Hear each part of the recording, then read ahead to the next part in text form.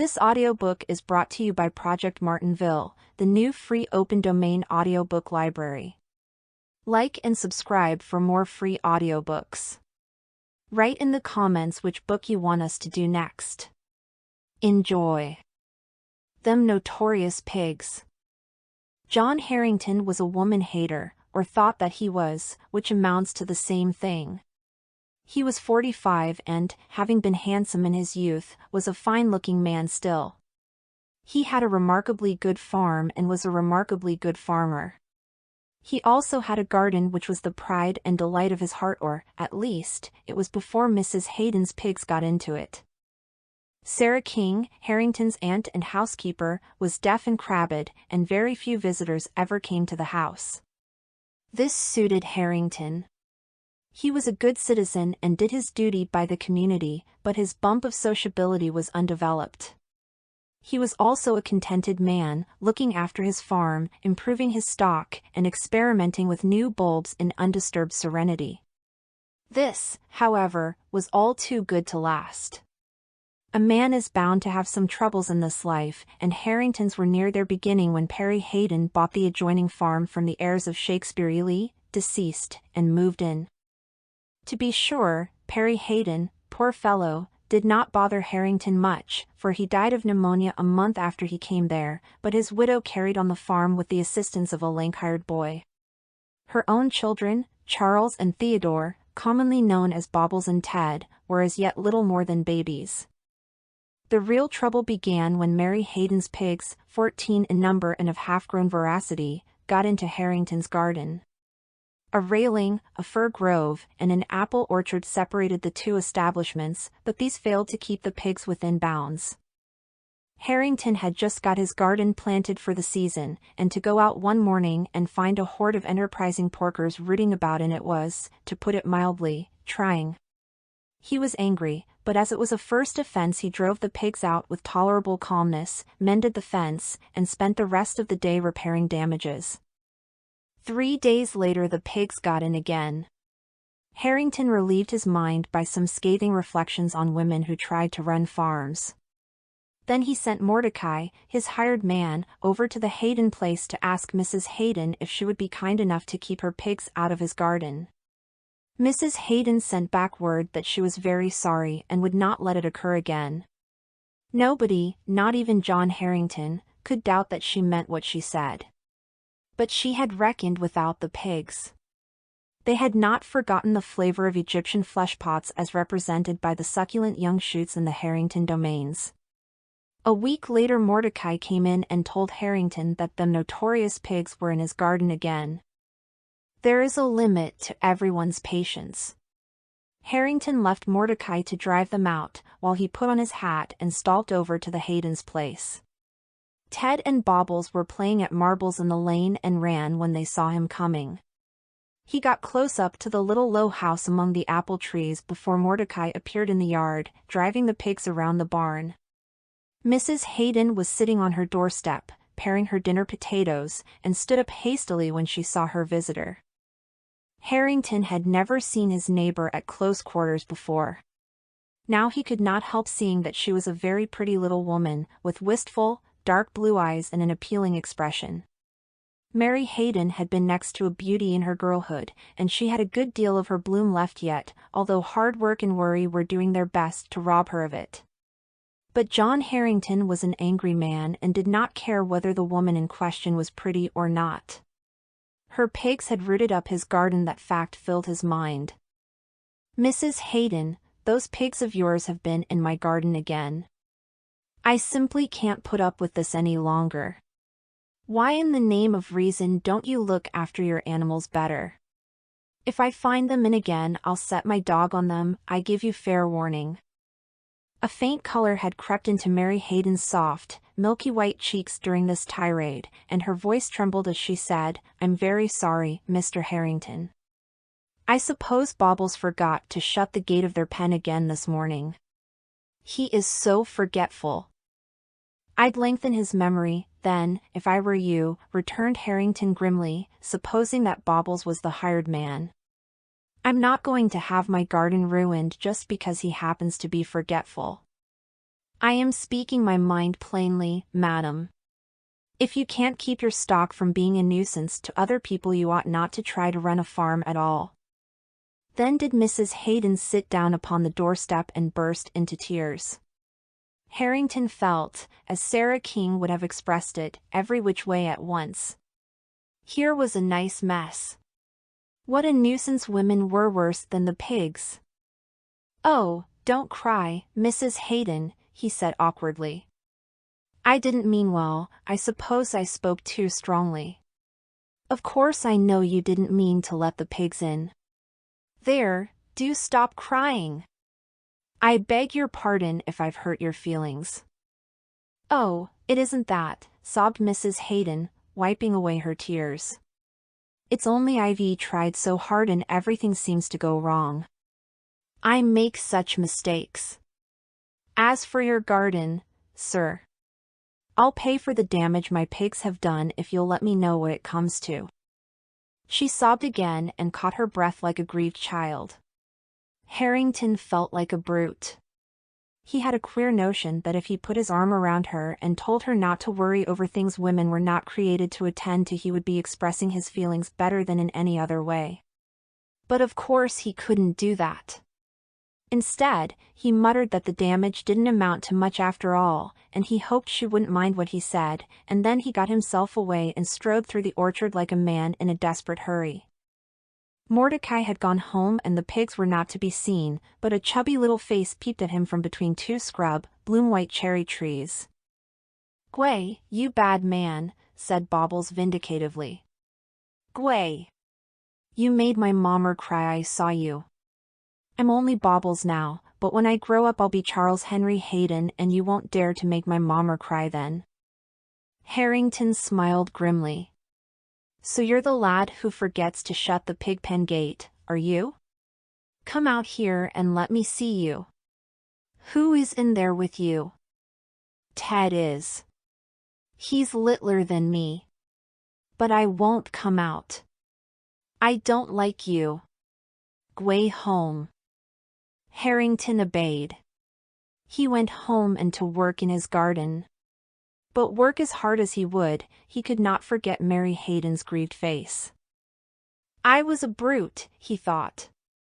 "Why couldn't I have mentioned the matter gently? I dare say she has enough to trouble her. Confound those pigs." After that there was a time of calm. Evidently something had been done to Bobble's memory, or perhaps Mrs. Hayden attended to the gate herself. At all events the pigs were not seen and Harrington's garden blossomed like the rose. But Harrington himself was in a bad state. For one thing, wherever he looked he saw the mental picture of his neighbor's tired, sweet face and the tears in her blue eyes. The original he never saw, which only made matters worse. He wondered what opinion she had of him and decided that she must think him a cross old bear. This worried him. He wished the pigs would break in again so that he might have a chance to show how forbearing he could be. One day he gathered a nice mess of tender young greens and sent them over to Mrs. Hayden by Mordecai. At first he had thought of sending her some flowers, but that seemed silly, and besides, Mordecai and flowers were incongruous. Mrs. Hayden sent back a very pretty message of thanks, whereat Harrington looked radiant and Mordecai, who could see through a stone wall as well as most people, went out to the barn and chuckled.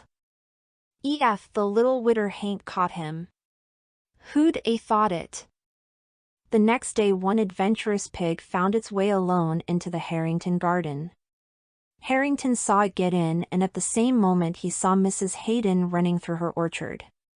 She was in his yard by the time he got out. Her sunbonnet had fallen back and some loose tendrils of her auburn hair were curling around her forehead. Her cheeks were so pink and her eyes so bright from running that she looked almost girlish. "Oh, Mr. Harrington," she said breathlessly, "that pet pig of Bobbles is in your garden again. He only got in this minute.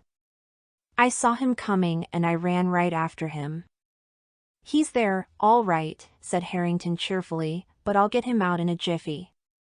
Don't tire yourself. Won't you go into the house and rest while I drive him around?" Mrs. Hayden, however, was determined to help, and they both went around to the garden, set the gate open, and tried to drive the pig out. But Harrington was not thinking about pigs, and Mrs. Hayden did not know quite so much about driving them as Mordecai did. As a consequence, they did not make much headway. In her excitement, Mrs. Hayden ran over beds and whatever came in her way, and Harrington, in order to keep near her, ran after her. Between them they spoiled things about as much as a whole drove of pigs would have done. But at last the pig grew tired of the fun, bolted out of the gate, and ran across the yard to his own place. Mrs. Hayden followed slowly, and Harrington walked beside her. "Those pigs are all to be shut up tomorrow," she said. "Hiram has been fixing up a place for them in his spare moments, and it is ready at last." "Oh, I wouldn't," said Harrington hastily. "It isn't good for pigs to be shut up so young.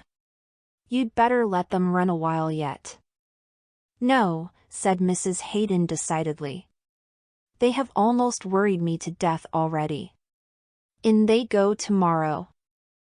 They were at the lane gate now, and Harrington had to open it and let her pass through.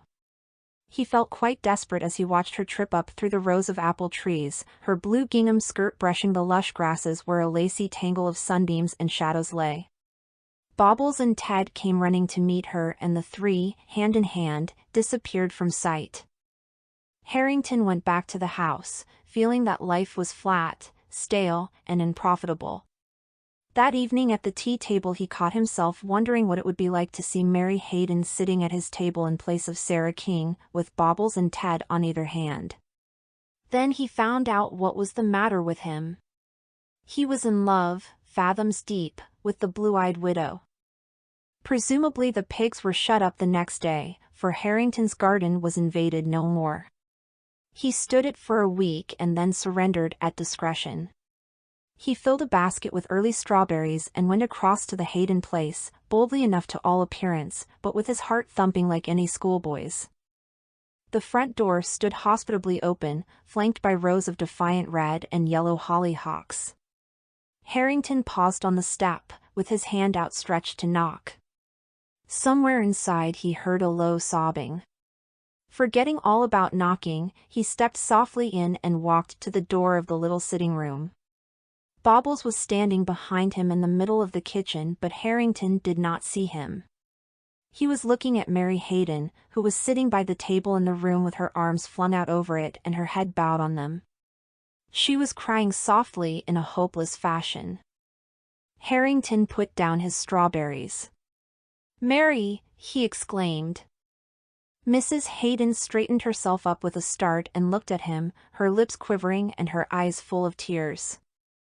"What is the matter?" said Harrington anxiously. "Is anything wrong?" "Oh, nothing much," said Mrs. Hayden, trying to recover herself. "Yes, there is too. But it is very foolish of me to be going on like this. I didn't know anyone was near. And I was feeling so discouraged. The colt broke his leg in the swamp pasture today and Hiram had to shoot him. It was Ted's colt. But there is no use in crying over it." And by way of proving this, the poor, tired, overburdened little woman began to cry again. She was past caring whether Harrington saw her or not. The woman-hater was so distressed that he forgot to be nervous. He sat down and put his arm around her and spoke out what was in his mind without further parley. "Don't cry, Mary. Listen to me. You were never meant to run a farm and be killed with worry. You ought to be looked after and petted. I want you to marry me and then everything will be all right. I've loved you ever since that day I came over here and made you cry. Do you think you can like me a little, Mary?" It may be that Mrs. Hayden was not very much surprised, because Harrington's face had been like an open book the day they chased the pig out of the garden together. As for what she said, perhaps Bobbles, who was surreptitiously gorging himself on Harrington's strawberries, may tell you, but I certainly shall not. The little brown house among the apple trees is shut up now and the boundary fence belongs to ancient history. Sarah King has gone also, and Mrs. John Harrington reigns royally in her place. Bobbles and Ted have a small, blue-eyed, much-spoiled sister, and there is a pig on the estate who may die of old age, but will never meet his doom otherwise. It is Bobbles' pig and one of the famous 14. Mordecai still shambles around and worships Mrs. Harrington. The garden is the same as of yore, but the house is a different place and Harrington is a different man. And Mordecai will tell you with a chuckle, it was them notorious pigs as did it all. A fortunate mistake. Oh, dear. Oh, dear, fretted Nan Wallace, twisting herself about uneasily on the sofa in her pretty room. I never thought before that the days could be so long as they are now. Poor you, said her sister Maud sympathetically. Maud was moving briskly about the room, putting it into the beautiful order that Mother insisted on. It was Nan's week to care for their room, but Nan had sprained her ankle 3 days ago and could do nothing but lie on the sofa ever since. And very tired of it, too, was wide-awake, active Nan. And the picnic this afternoon, too, she sighed. I've looked forward to it all summer. And it's a perfect day and I've got to stay here and nurse this foot. Nan looked vindicatively at the bandaged member, while Maud leaned out of the window to pull a pink climbing rose. As she did so she nodded to someone in the village street below. Who is passing? Asked Nan. Florrie Hamilton. Is she going to the picnic? Asked Nan indifferently. No. She wasn't asked. Of course, I don't suppose she expected to be. She knows she isn't in our set. She must feel horribly out of place at school. A lot of the girls say it is ridiculous of her father to send her to Miss Braxton's private school, a factory overseer's daughter. She ought to have been asked to the picnic all the same, said Nan shortly. She is in our class if she isn't in our set. Of course I don't suppose she would have enjoyed herself or even gone at all, for that matter. She certainly doesn't push herself in among us. One would think she hadn't a tongue in her head. She is the best student in the class, admitted Maud, arranging her roses in a vase and putting them on the table at Nan's elbow. But Patty Morrison and Wilhelmina Patterson had the most to say about the invitations, and they wouldn't have her. There, Nanny dear, aren't those lovely? I'll leave them here to be company for you. I'm going to have more company than that, said Nan, thumping her pillow energetically. I'm not going to mope here alone all the afternoon, with you off having a jolly time at the picnic. Write a little note for me to Florrie Hastings, will you? I'll do as much for you when you sprain your foot. What shall I put in it? Said Maud, rummaging at her portfolio obligingly. Oh, just ask her if she will come down and cheer a poor invalid up this afternoon. She'll come, I know. And she is such good company. Get Dickie to run right out and mail it. I do wonder if Florrie Hamilton will feel hurt over not being asked to the picnic, speculated Maud absently as she slipped her note into an envelope and addressed it. Florrie Hamilton herself could best have answered that question as she walked along the street in the fresh morning sunshine. She did feel hurt much more keenly than she would acknowledge even to herself. It was not that she cared about the picnic itself. As Nan Wallace had said, she would not have been likely to enjoy herself if she had gone among a crowd of girls many of whom looked down on her and ignored her. But to be left out when every other girl in the school was invited. Florrie's lip quivered as she thought of it. I'll get father to let me to go to the public school after vacation, she murmured. I hate going to Miss Braxton's. Florrie was a newcomer in Winboro. Her father had recently come to take a position in the largest factory of the small town. For this reason Florrie was slighted at school by some of the ruder girls and severely left alone by most of the others. Some, it is true, tried at the start to be friends, but Florrie, too keenly sensitive to the atmosphere around her to respond, was believed to be decidedly dull and mopey. She retreated further and further into herself and was almost as solitary at Miss Braxton's as if she had been on a desert island. They don't like me because I am plainly dressed and because my father is not a wealthy man, thought Florrie bitterly. And there was enough truth in this in regard to many of Miss Braxton's girls to make a very uncomfortable state of affairs. "Here's a letter for you, Flo," said her brother Jack at noon. "Got it at the office on my way home. Who is your swell correspondent?" Florrie opened the dainty, perfumed note and read it with a face that, puzzled at first, suddenly grew radiant. "Listen, Jack," she said excitedly. "Dear Florrie. Nan is confined to house, room, and sofa with a sprained foot. As she will be all alone this afternoon, won't you come down and spend it with her? She very much wants you to come. She is so lonesome and thinks you will be just the one to cheer her up. Yours cordially, Maud Wallace." "Are you going?" asked Jack. "Yes, I don't know. I'll think about it," said Florrie absently. Then she hurried upstairs to her room. "Shall I go?" she thought. "Yes, I will. I dare say Nan has asked me just out of pity because I was not invited to the picnic. But even so, it was sweet of her. I've always thought I would like those Wallace girls if I could get really acquainted with them. They've always been nice to me, too. I don't know why I am always so tongue-tied and stupid with them. But I'll go anyway." That afternoon Mrs. Wallace came into Nan's room. "Nan, dear, Florrie Hamilton is downstairs asking for you." "Florrie Hamilton?" "Yes. She said something about a note you sent her this morning. Shall I ask her to come up?" "Yes, of course," said Nan lamely. When her mother had gone out she fell back on her pillows and thought rapidly. Florrie Hamilton. Maud must have addressed that note to her by mistake. But she mustn't know it was a mistake, mustn't suspect it. Oh, dear. What shall I ever find to talk to her about? She is so quiet and shy.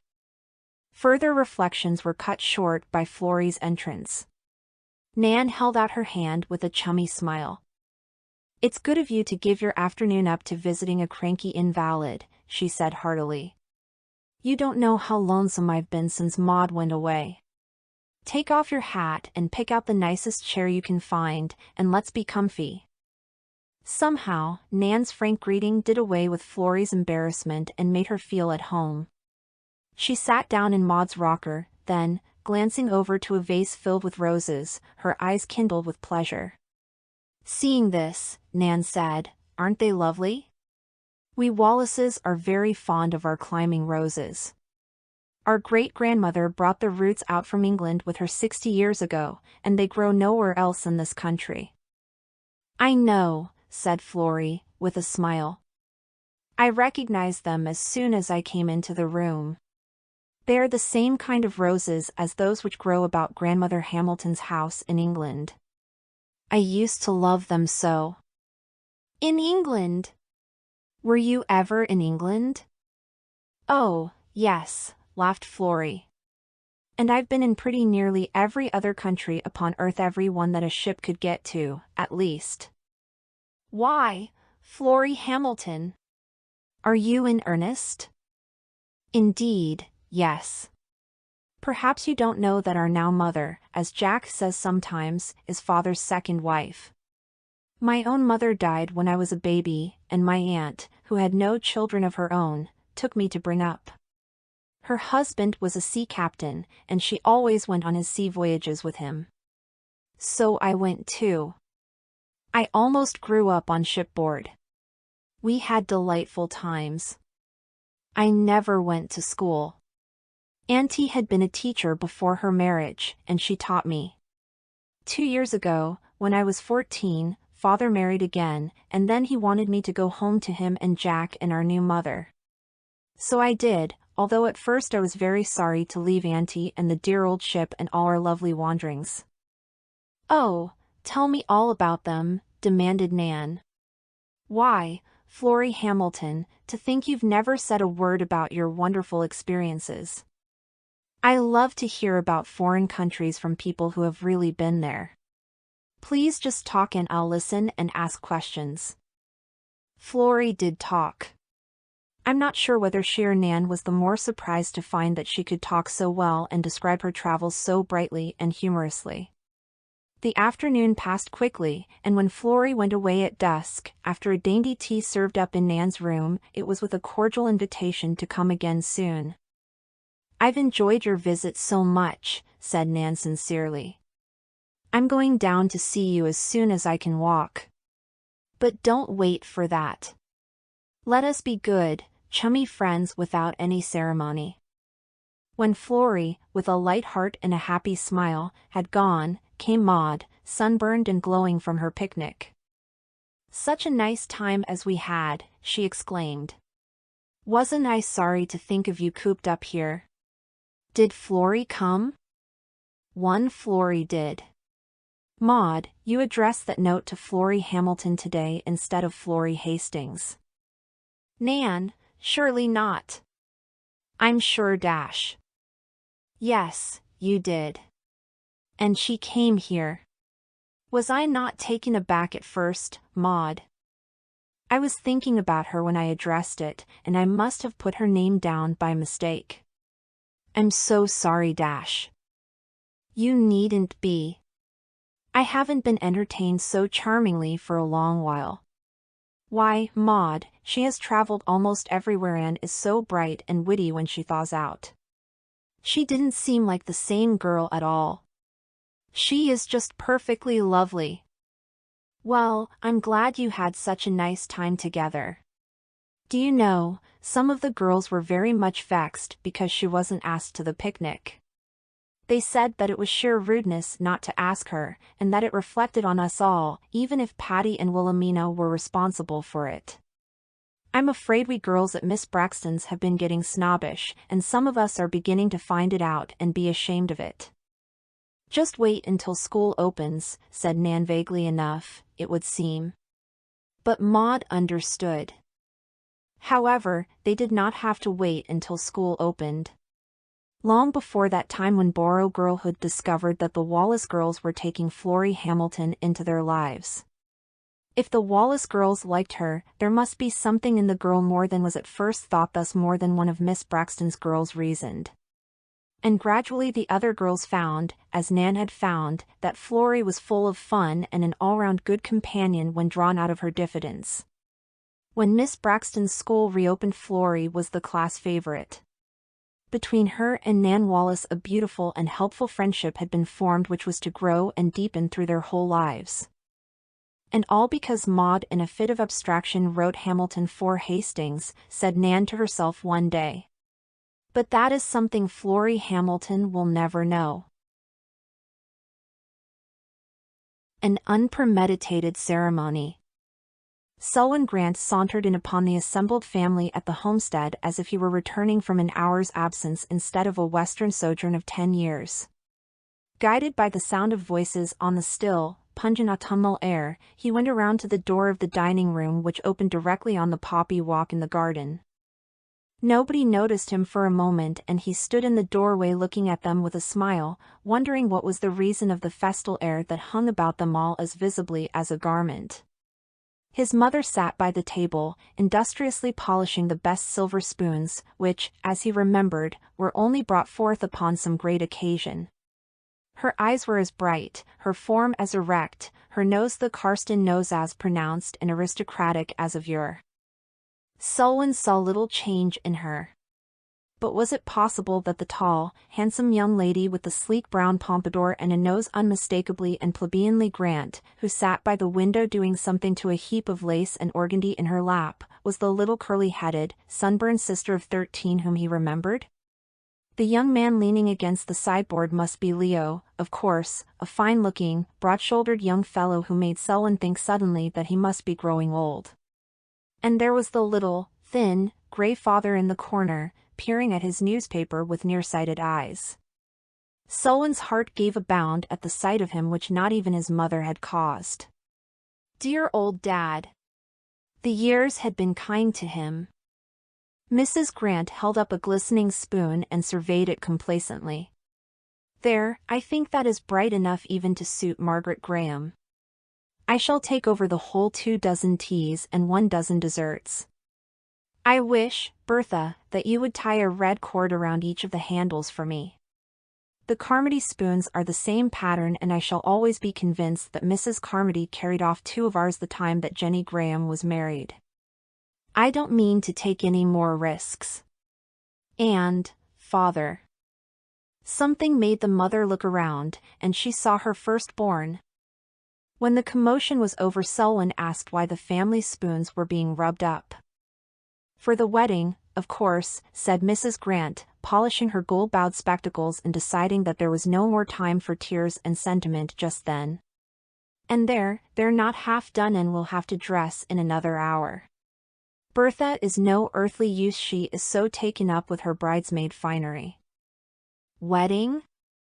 Whose wedding? Demanded Selwyn, in bewilderment. Why, Leo's, of course. Leo is to be married tonight. Didn't you get your invitation? Wasn't that what brought you home? Hand me a chair, quick, implored Selwyn. Leo, are you going to commit matrimony in this headlong fashion? Are you sure you're grown up? 6 feet is a pretty good imitation of it, isn't it? Grinned Leo. Brace up, old fellow. It's not so bad as it might be. She's quite a respectable girl. We wrote you all about it 3 weeks ago and broke the news as gently as possible. I left for the East a month ago and have been wandering around preying on old college chums ever since. Haven't seen a letter. There, I'm better now.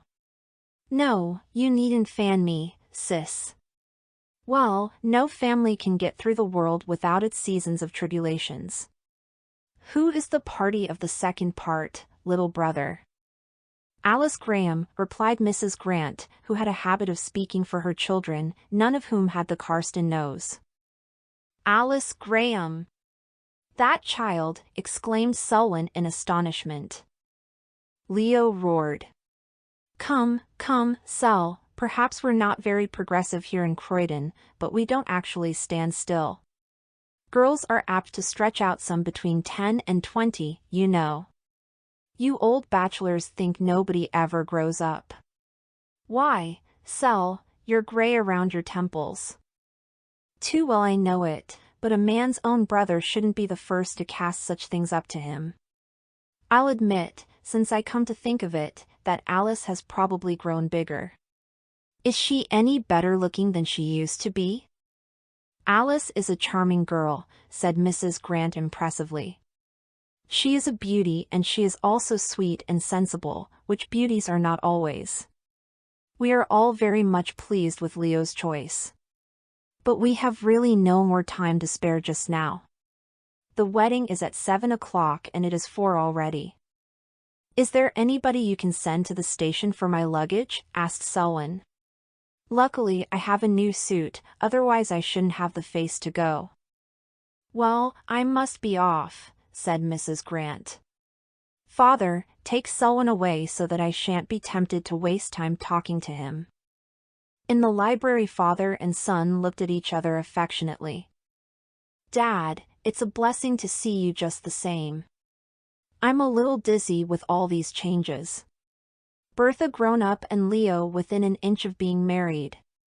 To Alice Graham at that, whom I can't think of yet as anything else than the long-legged, black-eyed imp of mischief she was when a kiddie. To tell you the truth, Dad, I don't feel in a mood for going to a wedding at Wish Tunwish tonight. I'm sure you don't either. You've always hated fusses. Can't we shirk it? They smiled at each other with chummy remembrance of many a family festival they had shirked together in the old days. But Mr. Grant shook his head. Not this time, Sonny. There are some things a decent man can't shirk, and one of them is his own boy's wedding. It's a nuisance, but I must go through with it. You'll understand how it is when you're a family man yourself. By the way, Why aren't you a family man by this time? Why haven't I been put to the bother and inconvenience of attending your wedding before now, son? Selwyn laughed, with a little vibrant note of bitterness in the laughter, which the father's quick ears detected. I've been too busy with law books, Dad, to find me a wife. Mr. Grant shook his bushy gray head. That's not the real reason, son. The world has a wife for every man. If he hasn't found her by the time he's 35, there's some real reason for it. Well, I don't want to pry into yours, but I hope it's a sound one and not a mean, sneaking, selfish sort of reason. Perhaps you'll choose a Madame Selwyn some day yet. In case you should, I'm going to give you a small bit of good advice. Your mother now, she's a splendid woman, Selwyn, a splendid woman. She can't be matched as a housekeeper, and she has improved my finances until I don't know them when I meet them. She's been a good wife and a good mother. If I were a young man, I'd court her and marry her over again, that I would. But, son, when you pick a wife, pick one with a nice little commonplace nose, not a family nose. Never marry a woman with a family nose, son. A woman with a family nose came into the library at this juncture and beamed maternally upon them both. There's a bite for you in the dining room. After you've eaten it, you must dress. Mind you brush your hair well down, father. The green room is ready for you, Selwyn. Tomorrow I'll have a good talk with you, but tonight I'll be too busy to remember you're around. How are we all going to get over to Wish Ton Wish? Leo and Bertha are going in the pony carriage. It won't hold a third passenger. You'll have to squeeze in with father and me in the buggy, Selwyn. By no means, replied Selwyn briskly. I'll walk over to Wish Ton Wish. It's only half a mile across lots.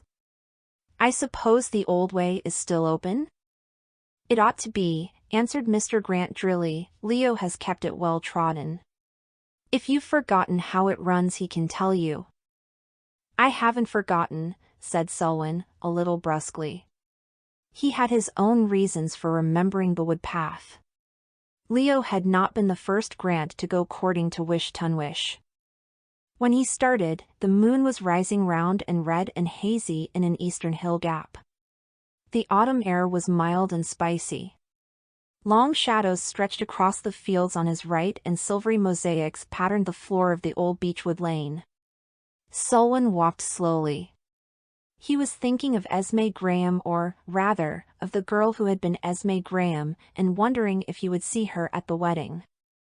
It was probable, and he did not want to see her. In spite of 10 years' effort, he did not think he could yet look upon Tom St. Clair's wife with the proper calm indifference. At the best, it would taint his own memory of her. He would never again be able to think of her as Esme Graham, but only as Esme St. Clair. The Grahams had come to Wish Ton Wish 11 years before. There was a big family of girls, of whom the tall, brown-haired Esme was the oldest. There was one summer during which Selwyn Grant had haunted Wish Ton Wish, the merry comrade of the younger girls, the boyishly, silently devoted lover of Esme. Tom St. Clair had always been there too, in his right as second cousin, Selwyn had supposed. One day he found out that Tom and Esme had been engaged ever since she was 16, one of her sisters told him. That had been all.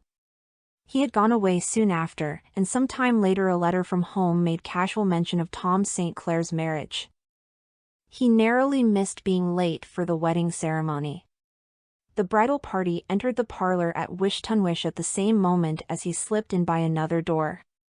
Selwyn almost whistled with amazement at sight of the bride. That Alice Graham, that tall, stately, blushing young woman, with her masses of dead black hair, frosted over by the film of wedding veil. Could that be the scrawny little tomboy of 10 years ago? She looked not unlike Esme, with that subtle family resemblance that is quite independent of feature and coloring. Where was Esme? Selwyn cast his eyes furtively over the assembled guests while the minister read the marriage ceremony. He recognized several of the Graham girls, but he did not see Esme, although Tom St. Clair, stout and florid and prosperous-looking, was standing on a chair in a faraway corner, peering over the heads of the women. After the turmoil of handshakings and congratulations, Selwyn fled to the cool, still outdoors, where the rosy glow of Chinese lanterns mingled with the waves of moonshine to make fairyland.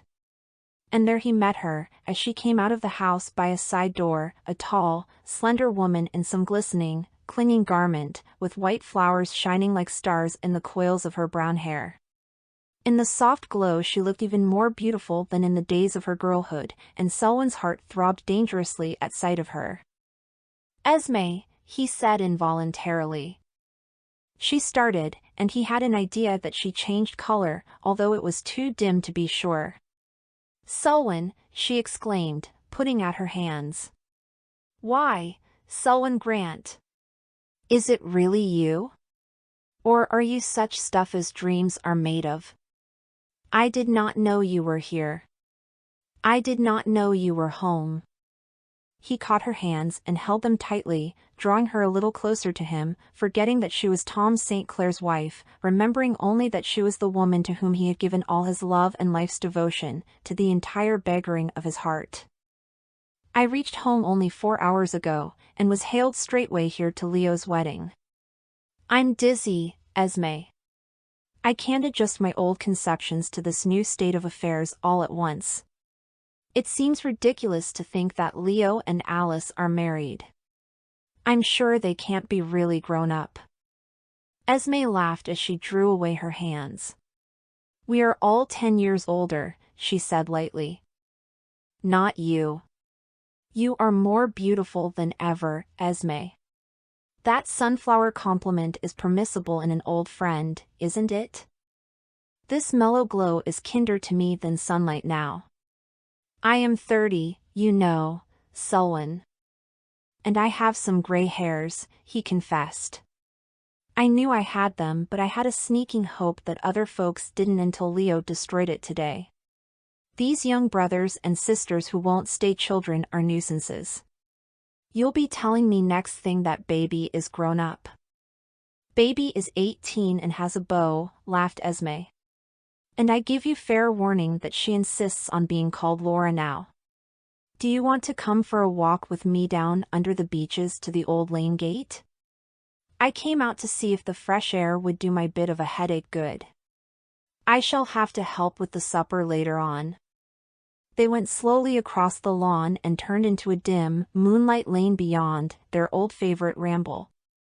Selwyn felt like a man in a dream, a pleasant dream from which he dreads to awaken. The voices and laughter echoing out from the house died away behind them, and the great silence of the night fell about them as they came to the old gate, beyond which was a range of shining, moonlight-misted fields. For a little while neither of them spoke. The woman looked out across the white spaces, and the man watched the glimmering curve of her neck and the soft darkness of her rich hair. How virginal, how sacred, she looked. The thought of Tom St. Clair was a sacrilege. "It's nice to see you again, Selwyn," said Esme frankly at last. "There are so few of our old set left, and so many of the babies grown up. Sometimes I don't know my own world, it has changed so. It's an uncomfortable feeling. You give me a pleasant sensation of really belonging here. I'd be lonesome tonight if I dared. I'm going to miss Alice so much. There will be only mother and baby and I left now. Our family circle has dwindled woefully. Mother and baby and you." Selwyn felt his head whirling again. "Why, where is Tom?" He felt that it was an idiotic question, but it slipped from his tongue before he could catch it. Esme turned her head and looked at him wonderingly. He knew that in the sunlight her eyes were as mistily blue as early meadow violets, but here they looked dark and unfathomably tender. "Tom?" she said perplexedly. "Do you mean Tom St. Clair? He is here, of course, he and his wife. Didn't you see her? That pretty woman in pale pink, Lil Meredith. Why, you used to know Lil, didn't you?" One of the Uxbridge Merediths? To the day of his death Selwyn Grant will firmly believe that if he had not clutched fast hold of the top bar of the gate he would have tumbled down on the moss under the beeches in speechless astonishment. All the surprises of that surprising evening were as nothing to this. He had a swift conviction that there were no words in the English language that could fully express his feelings and that it would be a waste of time to try to find any.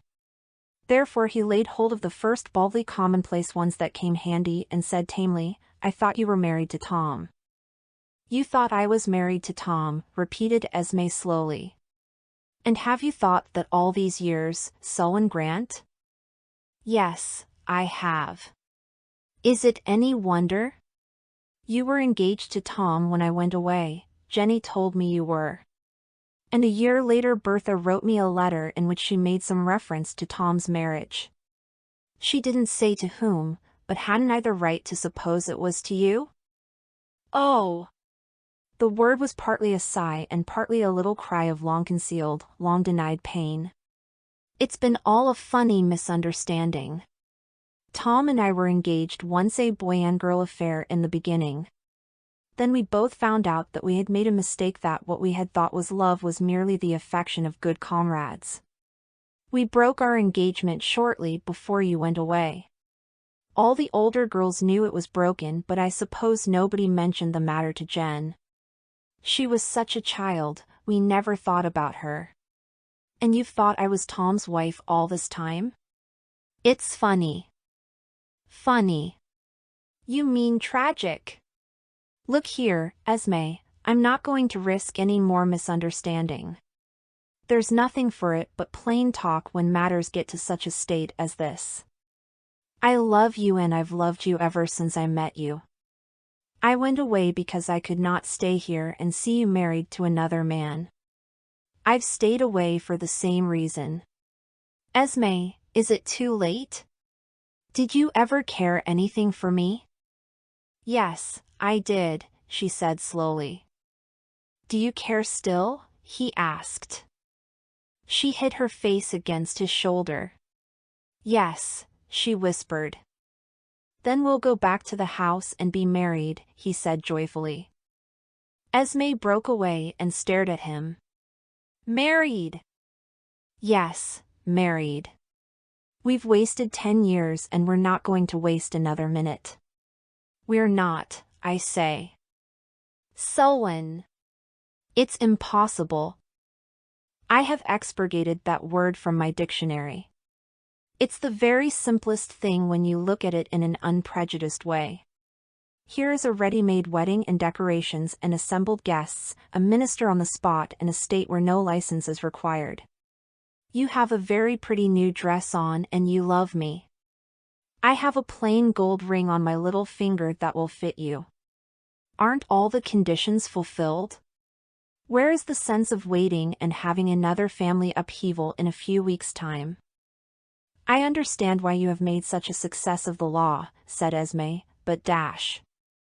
There are no buts. Come with me, Esme.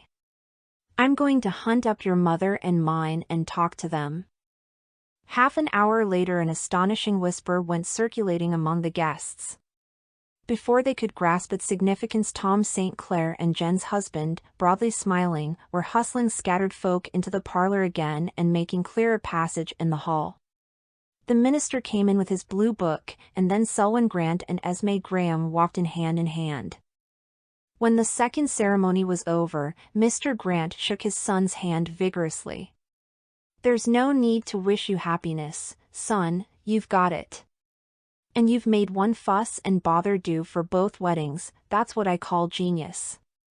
And this in a careful whisper, while Esme was temporarily obliterated in Mrs. Grant's capacious embrace. "She's got the right sort of a nose. But your mother is a grand woman, son, a grand woman." At the Bay Shore Farm. The Newberrys were agog with excitement over the governor's picnic. As they talked it over on the veranda at sunset, they felt that life could not be worth living to those unfortunate people who had not been invited to it. Not that there were many of the latter in Claymont, for it was the governor's native village, and the Claymonters were getting up the picnic for him during his political visit to the city 15 miles away. Each of the Newberrys had a special reason for wishing to attend the governor's picnic. Ralph and Elliot wanted to see the governor himself. He was a pet hero of theirs. Had he not once been a Claymont lad just like themselves? Had he not risen to the highest office in the state by dint of sheer hard work and persistency? Had he not won a national reputation by his prompt and decisive measures during the big strike at Campden? And was he not a man, personally and politically, whom any boy might be proud to imitate? Yes, to all of these questions. Hence to the Newberry boys the interest of the picnic centered in the governor. "I shall feel 2 inches taller just to get a look at him," said Ralph enthusiastically. "He isn't much to look at," said Frances, rather patronizingly. "I saw him once at Campden. He came to the school when his daughter was graduated. He is bald and fat." "Oh, of course, he is famous and all that. But I want to go to the picnic to see Sarah Beaumont. She's to be there with the Chandlers from Campden, and Mary Spearman, who knows her by sight, is going to point her out to me. I suppose it would be too much to expect to be introduced to her. I shall probably have to content myself with just looking at her." Ralph resented hearing the governor called bald and fat. Somehow it seemed as if his hero were being reduced to the level of common clay. "That's like a girl," he said loftily, thinking more about a woman who writes books than about a man like the governor. "I'd rather see Sarah Beaumont than 40 governors," retorted Frances. "Why, she's famous and her books are perfect.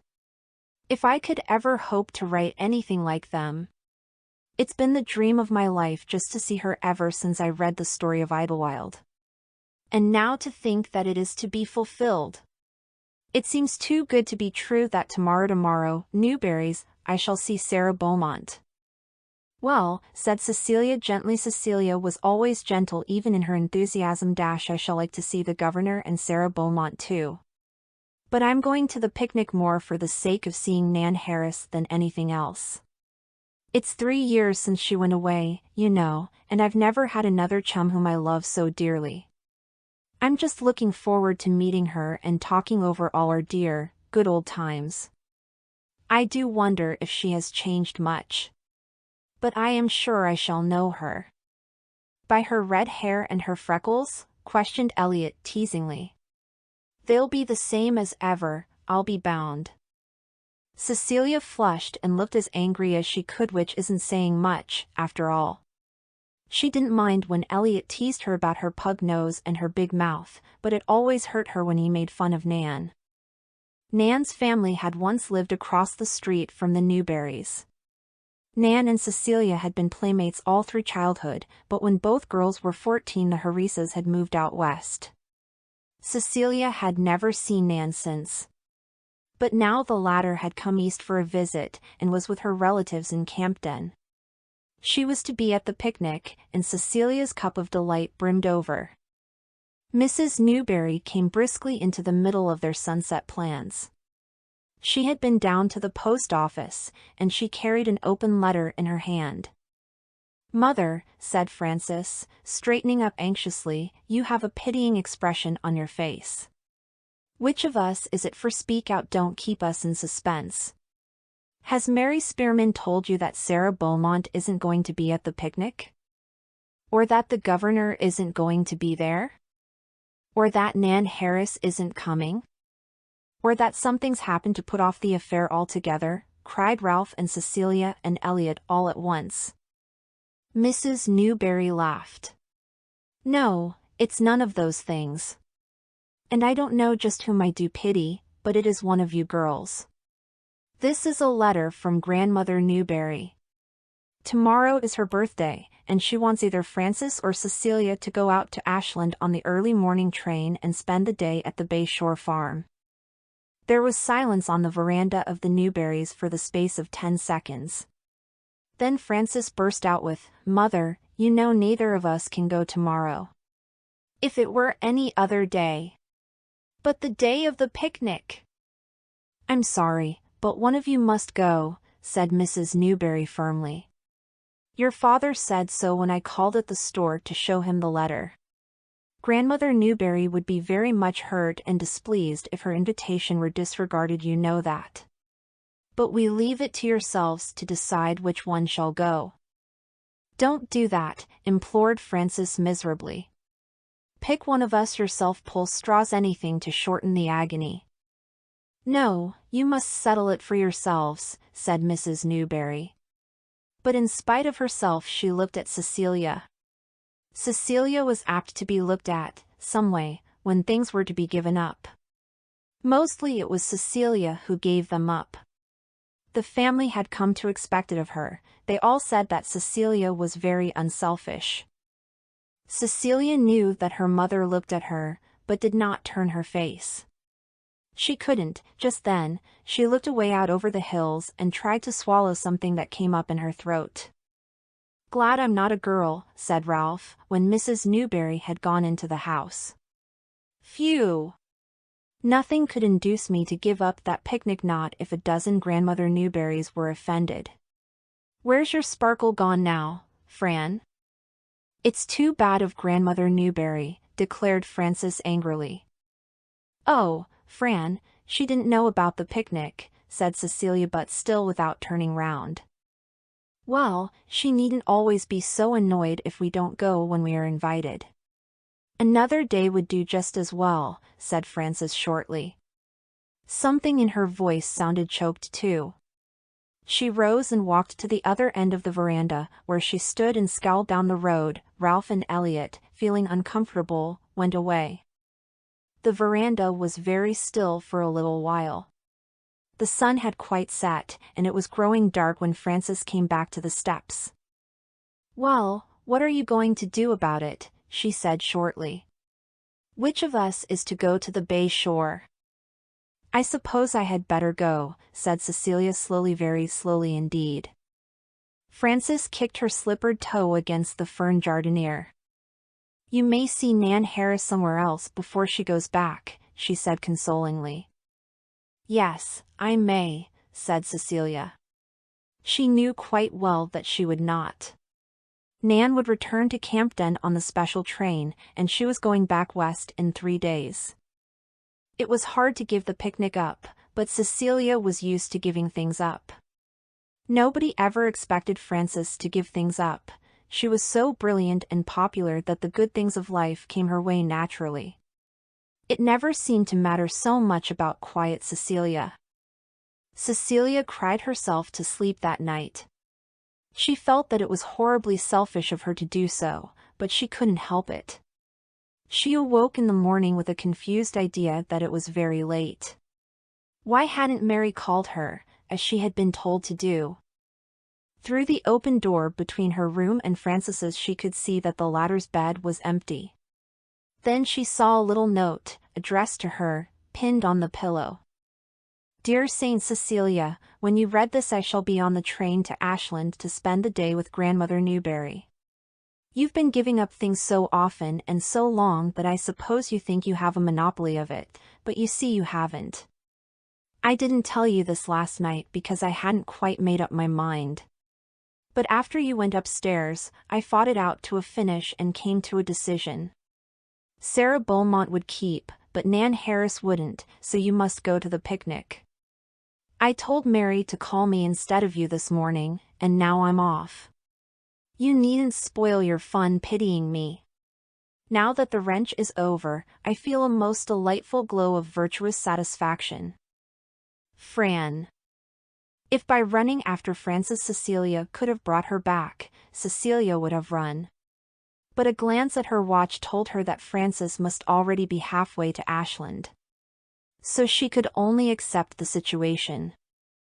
Well, anyway, she thought, I'll get Mary to point Sarah Beaumont out to me, and I'll store up a description of her in my mind to tell Fran tonight. I must remember to take notice of the color of her eyes. Fran has always been exercised about that. It was mid-forenoon when Frances arrived at Ashland Station. Grandmother Newberry's man, Hiram, was waiting for her with the pony carriage, and Frances heartily enjoyed the 3-mile drive to the Bay Shore farm.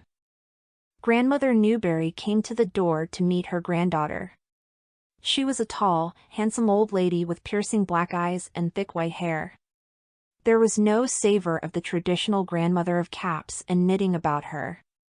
She was like a stately old princess and, much as her grandchildren admired her, they were decidedly in awe of her. "So it is Frances," she said, bending her head graciously that Frances might kiss her still rosy cheek.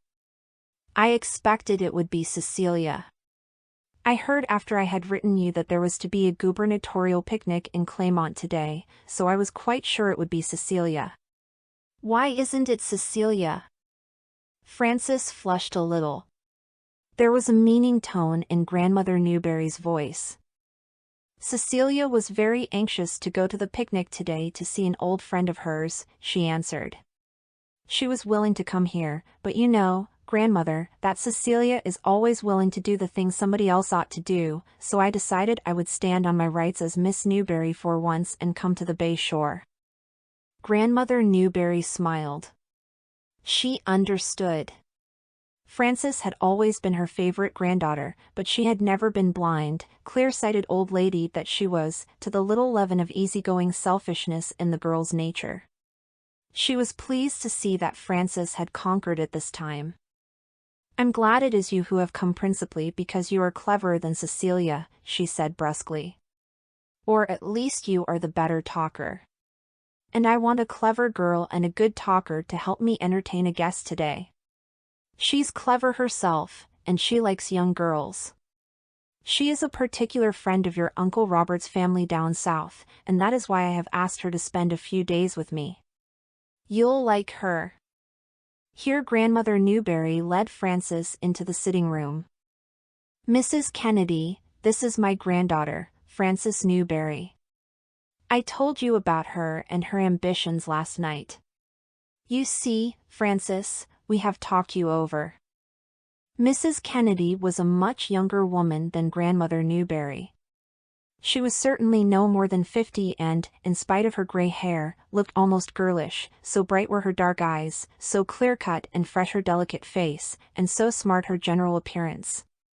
Frances, although not given to sudden likings, took one for Mrs. Kennedy. She thought she had never seen so charming a face. She found herself enjoying the day immensely. In fact, she forgot the governor's picnic and Sarah Beaumont altogether. Mrs. Kennedy proved to be a delightful companion. She had traveled extensively and was an excellent raconteur. She had seen much of men and women and crystallized her experiences into sparkling little sentences and epigrams which made Frances feel as if she were listening to one of the witty people in clever books. But under all her sparkling wit there was a strongly felt undercurrent of true womanly sympathy and kind-heartedness which won affection as speedily as her brilliance won admiration. Frances listened and laughed and enjoyed. Once she found time to think that she would have missed a great deal if she had not come to Bay Shore Farm that day. Surely talking to a woman like Mrs. Kennedy was better than looking at Sarah Beaumont from a distance. "I've been rewarded in the most approved storybook style," she thought with amusement. In the afternoon, Grandmother Newberry packed Mrs. Kennedy and Frances off for a walk. "The old woman wants to have her regular nap," she told them. "Frances, take Mrs. Kennedy to the fern walk and show her the famous Newberry bubble among the rocks. I want to be rid of you both until tea time." Frances and Mrs. Kennedy went to the fern walk and the beautiful bubble, a clear, round spring of amber-hued water set down in a cup of rock overhung with ferns and beeches. It was a spot Frances had always loved. She found herself talking freely to Mrs. Kennedy of her hopes and plans. The older woman drew the girl out with tactful sympathy until she found that Frances's dearest ambition was some day to be a writer of books like Sarah Beaumont. "Not that I expect ever to write books like hers," she said hurriedly, "and I know it must be a long while before I can write anything worthwhile at all. But do you think if I try hard and work hard that I might do something in this line some day?" I think so, said Mrs. Kennedy, smiling, if, as you say, you are willing to work hard and study hard. There will be a great deal of both and many disappointments. Sarah Beaumont herself had a hard time at first and for a very long first too. Her family was poor, you know, and Sarah earned enough money to send away her first manuscripts by making a pot of jelly for a neighbor. The manuscripts came back, and Sarah made more jelly and wrote more stories. Still they came back. Once she thought she had better give up writing stories and stick to the jelly alone. There did seem some little demand for the one and none at all for the other. But she determined to keep on until she either succeeded or proved to her own satisfaction that she could make better jelly than stories. And you see she did succeed. But it means perseverance and patience and much hard work. Prepare yourself for that, Frances, and one day you will win your place. Then you will look back to the Newberry bubble, and you will tell me what a good prophetess I was. They talked longer in earnest, helpful talk that went far to inspire Frances's hazy ambition with a definite purpose. She understood that she must not write merely to win fame for herself or even for the higher motive of pure pleasure in her work. She must aim, however humbly, to help her readers to higher planes of thought and endeavor. Then and only then would it be worthwhile. Mrs. Kennedy is going to drive you to the station, said Grandmother Newberry after tea. I am much obliged to you, Frances, for giving up the picnic today and coming to the bay shore to gratify an old woman's inconvenient whim. But I shall not burden you with too much gratitude, for I think you have enjoyed yourself. Indeed, I have, said Frances heartily. Then she added with a laugh, I think I would feel much more meritorious if it had not been so pleasant. It has robbed me of all the self-sacrificing complacency I felt this morning. You see, I wanted to go to that picnic to see Sarah Beaumont, and I felt quite like a martyr at giving it up. Grandmother Newberry's eyes twinkled. You would have been beautifully disappointed had you gone. Sarah Beaumont was not there. Mrs. Kennedy, I see you haven't told our secret. Frances, my dear, let me introduce you two over again. This lady is Mrs. Sarah Beaumont Kennedy, the writer of The Story of Idlewild and all those other books you so much admire. The Newberrys were sitting on the veranda at dusk, too tired and too happy to talk. Ralph and Elliot had seen the governor, more than that, they had been introduced to him, and he had shaken hands with them both and told them that their father and he had been chums when just their size. And Cecilia had spent a whole day with Nan Harris, who had not changed at all except to grow taller. But there was one little cloud on her content. I wanted to see Sarah Beaumont to tell Frances about her, but I couldn't get a glimpse of her. I don't even know if she was there. There comes Fran up the station road now, said Ralph. My eyes, hasn't she a step? Frances came smiling over the lawn and up the steps. So you are all home safe, she said gaily. I hope you feasted your eyes on your beloved governor, boys. I can tell that Cecilia forgathered with Nan by the beatific look on her face. Oh, Fran, it was lovely, cried Cecilia. But I felt so sorry. Why didn't you let me go to Ashland? It was too bad you missed it. And Sarah Beaumont. Sarah Beaumont was at the Bay Shore farm, said Frances. I'll tell you all about it when I get my breath. I've been breathless ever since Grandmother Newberry told me of it. There's only one drawback to my supreme bliss, the remembrance of how complacently self-sacrificing I felt this morning. It humiliates me wholesomely to remember it.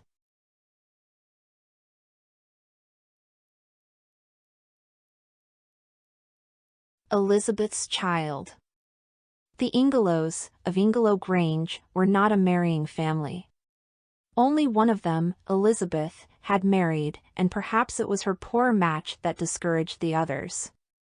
At any rate, Ellen and Charlotte and George Ingelow at the Grange were single, and so was Paul down at Greenwood Farm. It was 17 years since Elizabeth had married James Sheldon in the face of the most decided opposition on the part of her family.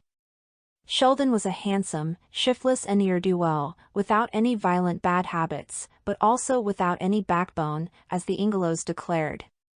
There is sometimes hope of a man who is actively bad, Charlotte Ingelow had said sententiously, but who ever heard of reforming a jellyfish? Elizabeth and her husband had gone west and settled on a prairie farm in Manitoba. She had never been home since. Perhaps her pride kept her away, for she had the Ingelow share of that, and she soon discovered that her family's estimate of James Sheldon had been the true one. There was no active resentment on either side, and once in a long while letters were exchanged. Still, ever since her marriage, Elizabeth had been practically an outsider and an alien. As the years came and went, the Ingelows at home remembered only at long intervals that they had a sister on the western prairies.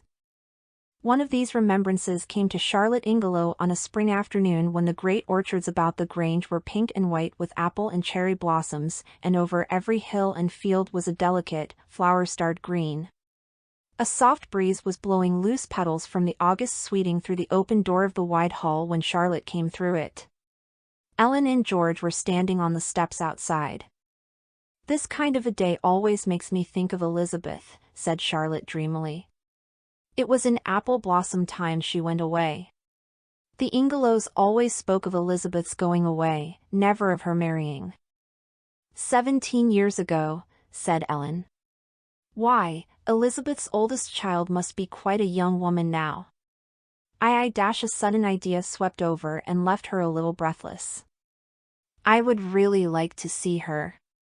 Then why don't you write and ask her to come east and visit us? Asked George, who did not often speak, but who always spoke to some purpose when he did.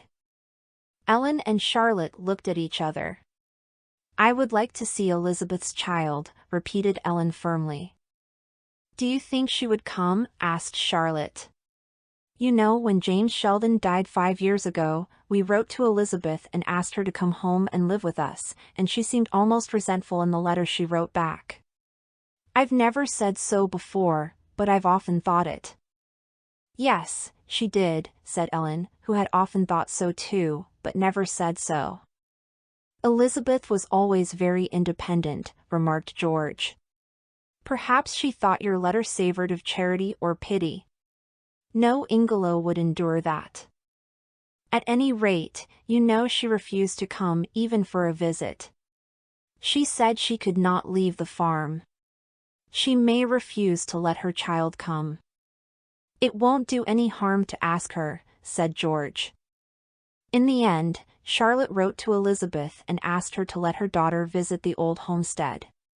The letter was written and mailed in much perplexity and distrust when once the glow of momentary enthusiasm in the new idea had passed.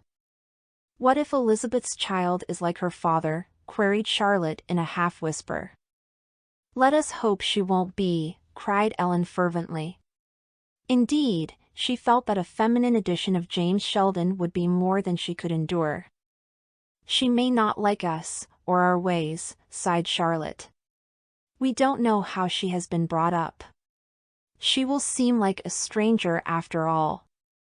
I really long to see Elizabeth's child, but I can't help fearing we have done a rash thing, Ellen. Perhaps she may not come, suggested Ellen, wondering whether she hoped it or feared it. But Worth Sheldon did come. Elizabeth wrote back a prompt acceptance, with no trace of the proud bitterness that had permeated her answer to the former invitation. The Ingelows at the Grange were thrown into a flutter when the letter came. In another week Elizabeth's child would be with them. If only she isn't like her father, said Charlotte with foreboding, as she aired and swept the southeast spare room for their expected guest.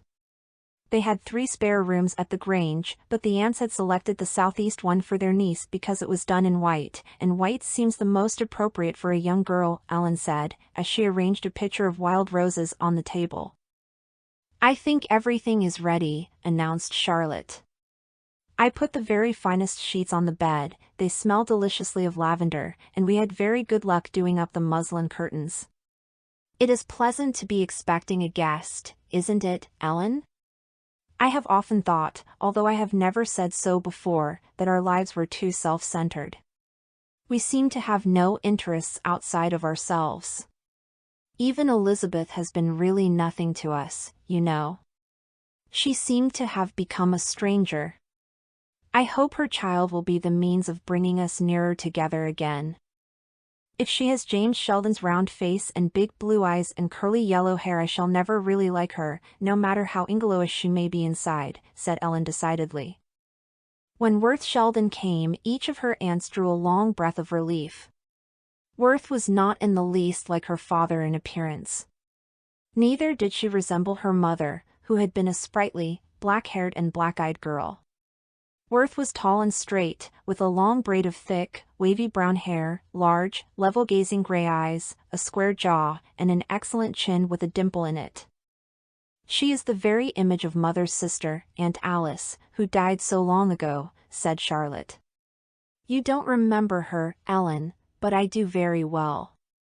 She was the sweetest woman that ever drew breath. She was Paul's favorite aunt, too, Charlotte added with a sigh. Paul's antagonistic attitude was the only drawback to the joy of this meeting. How delightful it would have been if he had not refused to be there too, to welcome Elizabeth's child. Worth came to Hearts prepared to love her, but they must have loved her in any case. In a day Aunt Charlotte and Aunt Ellen and shy, quiet Uncle George had yielded wholly to her charm. She was girlishly bright and merry, frankly delighted with the old homestead and the quaint, old-fashioned, daintily kept rooms. Yet there was no suggestion of gush about her. She did not go into raptures, but her pleasure shone out in eyes and tones. There was so much to tell and ask and remember the first day that it was not until the second morning after her arrival that Worth asked the question her aunts had been dreading. She asked it out in the orchard, in the emerald gloom of a long arcade of stout old trees that Grandfather Ingelow had planted 50 years ago. Aunt Charlotte, when is Uncle Paul coming up to see me? I long to see him. Mother has talked so much to me about him. She was his favorite sister, wasn't she? Charlotte and Ellen looked at each other. Ellen nodded slyly. It would be better to tell Worth the whole truth at once. She would certainly find it out soon. I do not think, my dear, said Aunt Charlotte quietly, that your Uncle Paul will be up to see you at all. Why not? Asked Worth, her serious gray eyes looking straight into Aunt Charlotte's troubled dark ones. Aunt Charlotte understood that Elizabeth had never told Worth anything about her family's resentment of her marriage. It was not a pleasant thing to have to explain it all to Elizabeth's child, but it must be done. I think, my dear, she said gently, that I will have to tell you a little bit of our family history that may not be very pleasant to hear or tell. Perhaps you don't know that when your mother married we did not exactly approve of her marriage. Perhaps we were mistaken, at any rate it was wrong and foolish to let it come between us and her as we have done. But that is how it was. None of us approved, as I have said, but none of us was so bitter as your Uncle Paul. Your mother was his favorite sister, and he was very deeply attached to her. She was only a year younger than he. When he bought the Greenwood farm she went and kept house for him for 3 years before her marriage. When she married, Paul was terribly angry. He was always a strange man, very determined and unyielding. He said he would never forgive her, and he never has.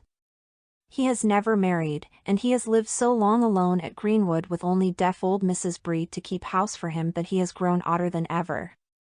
One of us wanted to go and keep house for him, but he would not let us. And I must tell you this, although I hate to, he was very angry when he heard we had invited you to visit us, and he said he would not come near the Grange as long as you were here. Oh, you can't realize how bitter and obstinate he is. We pleaded with him, but I think that only made him worse. We have felt so bad over it, your Aunt Ellen and your Uncle George and I, but we can do nothing at all. Worth had listened gravely. The story was all new to her, but she had long thought there must be something at the root of her mother's indifferent relations with her old home and friends. When Aunt Charlotte, flushed and half tearful, finished speaking, a little glimmer of fun came into Worth's gray eyes, and her dimple was very pronounced as she said, Then, if Uncle Paul will not come to see me, I must go to see him. My dear, cried both her aunts together in dismay. Aunt Ellen got her breath first. Oh, my dear child, you must not think of such a thing, she cried nervously. It would never do. He would, I don't know what he would do, order you off the premises, or say something dreadful. No. No. Wait. Perhaps he will come after all, we will see. You must have patience. Worth shook her head and the smile in her eyes deepened. I don't think he will come, she said. Mother has told me something about the Ingelow's stubbornness. She says I have it in full measure, but I like to call it determination, it sounds so much better. No, the mountain will not come to Muhammad, so Muhammad will go to the mountain. I think I will walk down to Greenwood this afternoon. There, dear aunties, don't look so troubled. Uncle Paul won't run at me with a pitchfork, will he? He can't do worse than order me off his premises, as you say. Aunt Charlotte shook her head. She understood that no argument would turn the girl from her purpose if she had the Ingelow will, so she said nothing more. In the afternoon Worth set out for Greenwood, a mile away. Oh, what will Paul say? Exclaimed the aunts, with dismal forebodings. Worth met her Uncle Paul at the garden gate. He was standing there when she came up the slope of the long lane, a tall, massive figure of a man, with deep-set black eyes, a long, prematurely white beard, and a hooked nose. Handsome and stubborn enough Paul Ingelow looked. It was not without reason that his neighbors called him the oddest Ingelow of them all. Behind him was a fine old farmhouse in beautiful grounds. Worth felt almost as much interested in Greenwood as in the Grange. It had been her mother's home for 3 years, and Elizabeth Ingelow had loved it and talked much to her daughter of it. Paul Ingelow did not move or speak, although he probably guessed who his visitor was. Worth held out her hand. How do you do, Uncle Paul? She said. Paul ignored the outstretched hand. Who are you? He asked gruffly. I am Worth Sheldon, your sister Elizabeth's daughter, she answered. Won't you shake hands with me, Uncle Paul? I have no sister Elizabeth, he answered unbendingly. Worth folded her hands on the gatepost and met his frowning gaze unshrinkingly. Oh, yes, you have, she said calmly. You can't do away with natural ties by simply ignoring them, Uncle Paul. They go on existing. I never knew until this morning that you were at enmity with my mother. She never told me. But she has talked a great deal of you to me. She has told me often how much you and she loved each other and how good you always were to her. She sent her love to you. Years ago I had a sister Elizabeth, said Paul Ingelow harshly. I loved her very tenderly, but she married against my will a shiftless scamp who dash. Worth lifted her hand slightly. He was my father, Uncle Paul, and he was always kind to me, whatever his faults may have been I cannot listen to a word against him. You shouldn't have come here, then, he said, but he said it less harshly. There was even a certain reluctant approval of this composed, independent niece in his eyes. Didn't they tell you at the Grange that I didn't want to see you? Yes, they told me this morning, but I wanted to see you, so I came. Why cannot we be friends, Uncle Paul, not because we are uncle and niece, but simply because you are you and I am I? Let us leave my father and mother out of the question and start fair on our own account. For a moment Uncle Paul looked at her. She met his gaze frankly and firmly, with a merry smile lurking in her eyes. Then he threw back his head and laughed a hearty laugh that was good to hear. Very well, he said. It is a bargain. He put his hand over the gate and shook hers. Then he opened the gate and invited her into the house. Worth stayed to tea, and Uncle Paul showed her all over Greenwood. You are to come here as often as you like, he told her. When a young lady and I make a compact of friendship, I am going to live up to it. But you are not to talk to me about your mother. Remember, we are friends because I am I and you are you, and there is no question of anybody else. The Grange Ingelows were amazed to see Paul bringing Worth home in his buggy that evening. When Worth had gone into the house, Charlotte told him that she was glad to see that he had relented towards Elizabeth's child. I have not, he made stern answer. I don't know whom you mean by Elizabeth's child. That young woman and I have taken a liking for each other which we mean to cultivate on our own account. Don't call her Elizabeth's child to me again. As the days and weeks went by, Worth grew dearer and dearer to the Grange folk. The aunts often wondered to themselves how they had existed before Worth came and, oftener yet, how they could do without her when the time came for her to go home. Meanwhile, the odd friendship between her and Uncle Paul deepened and grew. They read and drove and walked together. Worth spent half her time at Greenwood. Once Uncle Paul said to her, as if speaking half to himself, "To think that James Sheldon could have a daughter like you." Up went Worth's head. Worth's gray eyes flashed. "I thought we were not to speak of my parents," she said. "You ought not to have been the first to break the compact, Uncle Paul."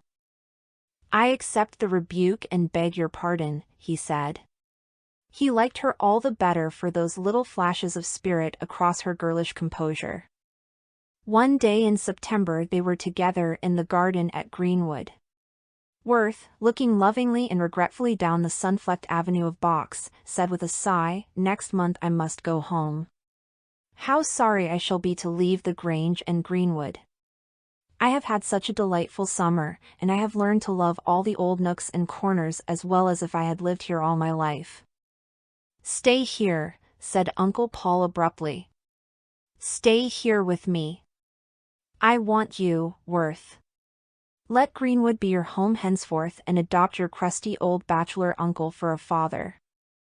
"Oh, Uncle Paul," cried Worth, I don't think oh, you surprise me." "I surprise myself, perhaps. But I mean it, Worth. I am a rich, lonely old man and I want to keep this new interest you have brought into my life. Stay with me. I will try to give you a very happy life, my child, and all I have shall be yours." Seeing her troubled face, he added, "There, I don't ask you to decide right here. I suppose you have other claims to adjust. Take time to think it over." "Thank you," said Worth. She went back to the Grange as one in a dream and shut herself up in the white southeast room to think. She knew that she wanted to accept this unexpected offer of Uncle Paul's. Worth's loyal tongue had never betrayed, even to the loving aunts, any discontent in the prairie farm life that had always been hers. But it had been a hard life for the girl, narrow and poverty-bounded. She longed to put forth her hand and take this other life which opened so temptingly before her. She knew, too, that her mother, ambitious for her child, would not be likely to interpose any objections. She had only to go to Uncle Paul and all that she longed for would be given her, together with the faithful, protecting fatherly love and care that in all its strength and sweetness had never been hers. She must decide for herself. Not even of Aunt Charlotte or Aunt Ellen could she ask advice. She knew they would entreat her to accept, and she needed no such incentive to her own wishes. Far on into the night Worth sat at the white-curtained dormer window, looking at the stars over the apple trees, and fighting her battle between inclination and duty. It was a hard and stubbornly contested battle, but with that square chin and those unfaltering gray eyes it could end in only one way. Next day Worth went down to Greenwood. "Well, what is it to be?" said Uncle Paul without preface, as he met her in the garden. "I cannot come, Uncle Paul," said Worth steadily. "I cannot give up my mother." "I don't ask you to give her up," he said gruffly. "You can write to her and visit her. I don't want to come between parent and child." "That isn't the point exactly, Uncle Paul. I hope you will not be angry with me for not accepting your offer. I wanted to, you don't know how much I wanted to, but I cannot. Mother and I are so much to each other, Uncle Paul, more, I am sure, than even most mothers and daughters. You have never let me speak of her, but I must tell you this. Mother has often told me that when I came to her things were going very hard with her and that I was heaven's own gift to comfort and encourage her. Then, in the 10 years that followed, the 3 other babies that came to her all died before they were 2 years old. And with each loss, Mother said I grew dearer to her. Don't you see, Uncle Paul, I'm not merely just one child to her, but I'm all those children? 6 years ago the twins were born, and they are dear, bright little lads, but they are very small yet, so Mother has really nobody but me. I know she would consent to let me stay here, because she would think it best for me, but it wouldn't be really best for me, it couldn't be best for a girl to do what wasn't right. I love you, Uncle Paul, and I love Greenwood, and I want to stay so much, but I cannot. I have thought it all over and I must go back to Mother. Uncle Paul did not say one word. He turned his back on Worth and walked the full length of the box alley twice. Worth watched him wistfully. Was he very angry? Would he forgive her? You are an Ingelo, Worth, he said when he came back. That was all, but Worth understood that her decision was not to cause any estrangement between them. A month later Worth's last day at the Grange came. She was to leave for the West the next morning. They were all out in Grandfather Ingelow's arcade, Uncle George and Aunt Charlotte and Aunt Ellen and Worth, enjoying the ripe mellow sunshine of the October day, when Paul Ingelow came up the slope. Worth went to meet him with outstretched hands. He took them both in his and looked at her very gravely. I have not come to say goodbye, Worth. I will not say it. You are coming back to me. Worth shook her brown head sadly. Oh, I cannot, Uncle Paul. You know I told you dash. Yes, I know, he interrupted. I have been thinking it all over every day since. You know yourself what the Ingelow determination is. It's a good thing in a good cause but a bad thing in a bad one. And it is no easy thing to conquer when you've let it rule you for years as I have done. But I have conquered it, or you have conquered it for me. Child, here is a letter. It is to your mother, my sister Elizabeth. In it I have asked her to forgive me, and to forget our long estrangement. I have asked her to come back to me with you and her boys. I want you all at Greenwood and I will do the best I can for you all. Oh, Uncle Paul, cried Worth, her face aglow and quivering with smiles and tears and sunshine. Do you think she will forgive me and come? I know she will, cried Worth. I know how she has longed for you and home. Oh, I am so happy, Uncle Paul. He smiled at her and put his arm over her shoulder. Together they walked up the golden arcade to tell the others. That night Charlotte and Ellen cried with happiness as they talked it over in the twilight. How beautiful, murmured Charlotte softly. We shall not lose Worth after all.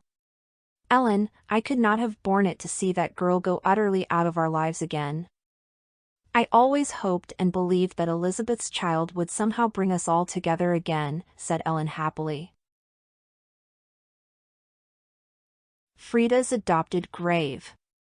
North Point, where Freda lived, was the bleakest settlement in the world.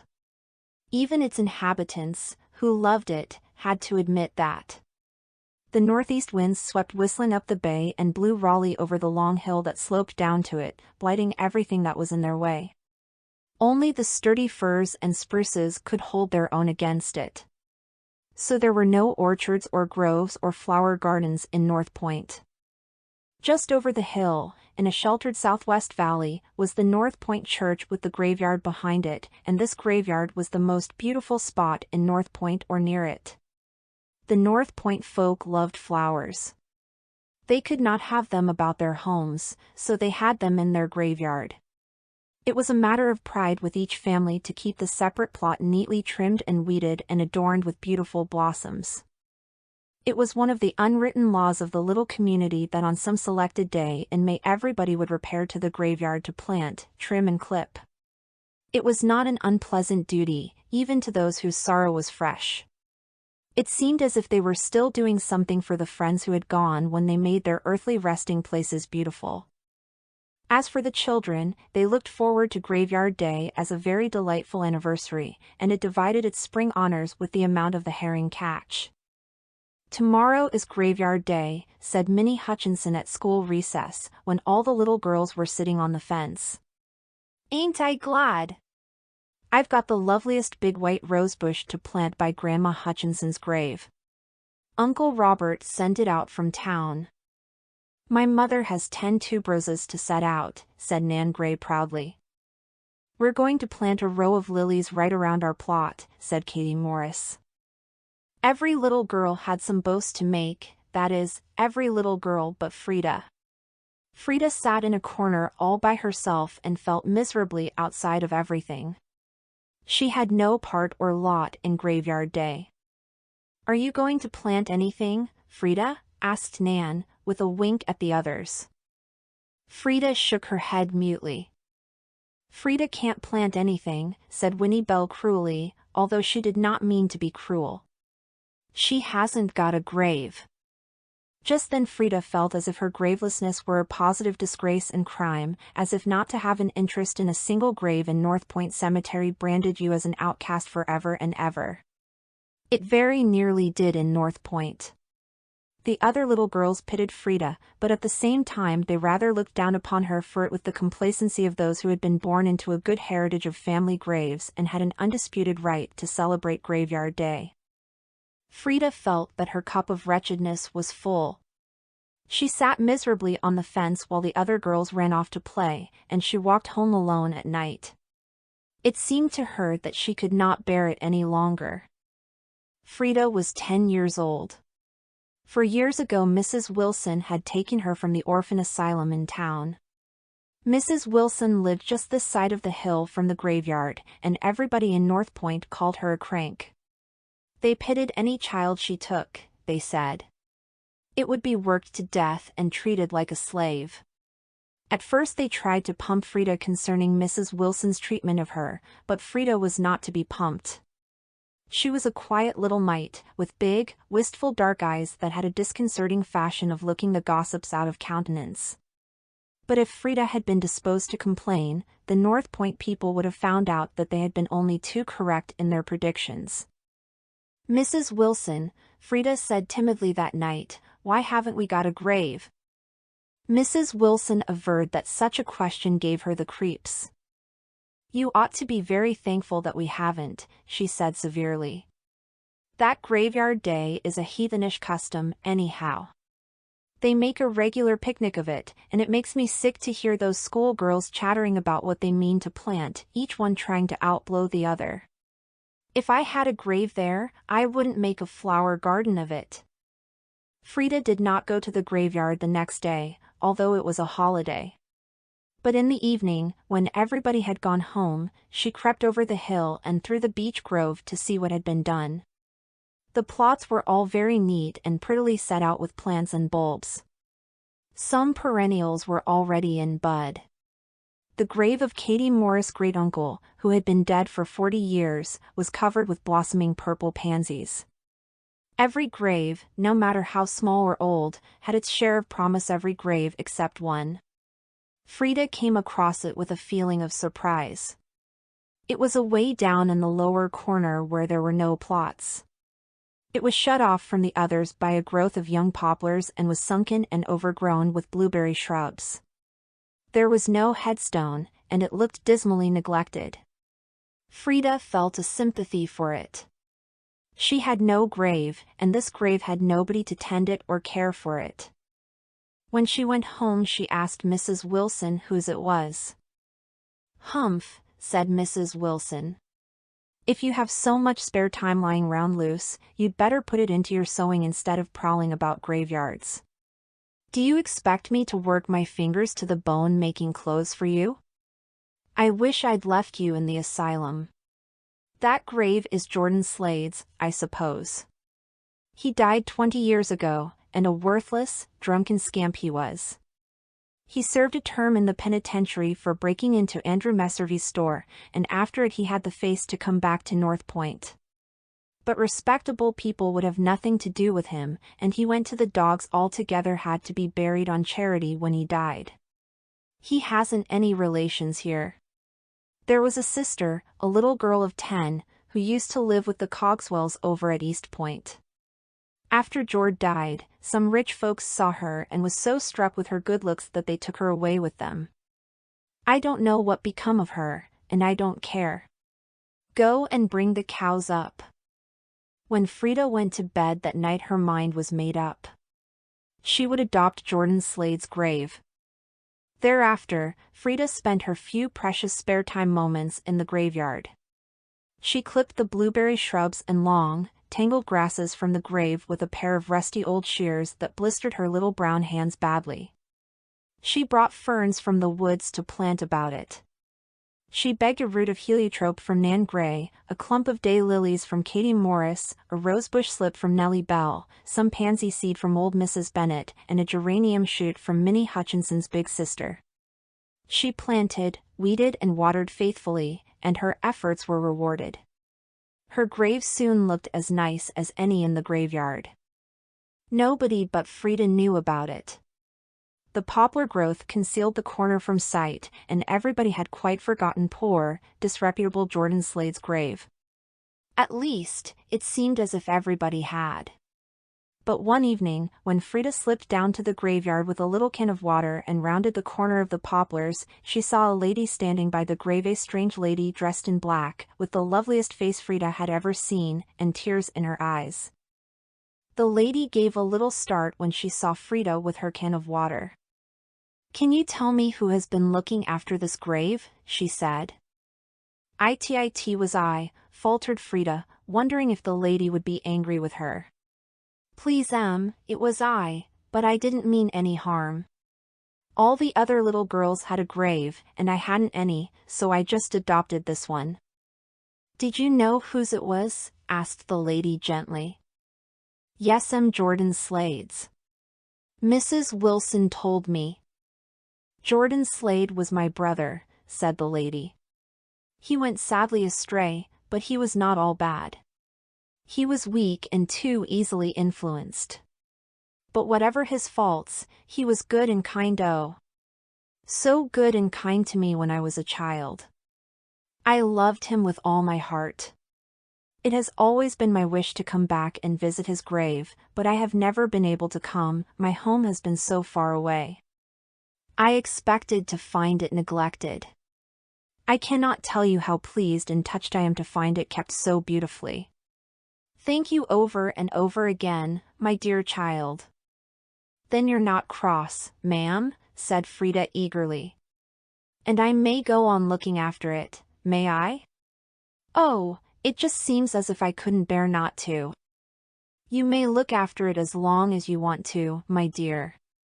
I will help you, too. I am to be at East Point all summer. This will be our grave, yours and mine." That summer was a wonderful one for Freda. She had found a firm friend in Mrs. Halliday. The latter was a wealthy woman. Her husband had died a short time previously and she had no children. When she went away in the fall, Freda went with her to be her own little girl for always. Mrs. Wilson consented grudgingly to give Freda up, although she grumbled a great deal about ingratitude. Before they went, they paid a farewell visit to their grave. Mrs. Halliday had arranged with some of the North Point people to keep it well attended to, but Freda cried at leaving it. "Don't feel badly about it, dear," comforted Mrs. Halliday. "We are coming back every summer to see it. It will always be our grave." Freda slipped her hand into Mrs. Halliday's and smiled up at her. "I'd never have found you, Auntie, if it hadn't been for this grave," she said happily. "I'm so glad I adopted it." How Dawn was saved. Will Barry went whistling down the lane of the Locksley farm, took a shortcut over a field of clover aftermath and through a sloping orchard where the trees were laden with apples, and emerged into the farmhouse yard where Curtis Locksley was sitting on a pile of logs, idly whittling at a stick. "You look as if you had a corner in time, Kurt," said Will. "I call that luck, for I want you to go chestnutting up to Greer's Hill with me. I met old Tom Greer on the road yesterday, and he told me I might go any day. Nice old man, Tom Greer." "Good," said Curtis heartily, as he sprang up. "If I haven't exactly a corner in time, I have a day off, at least. Uncle doesn't need me today. Wait till I whistle for Dawn. May as well take him with us." Curtis whistled accordingly, but Dawn, his handsome Newfoundland dog, did not appear. After calling and whistling about the yard and barns for several minutes, Curtis turned away disappointedly. "He can't be anywhere around. It is very strange. Dawn never used to go away from home without me, but lately he has been missing several times, and twice last week he wasn't here in the morning and didn't turn up until midday. I'd keep him shut up until I broke him of the habit of playing truant, if I were you," said Will, as they turned into the lane. "Dawn hates to be shut up, howls all the time so mournfully that I can't stand it," responded Curtis. "Well," said Will, hesitatingly, "maybe that would be better after all than letting him stray away with other dogs who may teach him bad habits. I saw Dawn myself one evening last week ambling down the harbor road with that big brown dog of Sam Ventnor's. Ventnor's dog is beginning to have a bad reputation, you know.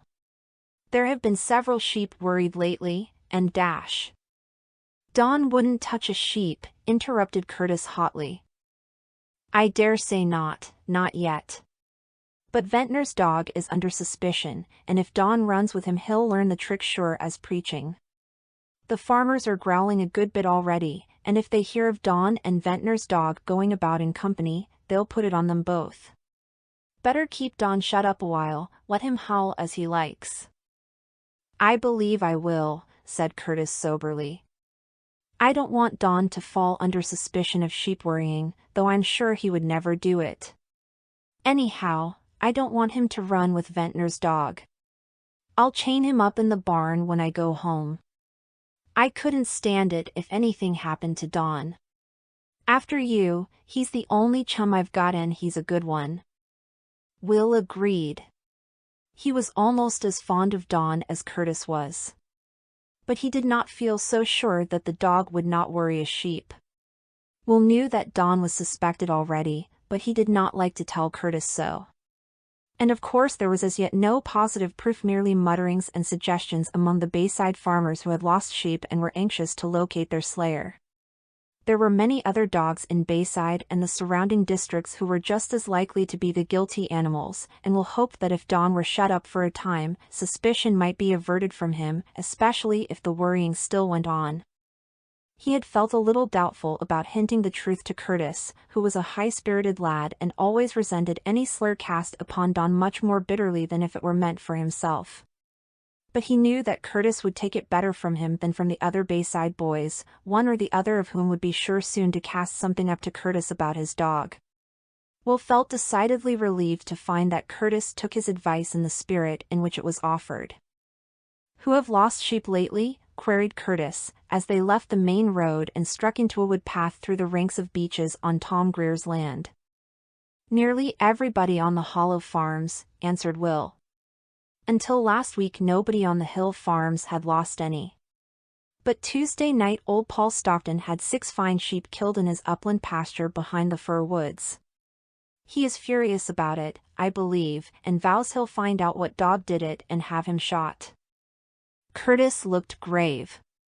Paul Stockton's farm was only about a quarter of a mile from the Locksley homestead, and he knew that Paul had an old family grudge against his Uncle Arnold, which included his nephew and all belonging to him. Moreover, Curtis remembered with a sinking heart that Wednesday morning had been one of the mornings upon which Dawn was missing. "But I don't care," he thought miserably. "I know Dawn didn't kill those sheep. Talking of old Paul, said Will, who thought it advisable to turn the conversation, reminds me that they are getting anxious at the harbor about George Finley's schooner, the Amy Reed. She was due 3 days ago and there's no sign of her yet. And there have been 2 bad gales since she left Morro. Oscar Stockton is on board of her, you know, and his father is worried about him. There are 5 other men on her, all from the harbor, and their folks down there are pretty wild about the schooner. Nothing more was said about the sheep, and soon, in the pleasures of chestnutting, Curtis forgot his anxiety.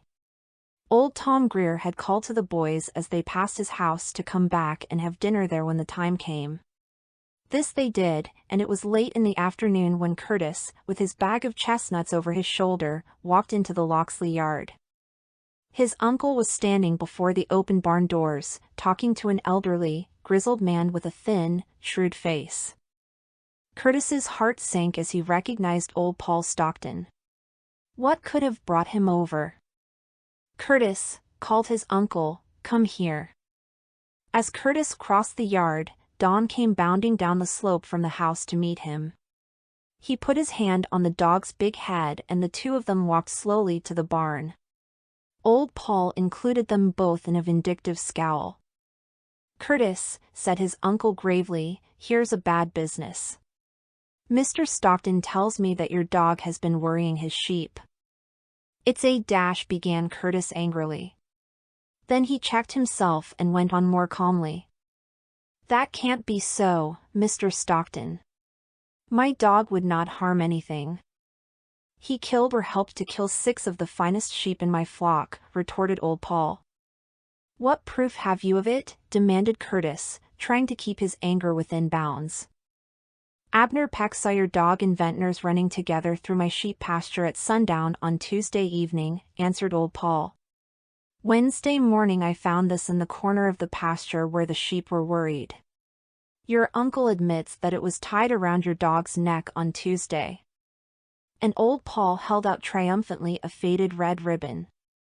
Curtis recognized it at a glance. It was the ribbon his little cousin, Lena, had tied around Don's neck Tuesday afternoon. He remembered how they had laughed at the effect of that frivolous red collar and bow on Don's massive body. "I'm sure Don isn't guilty," he cried passionately. Mr. Locksley shook his head. "I'm afraid he is, Curtis. The case looks very black against him, and sheep stealing is a serious offense." "The dog must be shot," said old Paul decidedly. "I leave the matter in your hands, Mr. Locksley. I've got enough proof to convict the dog and, if you don't have him killed, I'll make you pay for the sheep he worried." As old Paul strode away, Curtis looked beseechingly at his uncle. "Don mustn't be shot, uncle," he said desperately.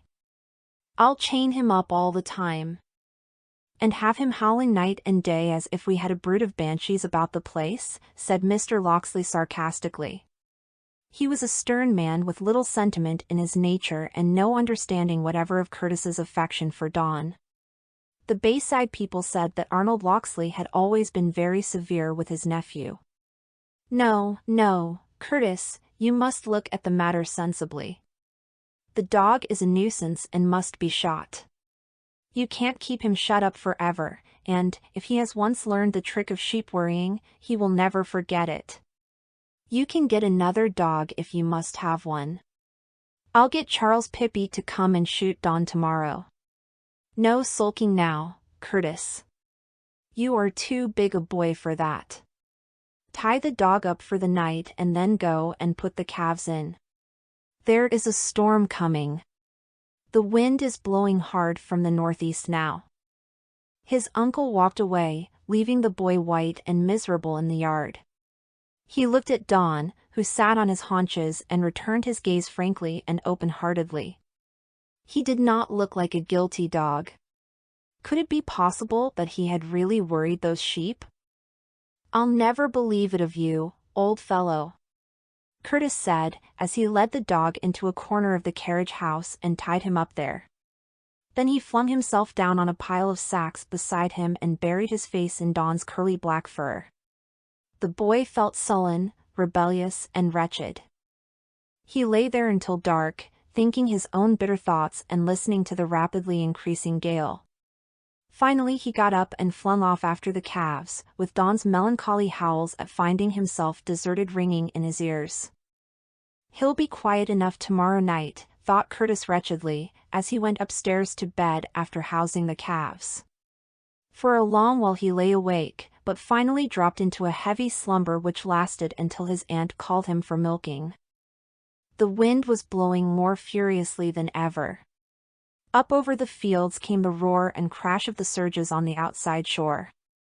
The harbor to the east of Bayside was rough and stormy. They were just rising from breakfast when Will Barry burst into the kitchen. "The Amy Reed is ashore on Gleason's Rocks," he shouted. "Struck there at daylight this morning. Come on, Kurt!" Curtis sprang for his cap, his uncle following suit more deliberately. As the two boys ran through the yard, Curtis heard Don howling. "I'll take him with me," he muttered. "Wait a minute, Will." The harbor road was thronged with people hurrying to the outside shore, for the news of the Amy Reeder's disaster had spread rapidly. As the boys, with the rejoicing Don at their heels, pelted along, Sam Morrow overtook them in a cart and told them to jump in. Sam had already been down to the shore and had gone back to tell his father. As they jolted along, he screamed information at them over the shriek of the gale. "Bad business, this. She's pounding on a reef 'bout a quarter of a mile out. They're sure she's going to break up old tub, you know, leaky rotten. The sea's tremendous high, and the surf's going Dean over her. There can't be no boat launched for hours yet, they'll all be drowned. Old Paul's down there like a madman offering everything he's got to the man who'll save Oscar, but it can't be done." By this time they had reached the shore, which was black with excited people. Out on Gleason's Reef the ill-fated little schooner was visible amid the flying spray. A grizzled old harbor fisherman, to whom Sam shouted a question, shook his head. "No, can't do nothin'. No boat CD live in that surf for a moment. The schooner'll go to pieces mighty soon, I'm feared. It's terrible! Terrible! To stand by and watch your neighbors drown like this." Curtis and Will elbowed their way down to the water's edge. The relatives of the crew were all there in various stages of despair, but old Paul Stockton seemed like a man demented. He ran up and down the beach, crying and praying. His only son was on the Amy Reed, and he could do nothing to save him. "What are they doing?" asked Will of Martin Clark. "Trying to get a line ashore by throwing out a small rope with a stick tied to it," answered Martin. "It's young Stockton that's trying now. But it isn't any use. The cross-currents on that reef are too powerful." "Why, Don will bring that line ashore," exclaimed Curtis. "Here, Don! Don, I say!" The dog bounded back along the shore with a quick bark. Curtis grasped him by the collar and pointed to the stick which young Stockton had just hurled again into the water. Don, with another bark of comprehension, dashed into the sea. The onlookers, grasping the situation, gave a cheer and then relapsed into silence.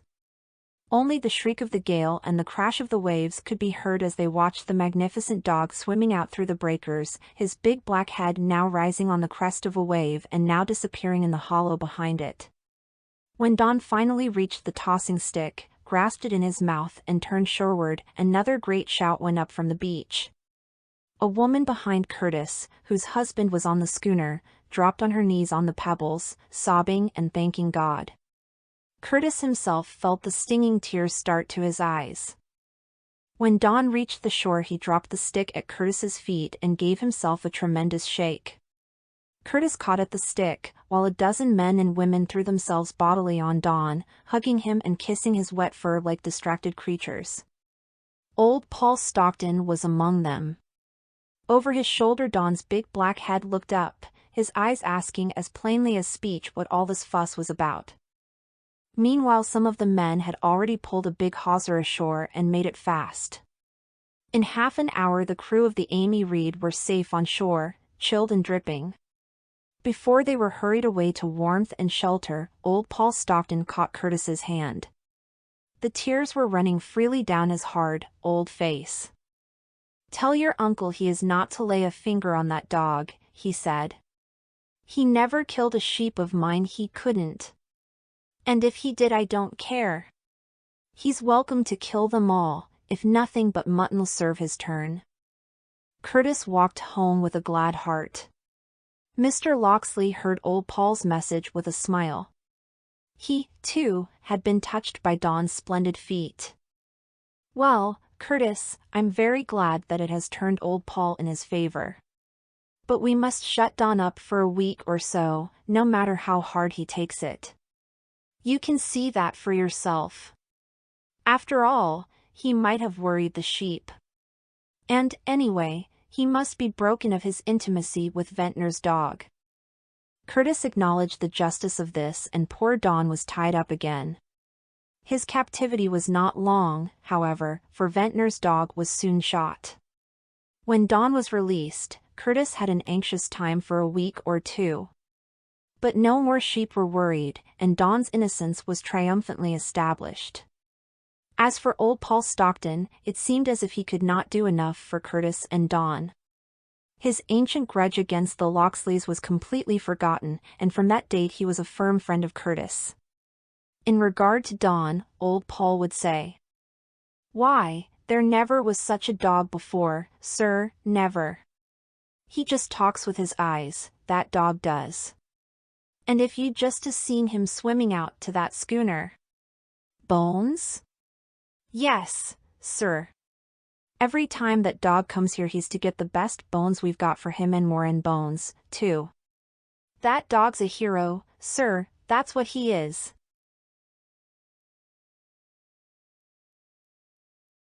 Miss Madeline's proposal.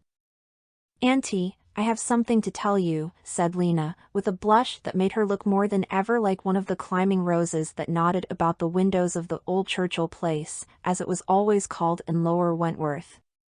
Miss Madeline, sitting in the low rocker by the parlor window, seemed like the presiding genius of the place. Everything about her matched her sweet old-fashionedness, from the crown of her soft brown hair, dressed in the style of her long-ago girlhood, to the toes of her daintily slippered feet. Outside of the old Churchill place, in the busy streets of the up-to-date little town, Miss Madeline might have seemed out of harmony with her surroundings. But here, in this dim room, faintly scented with whiffs from the rose garden outside, she was like a note in some sweet, perfect melody of old time. Lena, sitting on a little stool at Miss Madeline's feet with her curly head in her aunt's lap, was as pretty as Miss Madeline herself had once been. She was also very happy, and her happiness seemed to envelop her as in an atmosphere and lend her a new radiance and charm. Miss Madeline loved her pretty niece very dearly and patted the curly head tenderly with her slender white hands. "What is it, my dear?" I am engaged," whispered Lena, hiding her face in Miss Madeline's flowered muslin lap. "Engaged?" Miss Madeline's tone was one of surprise and awe. She blushed as she said the word as deeply as Lena had done.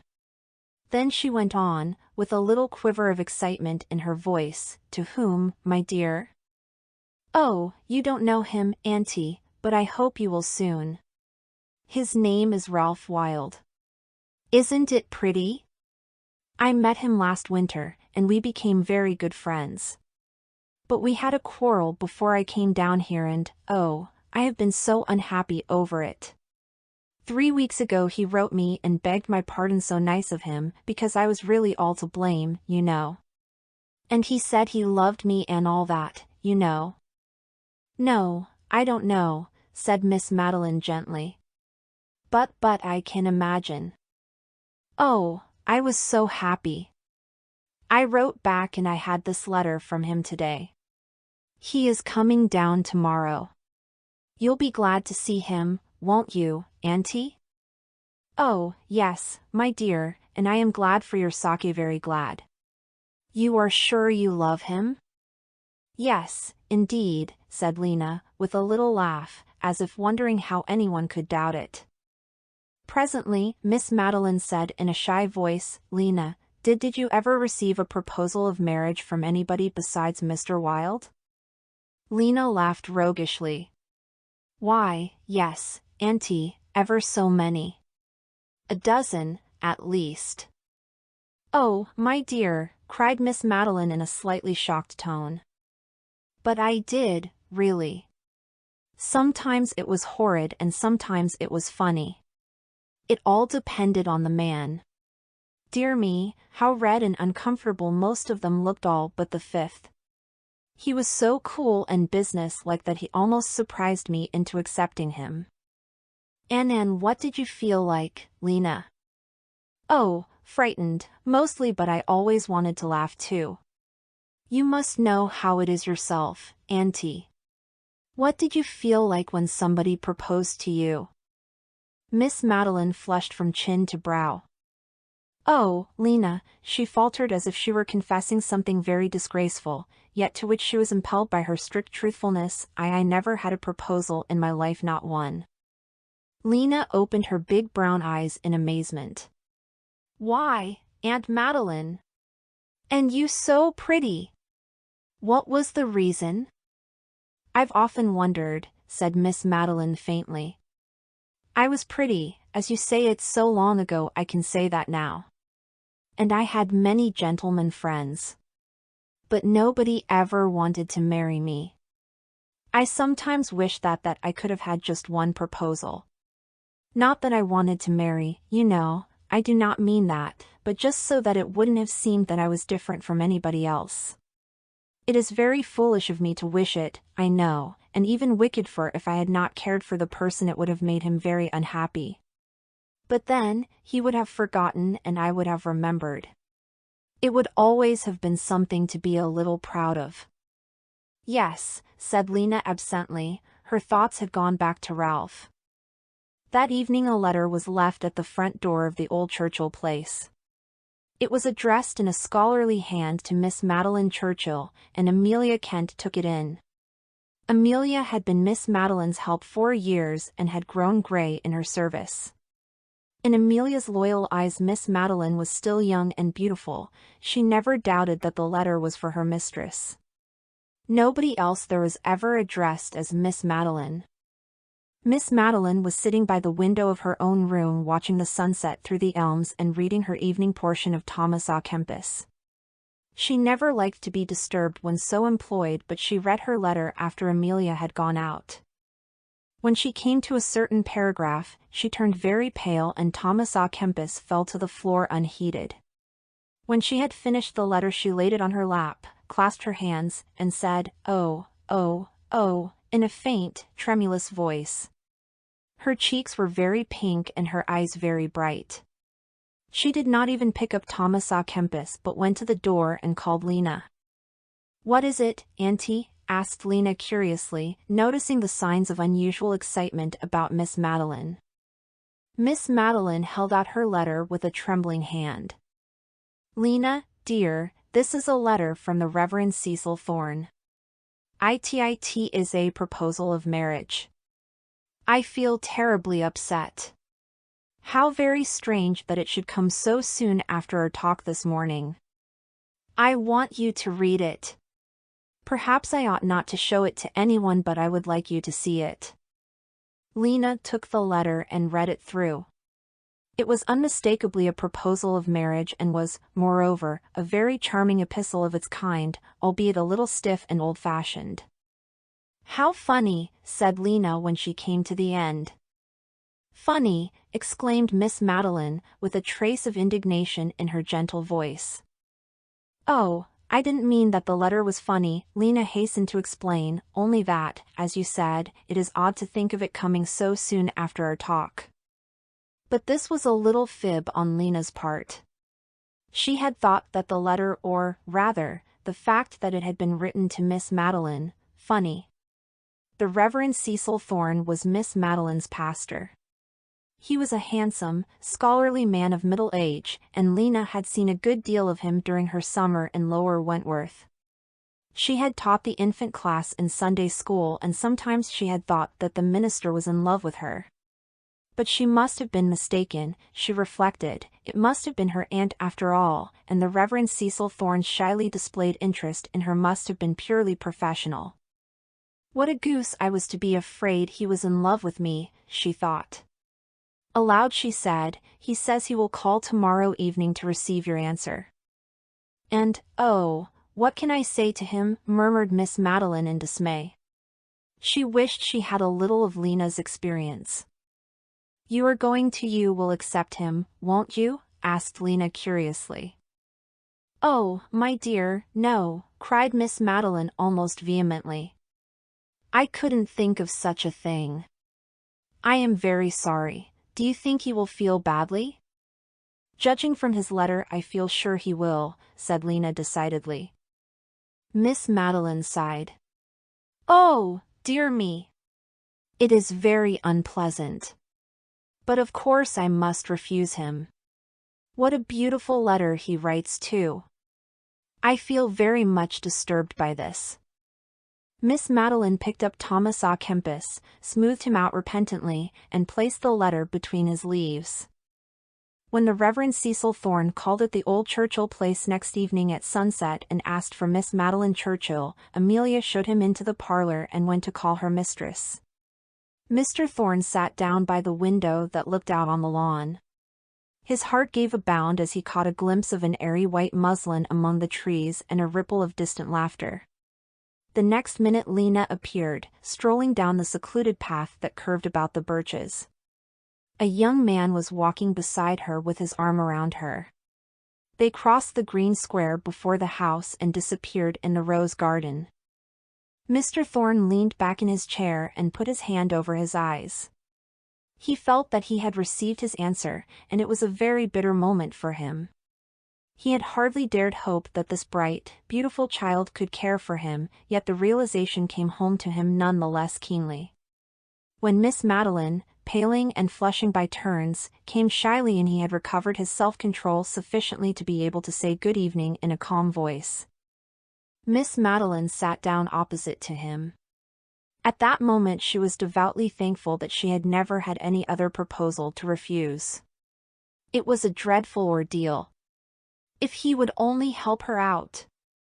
But he did not speak, and every moment of silence made it worse. "I received your letter, Mr. Thorne," she faltered at last, looking distressfully down at the floor. "My letter!" Mr. Thorne turned towards her. In her agitation Miss Madeline did not notice the surprise in his face and tone. "Yes," she said, gaining a little courage since the ice was broken. It was a very great surprise to me. I never thought you cared for me as you said. And I am very sorry because I cannot return your affection. And so, of course, I cannot marry you." Mr. Thorne put his hand over his eyes again. He understood now that there had been some mistake and that Miss Madeline had received the letter he had written to her niece. Well, it did not matter. The appearance of the young man in the garden had settled that. Would he tell Miss Madeline of her mistake? No, it would only humiliate her, and it made no difference, since she had refused him. "I suppose it is of no use to ask you to reconsider your decision," he said.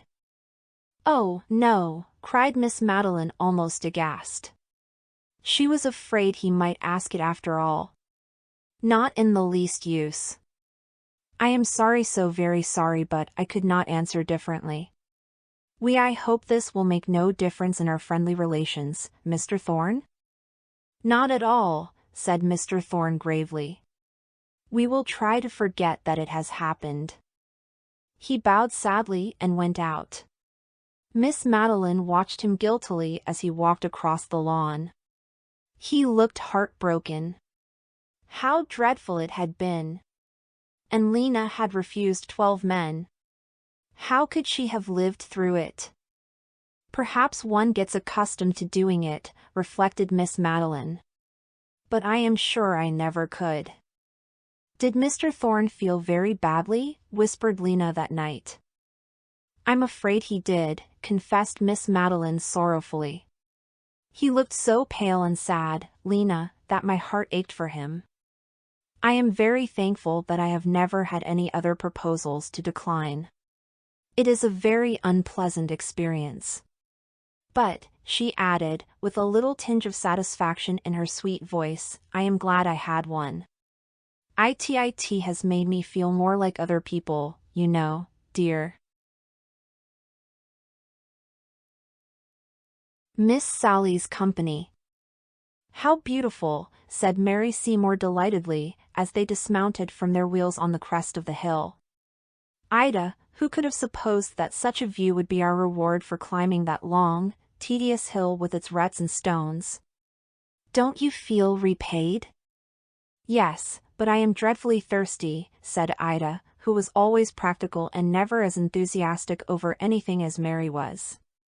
Yet she, too, felt a keen pleasure in the beauty of the scene before them. Almost at their feet lay the sea, creaming and shimmering in the mellow sunshine. Beyond, on either hand, stretched rugged brown cliffs and rocks, here running out to sea in misty purple headlands, there curving into bays and coves that seemed filled up with sunlight and glamour and pearly hazes, a beautiful shore and, seemingly, a lonely one. The only house visible from where the girls stood was a tiny gray one, with odd, low eaves and big chimneys, that stood down in the little valley on their right, where the cliffs broke away to let a brook run out to sea and formed a small cove, on whose sandy shore the waves lapped and crooned within a stone's throw of the house. On either side of the cove a headland made out to sea, curving around to enclose the sparkling water as in a cup. What a picturesque spot, said Mary. But what a lonely one, protested Ida. Why, there isn't another house in sight. I wonder who lives in it. Anyway, I'm going down to ask them for a drink of water. I'd like to ask for a square meal, too, said Mary, laughing. I am discovering that I am hungry.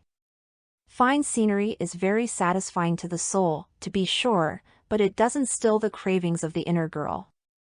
And we've wheeled 10 miles this afternoon.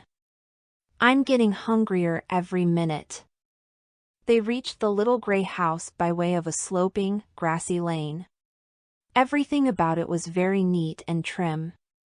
In front a whitewashed paling shut in the garden which, sheltered as it was by the house, was ablaze with poppies and hollyhocks and geraniums. A path, bordered by big white clamshells, led through it to the front door, whose steps were slabs of smooth red sandstone from the beach. No children here, certainly, whispered Ida. Every one of those clamshells is placed just so. And this walk is swept every day. No, we shall never dare to ask for anything to eat here. They would be afraid of our scattering crumbs. Ida lifted her hand to knock, but before she could do so, the door was thrown open and a breathless little lady appeared on the threshold. She was very small, with an eager, delicately featured face and dark eyes twinkling behind gold-rimmed glasses. She was dressed immaculately in an old-fashioned gown of gray silk with a white muslin fichu crossed over her shoulders, and her silvery hair fell on each side of her face in long, smooth curls that just touched her shoulders and bobbed and fluttered with her every motion. Behind, it was caught up in a knot on her head and surmounted by a tiny lace cap. She looks as if she had just stepped out of a bandbox of last century, thought Mary. Are you Cousin Abner's girls? Demanded the little lady eagerly. There was such excitement and expectation in her face and voice that both the Seymour girls felt uncomfortably that they ought to be Cousin Abner's girls. No, said Mary reluctantly, we're not. We are only Martin Seymour's girls. All the light went out of the little lady's face, as if some illuminating lamp had suddenly been quenched behind it. She seemed fairly to droop under her disappointment. As for the rest, the name of Martin Seymour evidently conveyed no especial meaning to her ears. How could she know that he was a multimillionaire who was popularly supposed to breakfast on railroads and lunch on small corporations, and that his daughters were girls whom all people delighted to honor? No, of course you are not Cousin Abner's girls, she said sorrowfully. I'd have known you couldn't be if I had just stopped to think. Because you are dark and they would be fair, of course, Cousin Abner and his wife were both fair. but when I saw you coming down the lane I was peeking through the hall window upstairs, you know, I and Juliana I was sure you were Helen and Beatrice at last. And I can't help wishing you were. I wish we were, too, since you expected them, said Mary, smiling. But dash. Oh, I wasn't really expecting them, broke in the little lady. Only I am always hoping that they will come. They never have yet, but Trenton isn't so very far away, and it is so lonely here. I just long for company. I and Juliana and I thought I was going to have it today. Cousin Abner came to see me once since I moved here and he said the girls would come, too, but that was 6 months ago and they haven't come yet. But perhaps they will soon. It is always something to look forward to, you know. She talked in a sweet, chirpy voice like a bird's. There were pathetic notes in it, too, as the girls instinctively felt. How very quaint and sweet and unworldly she was.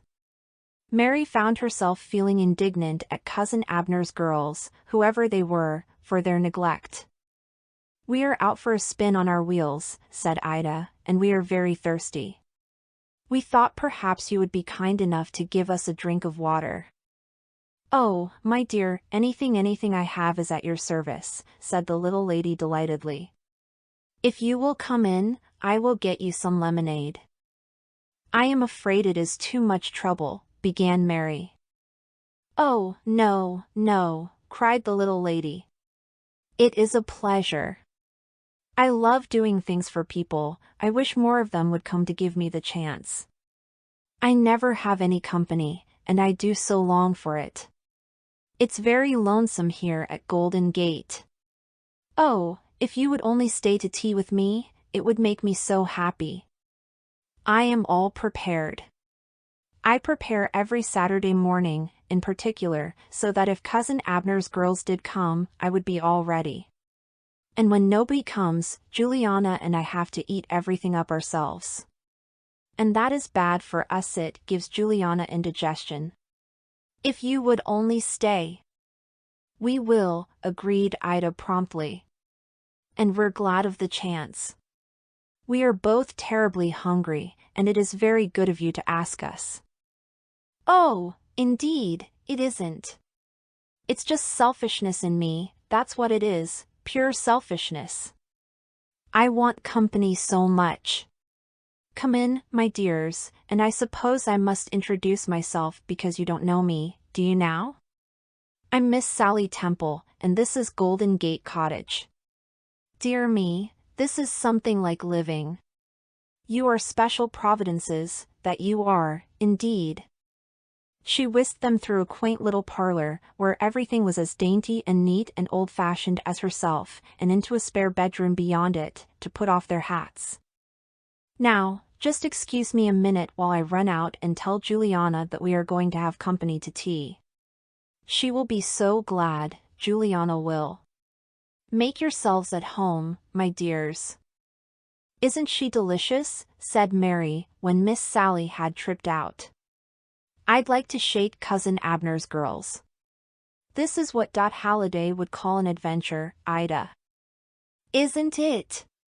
Miss Sally and this quaint old spot both seem like a chapter out of the novels our grandmothers cried over. Look here, Mary, she is lonely and our visit seems like a treat to her. Let us try to make it one. Let's just chum with her and tell her all about ourselves and our amusements and our dresses. That sounds frivolous, but you know what I mean. She'll like it. Let's be company in real earnest for her. When Miss Sally came back, she was attended by Juliana carrying a tray of lemonade glasses. Juliana proved to be a diminutive lass of about 14 whose cheerful, freckled face wore an expansive grin of pleasure. Evidently Juliana was as fond of company as her mistress was. Afterwards, the girls overheard a subdued colloquy between Miss Sally and Juliana out in the hall. Go set the table, Juliana, and put on Grandmother Temple's wedding china. Be sure you dust it carefully and the best tablecloth, and be sure you get the crease straight, and put some sweet peas in the center and be sure they are fresh. I want everything extra nice, Juliana. Yes'm, Miss Sally, I'll see to it. Isn't it great to have company, Miss Sally? Whispered Juliana. The Seymour girls long remembered that tea table and the delicacies with which it was heaped. Privately, they did not wonder that Juliana had indigestion when she had to eat many such unaided. Being hungry, they did full justice to Miss Sally's good things, much to that little lady's delight. She told them all about herself. She had lived at Golden Gate Cottage only a year. Before that, I lived away down the country at Millbridge with a cousin. My uncle Ephraim owned Golden Gate Cottage, and when he died he left it to me and I came here to live. It is a pretty place, isn't it? You see those two headlands out there? In the morning, when the sun rises, the water between them is just a sea of gold, and that is why Uncle Ephraim had a fancy to call his place Golden Gate. I love it here. It is so nice to have a home of my own. I would be quite content if I had more company. But I have you today, and perhaps Beatrice and Helen will come next week. So I've really a great deal to be thankful for. What is your cousin Abner's other name? Asked Mary, with a vague recollection of hearing of Beatrice and Helen somebody in Trenton. Reed Abner Abimelech Reed, answered Miss Sally promptly. A. Reed, he signs himself now. He is very well-to-do, I am told, and he carries on business in town. He was a very fine young man, my cousin Abner. I don't know his wife. Mary and Ida exchanged glances. Beatrice and Helen Reed. They knew them slightly as the daughters of a new rich family who were hangers-on of the fashionable society in Trenton. They were regarded as decidedly vulgar, and so far their efforts to gain an entry into the exclusive circle where the Seymours and their like revolved had not been very successful. I'm afraid Miss Sally will wait a long while before she sees Cousin Abner's girls, said Mary, when they had gone back to the parlor and Miss Sally had excused herself to superintend the washing of Grandmother Temple's wedding china. They probably look on her as a poor relation to be ignored altogether, whereas, if they were only like her, Trenton society would have made a place for them long ago. The Seymour girls enjoyed that visit as much as Miss Sally did. She was eager to hear all about their girlish lives and amusements. They told her of their travels, of famous men and women they had seen, of parties they had attended, the dresses they wore, the little fads and hobbies of their set all jumbled up together and all listened to eagerly by Miss Sally and also by Juliana, who was permitted to sit on the stairs out in the hall and so gather in the crumbs of this intellectual feast. Oh, you've been such pleasant company, said Miss Sally when the girls went away. Mary took the little lady's hands in hers and looked affectionately down into her face. Would you like it, you and Juliana, if we came out to see you often? And perhaps brought some of our friends with us? Oh, if you only would, breathed Miss Sally.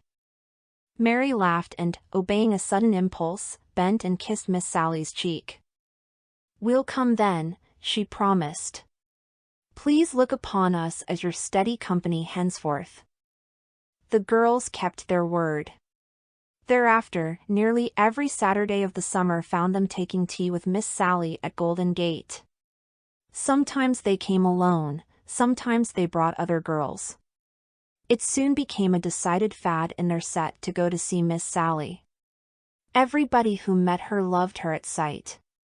It was considered a special treat to be taken by the Seymours to Golden Gate. As for Miss Sally, her cup of happiness was almost full. She had company to her heart's content and of the very kind she loved, bright, merry, fun-loving girls who devoured her dainties with a frank zest that delighted her, filled the quaint old rooms with laughter and life, and chattered to her of all their plans and frolics and hopes. There was just one little cloud on Miss Sally's fair sky. If only Cousin Abner's girls would come, she once said wistfully to Mary. Nobody can quite take the place of one's own, you know. My heart yearns after them. Mary was very silent and thoughtful as she drove back to Trenton that night. 2 days afterwards, she went to Mrs. Gardiner's lawn party. The Reed girls were there. They were tall, fair, handsome girls, somewhat too lavishly and pronouncedly dressed in expensive gowns and hats, and looking, as they felt, very much on the outside of things. They brightened and bridled, however, when Mrs. Gardiner brought Mary Seymour up and introduced her. If there was one thing on earth that the Reed girls longed for more than another, it was to get in with the Seymour girls. After Mary had chatted with them for a few minutes in a friendly way, she said, "I think we have a mutual friend in Miss Sally Temple of Golden Gate, haven't we? I'm sure I've heard her speak of you." The Reed girls flushed. They did not care to have the rich Seymour girls know of their connection with that queer old cousin of their father's who lived in that out-of-the-world spot up country. "She is a distant cousin of ours," said Beatrice carelessly, "but we've never met her."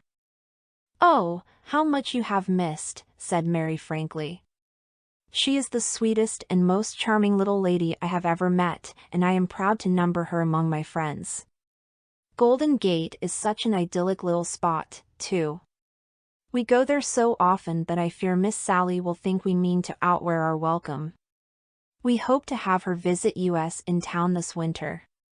Well, goodbye for now. I'll tell Miss Sally I've met you. She will be pleased to hear about you." When Mary had gone, the Reed girls looked at each other. "I suppose we ought to have gone to see Cousin Sally before," said Beatrice. "Father said we ought to." "How on earth did the Seymours pick her up?" said Helen. "Of course we must go and see her." Go they did. The very next day Miss Sally's cup of happiness brimmed right over, for Cousin Abner's girls came to Golden Gate at last. They were very nice to her, too. Indeed, in spite of a good deal of snobbishness and false views of life, they were good-hearted girls under it all, and some plain common sense they had inherited from their father came to the surface and taught them to see that Miss Sally was a relative of whom anyone might be proud. They succumbed to her charm, as the others had done, and thoroughly enjoyed their visit to Golden Gate. They went away promising to come often again, and I may say right here that they kept their promise, and a real friendship grew up between Miss Sally and Cousin Abner's girls that was destined to work wonders for the latter, not only socially and mentally but spiritually as well, for it taught them that sincerity and honest kindliness of heart and manner are the best passports everywhere, and that pretense of any kind is a vulgarity not to be tolerated. This took time, of course. The Reed girls could not discard their snobbishness all at once. But in the end it was pretty well taken out of them. Miss Sally never dreamed of this or the need for it. She loved Cousin Abner's girls from the first and always admired them exceedingly. "And then it is so good to have your own folks coming as company," she told the Seymour girls. "Oh, I'm just in the seventh heaven of happiness. But, dearies, I think you will always be my favorites, mine and Juliana's. I've plenty of company now and it's all thanks to you." "Oh, no," said Mary quickly. "Miss Sally, your company comes to you for just your own sake. You've made Golden Gate a veritable Mecca for us all. You don't know and you never will know how much good you have done us. You are so good and true and sweet that we girls all feel as if we were bound to live up to you, don't you see? And we all love you, Miss Sally." "I'm so glad," breathed Miss Sally with shining eyes, "and so is Juliana." Mrs. March's Revenge. "I declare, it is a real fall day," said Mrs. Stapp, dropping into a chair with a sigh of relief as Mrs. March ushered her into the cozy little sitting room. "The wind would chill the marrow in your bones. Winter'll be here before you know it." "That's so," assented Mrs. March, bustling about to stir up the fire. "But I don't know as I mind it at all. Winter is real pleasant when it does come, but I must say, I don't fancy these betwixt and between days much. Sit up to the fire, Theodosia. You look real blue." "I feel so too. Lawful heart, but this is comfort. This chimney corner of yours, Anna, is the coziest spot in the world." "When did you get home from Maitland?" asked Mrs. March. Did you have a pleasant time?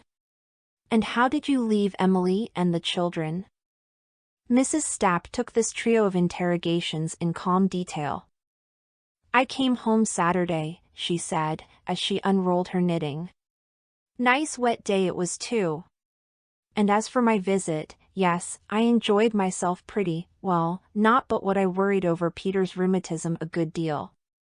Emily is well, and the children ought to be, for such rampageous young ones I never saw. Emily can't do no more with them than an old hen with a brood of ducks. But, lawful heart, Anna, don't mind about my little affairs.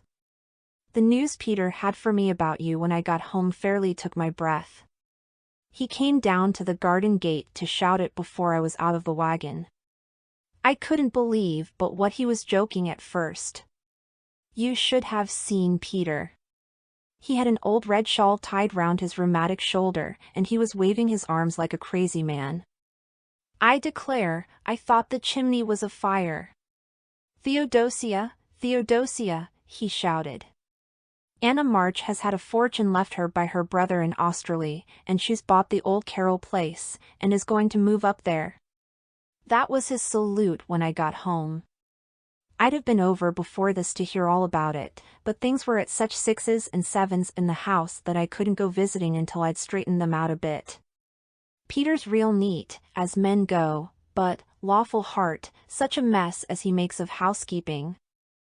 I didn't know you had a brother living. No more did I, Theodosia.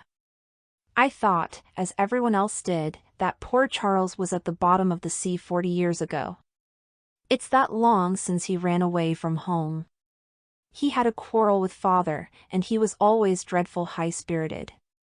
He went to sea, and we heard that he had sailed for England in the Helen Ray. She was never heard of after, and we all supposed that my poor brother had perished with her. And 4 weeks ago I got a letter from a firm of lawyers in Melbourne, Australia, saying that my brother, Charles Bennet, had died and left all his fortune to me. I couldn't believe it at first, but they sent me some things of his that he had when he left home, and there was an old picture of myself among them with my name written on it in my own hand, so then I knew there was no mistake. But whether Charles did sail in the Helen Ray, or if he did, how he escaped from her and got to Australia, I don't know, and it isn't likely I ever will. Well, of all wonderful things, commented Mrs. Stapp. I was glad to hear that I was heir to so much money, said Mrs. March firmly. At first I felt as if it were awful of me to be glad when it came to me by my brother's death. But I mourned for poor Charles 40 years ago, and I can't sense that he has only just died. Not but what I'd rather have seen him come home alive than have all the money in the world, but it has come about otherwise, and as the money is lawfully mine, I may as well feel pleased about it. And you've bought the Carroll place, said Mrs. Stapp, with the freedom of a privileged friend. Whatever made you do it? I'm sure you are as cozy here as need be, and nobody but yourself. Isn't this house big enough for you? No, it isn't. All my life I've been hankering for a good, big, roomy house, and all my life I've had to put up with little boxes of places, not big enough to turn round in. I've been contented, and made the best of what I had, but now that I can afford it, I mean to have a house that will suit me. The Carroll house is just what I want, for all it is a little old-fashioned. I've always had a notion of that house, although I never expected to own it any more than the moon. It's a real handsome place, admitted Mrs. Stapp, but I expect it will need a lot of fixing up. Nobody has lived in it for 6 years. When are you going to move in? In about 3 weeks, if all goes well. I'm having it all painted and done over inside. The outside can wait until the spring. It's queer how things come about, said Mrs. Stapp meditatively.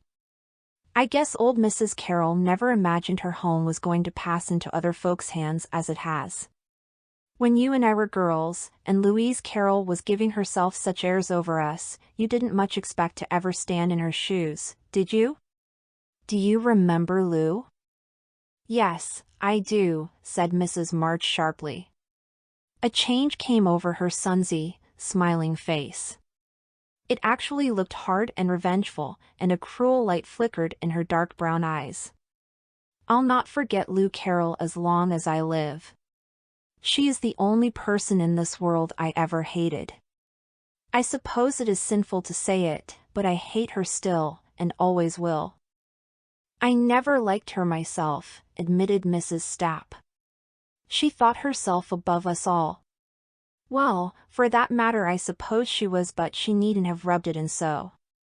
Well, she might have been above me, said Mrs. March bitterly, but she wasn't above twitting and snubbing me every chance she got. She always had a spite at me from the time we were children together at school. When we grew up it was worse. I couldn't begin to tell you all the times that girl insulted me. But there was once in particular I'll never forgive her for it. I was at a party, and she was there too, and so was that young Trenham Manning, who was visiting the Ashleys. Do you remember him, Doja? He was a handsome young fellow, and Lou had a liking for him, so all the girls said. But he never looked at her that night, and he kept by me the whole time. It made Lou furious, and at last she came up to me with a sneer on her face, and her black eyes just snapping, and said, "Miss Bennet, Mother told me to tell your ma that if that plain sewing isn't done by tomorrow night she'll send for it and give it to somebody else. If people engage to have work done by a certain time and don't keep their word, they needn't expect to get it." Oh, how badly I felt. Mother and I were poor, and had to work hard, but we had feelings just like other people, and to be insulted like that before Trenham Manning. I just burst out crying then and there, and ran away and hid. It was very silly of me, but I couldn't help it. That stings me yet. If I was ever to get a chance to pay Lou Carroll out for that, I'd take it without any compunction. Oh, but that is unchristian, protested Mrs. Stapp feebly. Perhaps so, but it's the way I feel. Old Parson Jones used to say that people were marbled good and bad pretty even, but that in everybody there were one or two streaks just pure wicked. I guess Lou Carroll is my wicked streak. I haven't seen or heard of her for years ever since she married that worthless Denke Baxter and went away.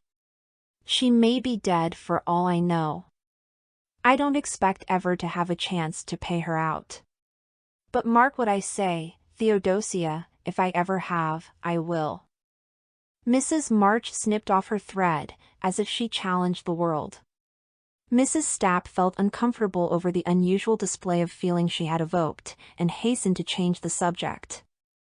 In 3 weeks' time Mrs. March was established in her new home, and the old Carroll house blossomed out into renewed splendor. Theodosia Stapp, who had dropped in to see it, was in a rapture of admiration. "You have a lovely home now, Anna. I used to think it fine enough in the Carrolls' time, but it wasn't as grand as this. And that reminds me, I have something to tell you, but I don't want you to get as excited as you did the last time I mentioned her name. You remember the last day I was to see you we were talking of Lou Carroll? Well, next day I was downtown in a store, and who should sail in but Mrs. Joel Kent, from Oriental. You know Mrs. Joel Sarah Chapel that was? She and her man keep a little hotel up at Oriental. They're not very well off. She is a cousin of old Mrs. Carroll, but, lawful heart, the Carrolls didn't used to make much of the relationship. Well, Mrs. Joel and I had a chat. She told me all her troubles, she always has lots of them. Sarah was always of a grumbling turn, and she had a brand new stock of them this time. What do you think, Anna March? Lou Carroll or Mrs. Baxter, I suppose I should say, is up there at Joel Kent's at Oriental, dying of consumption, leastwise, Mrs. Joel says she is." "Lou Carroll dying at Oriental," cried Mrs. March. "Yes. She came there from goodness knows where, about a month ago, might as well have dropped from the clouds, Mrs. Joel says, for all she expected of it. Her husband is dead, and I guess he led her a life of it when he was alive, and she's as poor as second skimmings. She was aiming to come here, Mrs. Joel says, but when she got to Oriental she wasn't fit to stir a step further, and the Kents had to keep her. I gather from what Mrs. Joel said that she's rather touched in her mind too, and has an awful hankering to get home here to this very house. She appears to have the idea that it is hers, and all just the same as it used to be. I guess she is a sight of trouble, and Mrs. Joel ain't the woman to like that. But there. She has to work most awful hard, and I suppose a sick person doesn't come handy in a hotel. I guess you've got your revenge, Anna, without lifting a finger to get it. Think of Lou Carroll coming to that. The next day was cold and raw. The ragged, bare trees in the old Carroll grounds shook and writhed in the gusts of wind. Now and then a drifting scud of rain dashed across the windows. Mrs. March looked out with a shiver, and turned thankfully to her own cozy fireside again. Presently she thought she heard a low knock at the front door, and went to see. As she opened it, a savage swirl of damp wind rushed in, and the shrinking figure leaning against one of the fluted columns of the Grecian porch seemed to cower before its fury. It was a woman who stood there, a woman whose emaciated face wore a piteous expression, as she lifted it to Mrs. March. "You don't know me, of course," she said, with a feeble attempt at dignity. "I am Mrs. Baxter. I used to live here long ago. I thought I'd walk over today and see my old home." A fit of coughing interrupted her words, and she trembled like a leaf. "Gracious me," exclaimed Mrs. March blankly. "You don't mean to tell me that you have walked over from Oriental today, and you a sick woman? For pity's sake, come in, quick. And if you're not wet to the skin." She fairly pulled her visitor into the hall, and led her to the sitting room. "Sit down. Take this big easy chair right up to the fire so. Let me take your bonnet and shawl. I must run right out to tell Hannah to get you a hot drink." "You are very kind," whispered the other. "I don't know you, but you look like a woman I used to know when I was a girl. She was a Mrs. Bennet, and she had a daughter, Anna. Do you know what became of her?" I forget everything now." "My name is March," said Mrs. March briefly, ignoring the question. "I don't suppose you ever heard it before."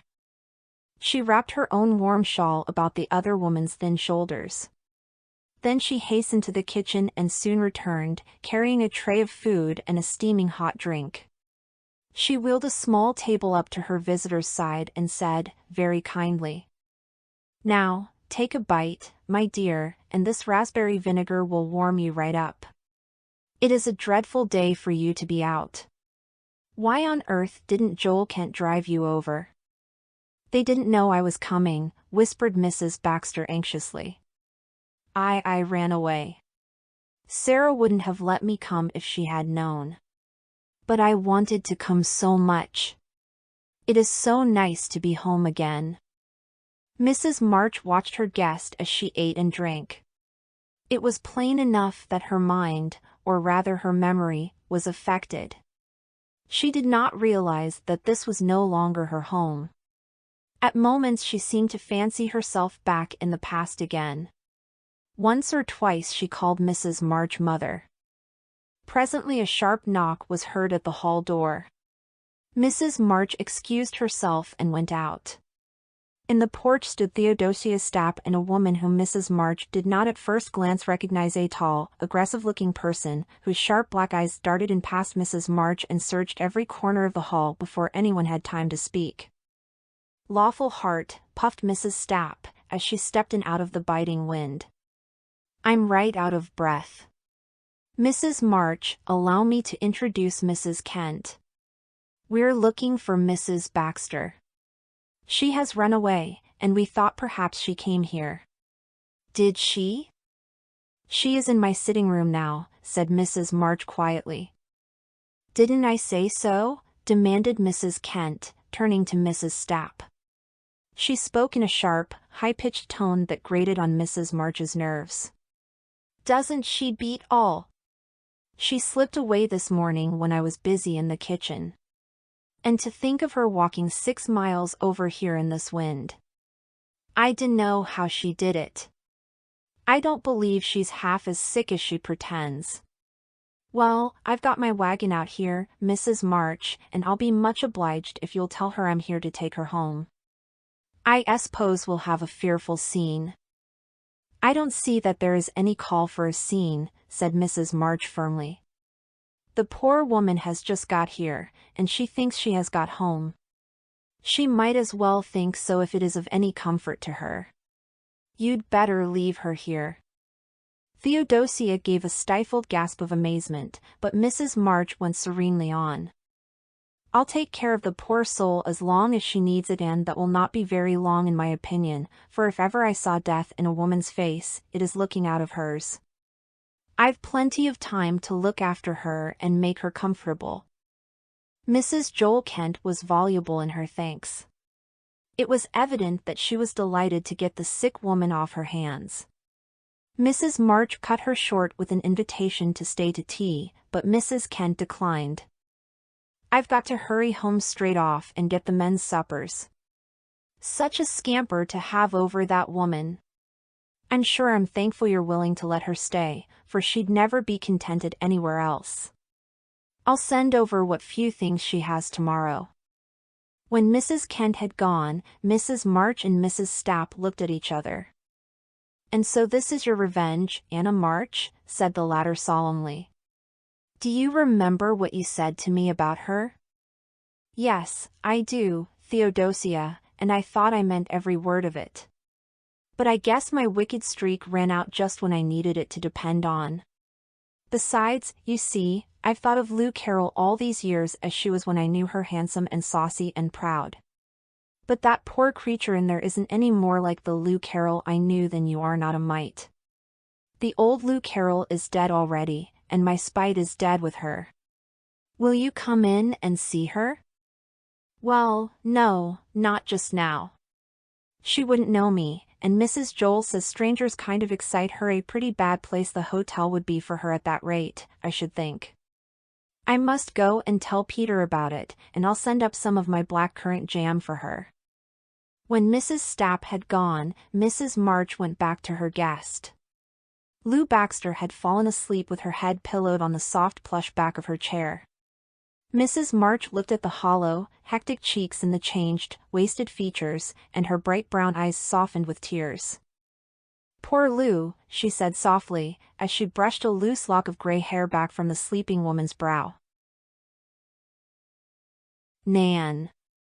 Nan was polishing the tumblers at the pantry window, outside of which John Osborne was leaning among the vines.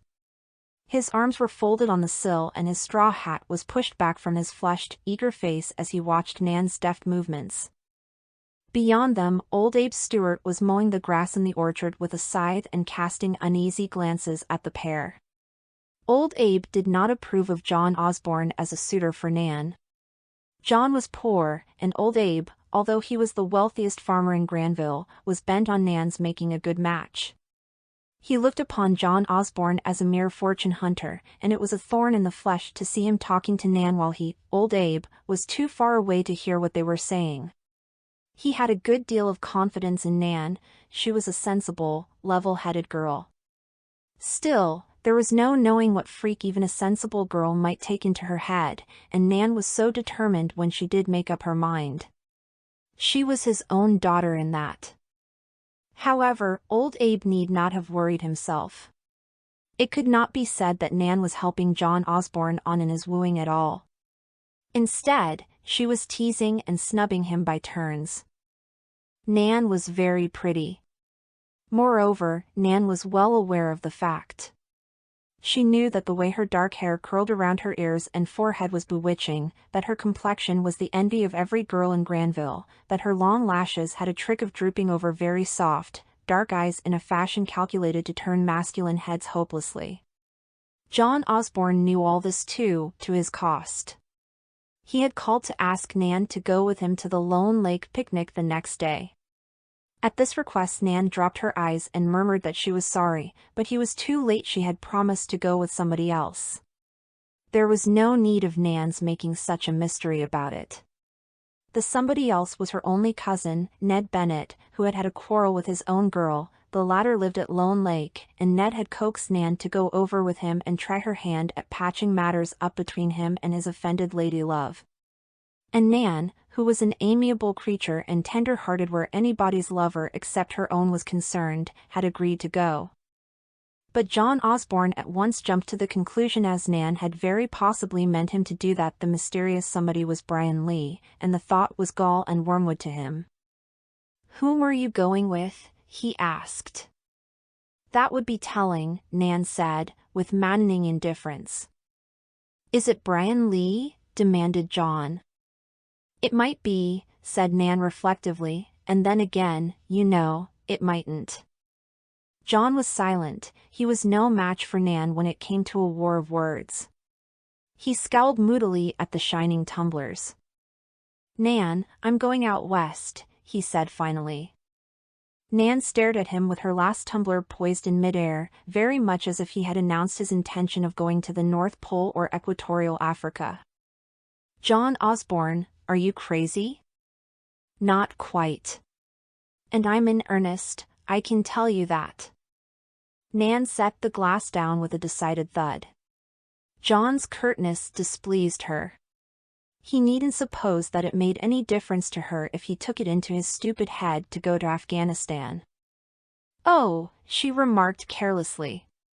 "Well, I suppose if you've got the Western fever your case is hopeless. Would it be impertinent to inquire why you are going?" "There's nothing else for me to do, Nan," said John. "Brian Lee is going to foreclose the mortgage next month and I'll have to clear out. He says he can't wait any longer. I've worked hard enough and done my best to keep the old place, but it's been uphill work and I'm beaten at last." Nan sat blankly down on the stool by the window. Her face was a study which John Osborne, watching old Abe's movements, missed. "Well, I never," she gasped. "John Osborne, do you mean to tell me that Brian Lee is going to do that? How did he come to get your mortgage?" "Bought it from old Townsend," answered John briefly. "Oh, he's within his rights, I'll admit. I've even got behind with the interest this past year. I'll go out west and begin over again." "It's a burning shame," said Nan violently. John looked around in time to see two very red spots on her cheeks. "You don't care though, Nan." "I don't like to see anyone unjustly treated," declared Nan, "and that is what you've been. You've never had half a chance. And after the way you've slaved, too."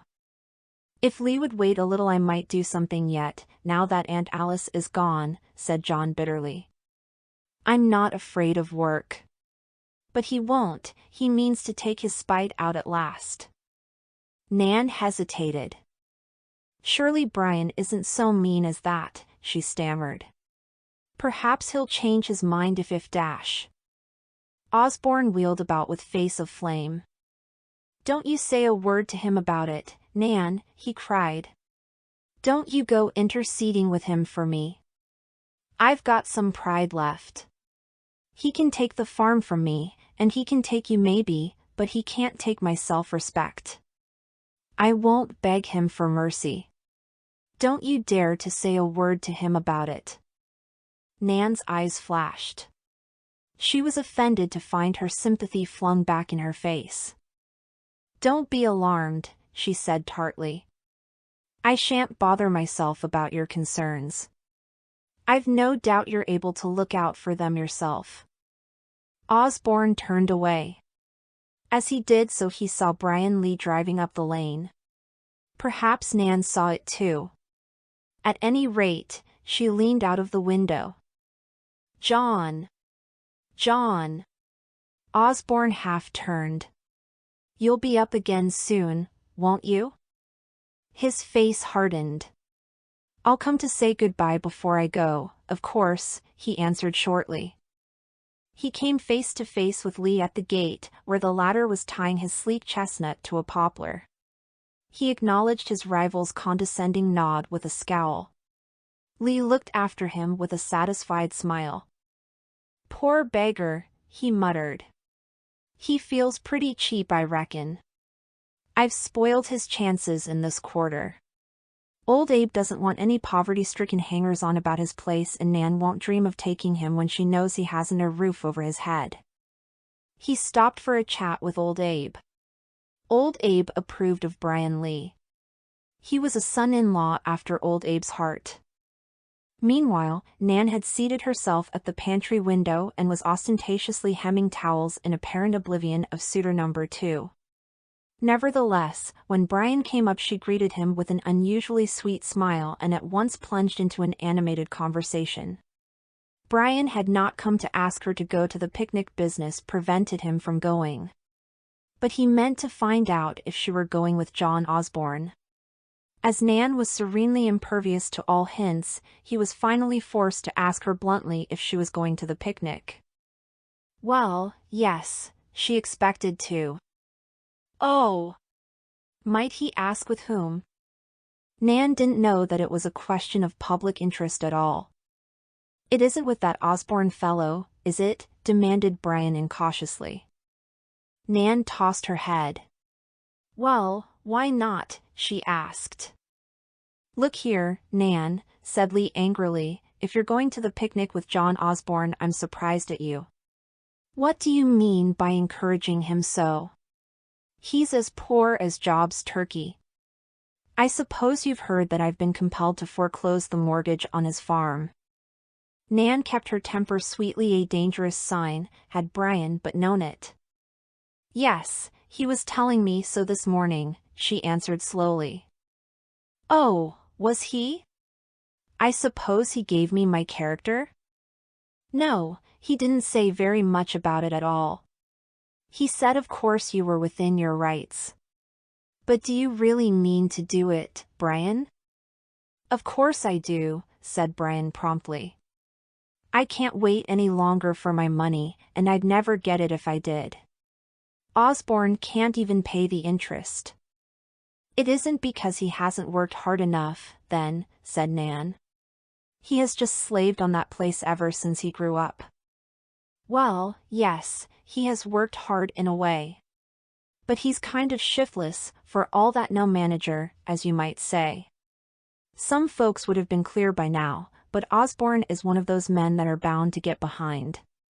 He hasn't got any business faculty. He isn't shiftless, said Nan quickly, and it isn't his fault if he has got behind. It's all because of his care for his aunt. He has had to spend more on her doctor's bills than would have raised the mortgage. And now that she is dead and he might have a chance to pull up, you go and foreclose. A man must look out for number one, said Brian easily, admiring Nan's downcast eyes and rosy cheeks.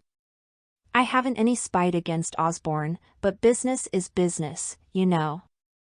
Nan opened her lips to say something, but, remembering Osborne's parting injunction, she shut them again. She shot a scornful glance at Lee as he stood with his arms folded on the sill beside her.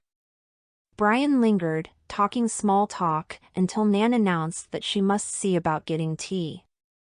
And you won't tell me who is going to take you to the picnic? He coaxed. Oh, it's Ned Bennett, said Nan indifferently. Brian felt relieved. He unpinned the huge cluster of violets on his coat and laid them down on the sill beside her before he went. Nan flicked them off with her fingers as she watched him cross the lawn, his own self-satisfied smile upon his face. A week later the Osborne homestead had passed into Brian Lee's hands, and John Osborne was staying with his cousin at Thornhope, pending his departure for the West. He had never been to see Nan since that last afternoon, but Brian Lee haunted the Stewart place. One day he suddenly stopped coming and, although Nan was discreetly silent, in due time it came to Old Abe's ears by various driblets of gossip that Nan had refused him. Old Abe marched straightway home to Nan in a fury and demanded if this were true. Nan curtly admitted that it was. Old Abe was so much taken aback by her coolness that he asked almost meekly what was her reason for doing such a fool trick. Because he turned John Osborne out of house and home, returned Nan composedly. If he hadn't done that, there is no telling what might have happened. I might even have married him, because I liked him very well and it would have pleased you. At any rate, I wouldn't have married John when you were against him. Now I mean to." Old Abe stormed furiously at this, but Nan kept so provokingly cool that he was conscious of wasting breath. He went off in a rage, but Nan did not feel particularly anxious now that the announcement was over. He would cool down, she knew. John Osborne worried her more. She didn't see clearly how she was to marry him unless he asked her, and he had studiously avoided her since the foreclosure. But Nan did not mean to be baffled or to let her lover slip through her fingers for want of a little courage. She was not old Abe Stewart's daughter for nothing.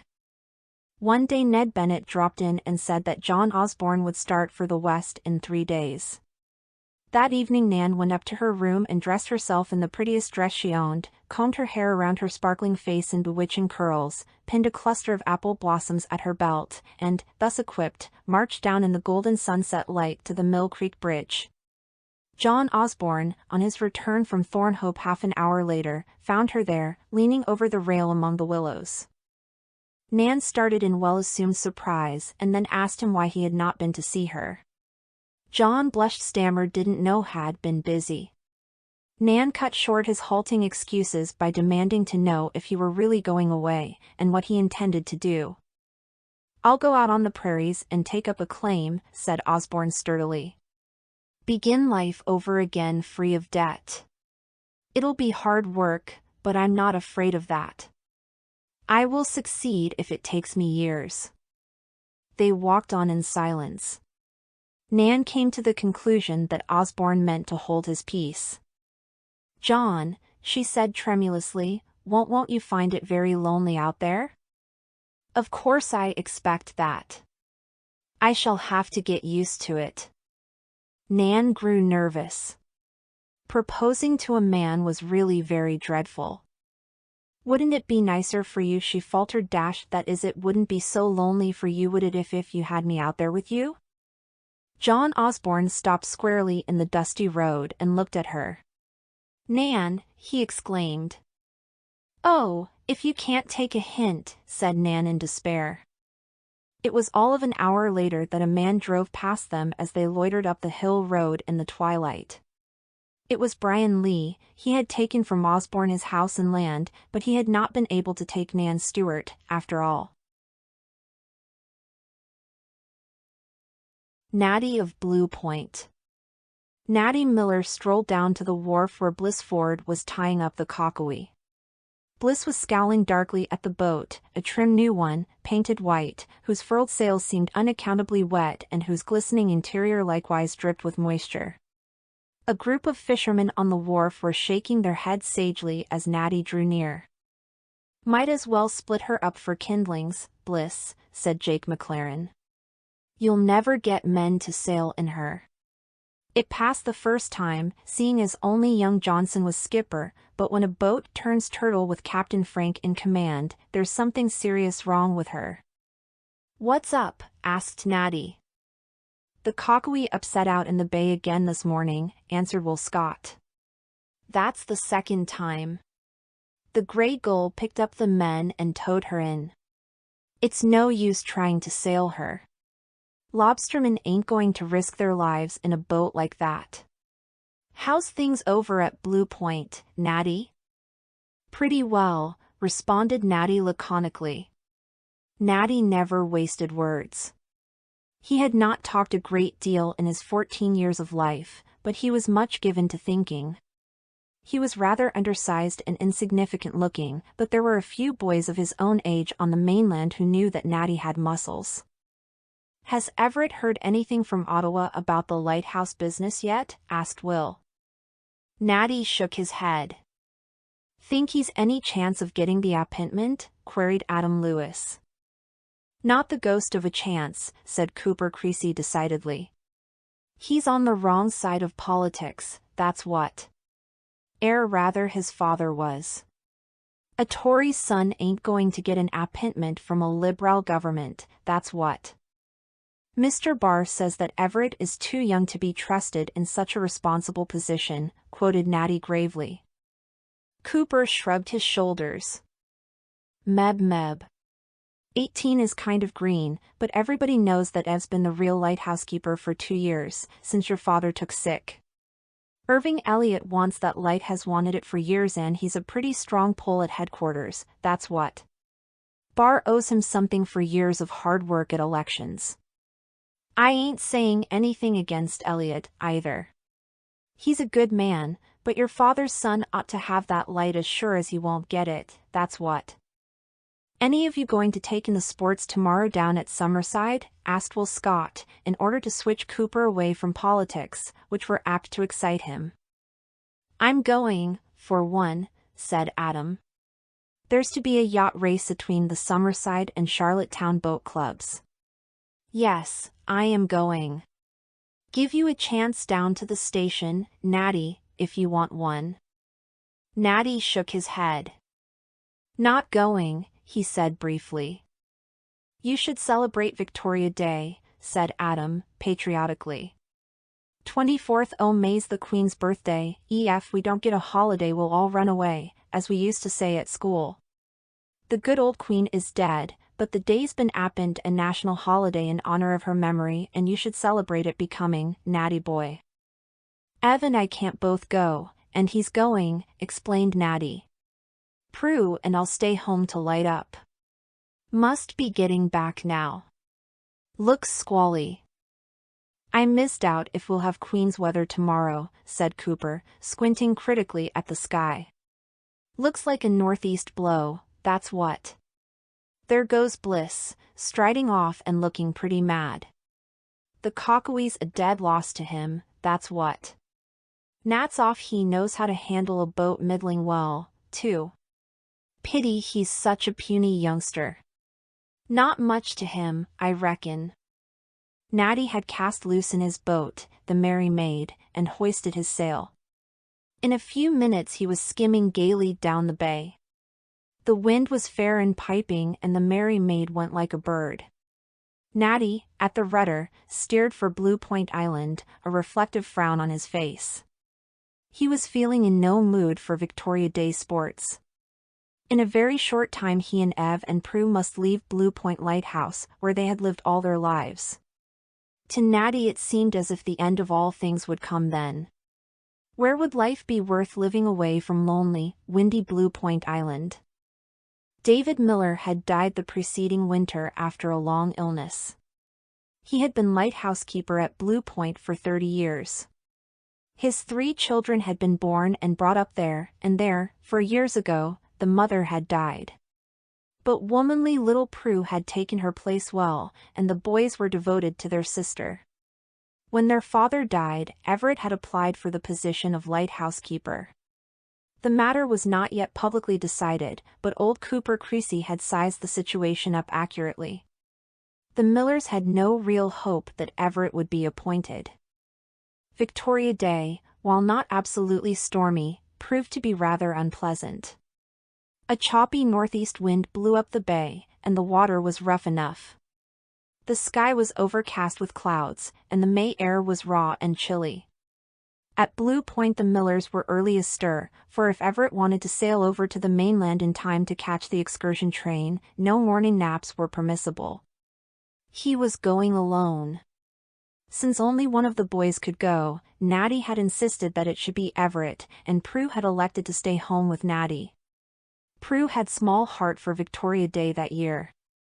She did not feel even a thrill of enthusiasm when Natty hoisted a flag and wreathed the Queen's picture with creeping spruce. Prue felt as badly about leaving Blue Point Island as the boys did. The day passed slowly.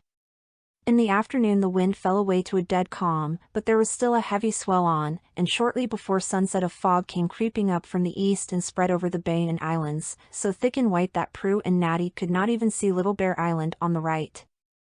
I'm glad Everett isn't coming back tonight, said Prue. He could never find his way across the harbor in that fog. Isn't it thick, though, said Natty. The light won't show far tonight. At sunset they lighted the great lamps and then settled down to an evening of reading. But it was not long before Natty looked up from his book to say, "Hello, Prue, what was that?" "Thought I heard a noise." So did I, said Prue. I sounded like someone calling. They hurried to the door, which looked out on the harbor. The night, owing to the fog, was dark with a darkness that seemed almost tangible. From somewhere out of that darkness came a muffled shouting, like that of a person in distress. Prue, there's somebody in trouble out there, exclaimed Natty. Oh, it's surely never Ev, cried Prue. Natty shook his head. Don't think so. Ev had no intention of coming back tonight. Get that lantern, Prue. I must go and see what and who it is. Oh, Natty, you mustn't, cried Prue in distress. There's a heavy swell on yet and the fog if you get lost dash. I'll not get lost, and I must go, Prue. Maybe somebody is drowning out there. It's not Ev, of course, but suppose it were. That's a good girl. Prue, with set face, had brought the lantern, resolutely choking back the words of fear and protest that rushed to her lips. They hurried down to the shore and Natty sprang into the little skiff he used for rowing. He hastily lashed the lantern in the stern, cast loose the painter, and lifted the oars. I'll be back as soon as possible, he called to Prue. Wait here for me. In a minute the shore was out of sight, and Natty found himself alone in the black fog, with no guide but the cries for help, which already were becoming fainter. They seemed to come from the direction of Little Bear, and thither Natty rowed. It was a tough pull, and the water was rough enough for the little dory. But Natty had been at home with the oars from babyhood, and his long training and tough sinews stood him in good stead now. Steadily and intrepidly he rowed along. The water grew rougher as he passed out from the shelter of Blue Point into the channel between the latter and Little Bear. The cries were becoming very faint. What if he should be too late? He bent to the oars with all his energy. Presently, by the smoother water, he knew he must be in the lee of Little Bear. The cries sounded nearer. He must already have rowed nearly a mile. The next minute he shot around a small headland and right before him, dimly visible in the faint light cast by the lantern through the fog, was an upturned boat with two men clinging to it, one on each side, evidently almost exhausted. Natty rowed cautiously up to the one nearest him, knowing that he must be wary lest the grip of the drowning man overturn his own light skiff. Let go when I say, he shouted, and don't grab anything, do you hear? Don't grab. Now, let go. The next minute the man lay in the dory, dragged over the stern by Nettie's grip on his collar. Lie still, ordered Natty, clutching the oars. To row around the overturned boat, amid the swirl of water about her, was a task that taxed Nettie's skill and strength to the utmost. The other man was dragged in over the bow, and with a gasp of relief Natty pulled away from the sinking boat. Once clear of her he could not row for a few minutes. He was shaking from head to foot with the reaction from tremendous effort and strain. This'll never do, he muttered. I'm not going to be a baby now. But will I ever be able to row back? Presently, however, he was able to grip his oars again and pull for the lighthouse, whose beacon loomed dimly through the fog like a great blur of whiter mist. The men, obedient to his orders, lay quietly where he had placed them, and before long Natty was back again at the lighthouse landing, where Prue was waiting, wild with anxiety. The men were helped out and assisted up to the lighthouse, where Natty went to hunt up dry clothes for them, and Prue flew about to prepare hot drinks. To think that that child saved us, exclaimed one of the men. Why, I didn't think a grown man had the strength to do what he did. He is your brother, I suppose, Miss Miller. You have another brother, I think? Oh, yes Everett, but he is away, explained Prue. We heard your shouts and Natty insisted on going at once to your rescue. Well, he came just in time. I couldn't have held on another minute, was so done up I couldn't have moved or spoken all the way here even if he hadn't commanded me to keep perfectly still. Natty returned at this moment and exclaimed, Why, it is Mr. Barr. I didn't recognize you before. Bar it is, young man. This gentleman is my friend, Mr. Blackmore. We have been celebrating Victoria Day by a shooting tramp over Little Bear. We hired a boat from Ford at the harbor head this morning. The Cockawee, he called her, and sailed over. I don't know much about running a boat, but Blackmore here thinks he does. We were at the other side of the island when the fog came up. We hurried across it, but it was almost dark when we reached our boat. We sailed around the point and then the boat just simply upset. Don't know why dash. But I know why, interrupted Natty indignantly. That Cockawee does nothing but upset. She has turned turtle twice out in the harbor in fine weather. Ford was a rascal to let her to you.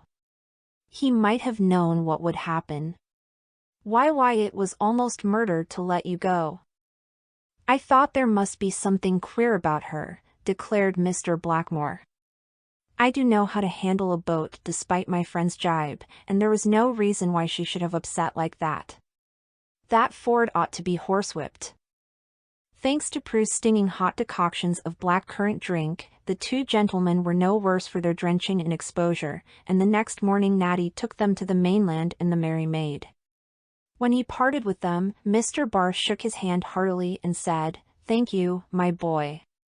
You're a plucky youngster and a skillful one, too. Tell your brother that if I can get the Blue Point Lighthouse berth for him I will, and as for yourself, you will always find a friend in me, and if I can ever do anything for you I will." 2 weeks later Everett received an official document formally appointing him keeper of Blue Point Island Light. Natty carried the news to the mainland, where it was joyfully received among the fishermen. "Only right and fair," said Cooper Creasy. "Blue Point without a miller to light up wouldn't seem the thing at all, that's what. And it's nothing but Ev's stew." "Guess Natty had more to do with it than Ev," said Adam, perpetrating a very poor pun and being immensely applauded therefor. It keyed Will Scott up to rival Adam. "You said that Irving had a pull and the Millers hadn't," he said jocularly. "But it looks as if 'twas Natty's pulled at the business after all his pull over to Bear Island and back." "It was about a miracle that a boy could do what he did on such a night," said Charles Macy. "Where's Ford?" asked Natty uncomfortably. He hated to have his exploit talked about. "Ford has cleared out," said Cooper, "gone down to Summerside to go into Tobe Meekins's factory there. Best thing he could do, that's what. Folks here hadn't no use for him after letting that death trap to them two men even if they was liberals. The Cockawee drove ashore on Little Bear, and there she's going to remain, I guess. D'ye want a berth in my mackerel boat this summer, Natty?" "I do," said Natty, "but I thought you said you were full." "I guess I can make room for you," said Cooper. "A boy with such grit and muscle ain't to be allowed to go to seed on Blue Point, that's what." "Yes sir, we'll make room for you." And Natty's cup of happiness was full. Penelope's party waist. "It's perfectly horrid to be so poor," grumbled Penelope. Penelope did not often grumble, but just now, as she sat tapping with one pink-tipped finger her invitation to Blanche Anderson's party, she felt that grumbling was the only relief she had. Penelope was 17, and when one is 17 and cannot go to a party because one hasn't a suitable dress to wear, the world is very apt to seem a howling wilderness. "I wish I could think of some way to get you a new waist," said Doris, with what these sisters called the poverty pucker coming in the center of her pretty forehead. "If your black skirt were sponged and pressed and rehung, it would do very well."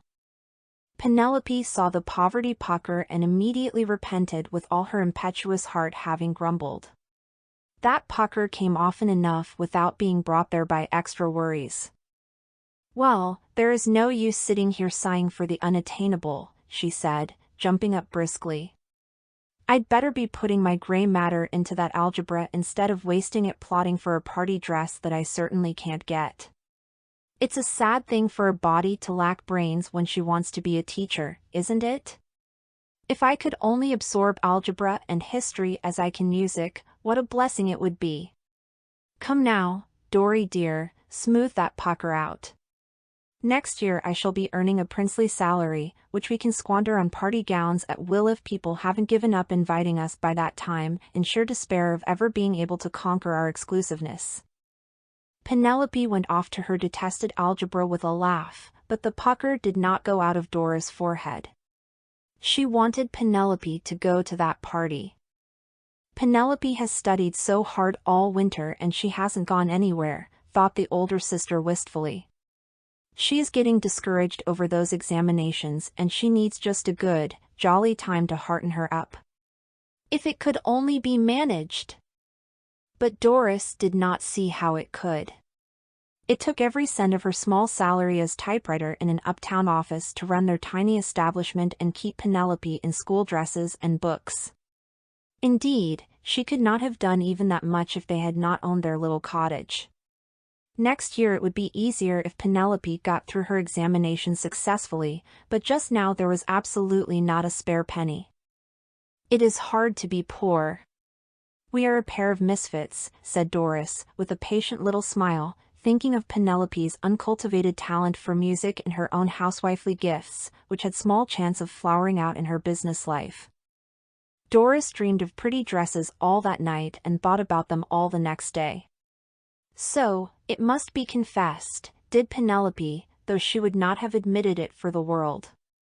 When Doris reached home the next evening, she found Penelope hovering over a bulky parcel on the sitting room table. "I'm so glad you've come," she said with an exaggerated gasp of relief. "I really don't think my curiosity could have borne the strain for another 5 minutes. The expressman brought this parcel an hour ago, and there's a letter for you from Aunt Adela on the clock shelf, and I think they belong to each other. Hurry up and find out. Dory, darling, what if it should be a present of some sort or other?" "I suppose it can't be anything else," smiled Doris. She knew that Penelope had started out to say a new dress. She cut the strings and removed the wrappings. Both girls stared. "Is it isn't yes, it is. Doris Hunter, I believe it's an old quilt." Doris unfolded the odd present with a queer feeling of disappointment. She did not know just what she had expected the package to contain, but certainly not this. She laughed a little shakily. "Well, we can't say after this that Aunt Adela never gave us anything," she said, when she had opened her letter. "Listen, Penelope. My dear Doris. I have decided to give up housekeeping and go out west to live with Robert. So I am disposing of such of the family heirlooms as I do not wish to take with me. I am sending you by express your grandmother Hunter's silk quilt. It is a handsome article still, and I hope you will prize it as you should.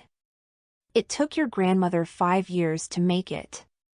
There is a bit of the wedding dress of every member of the family in it.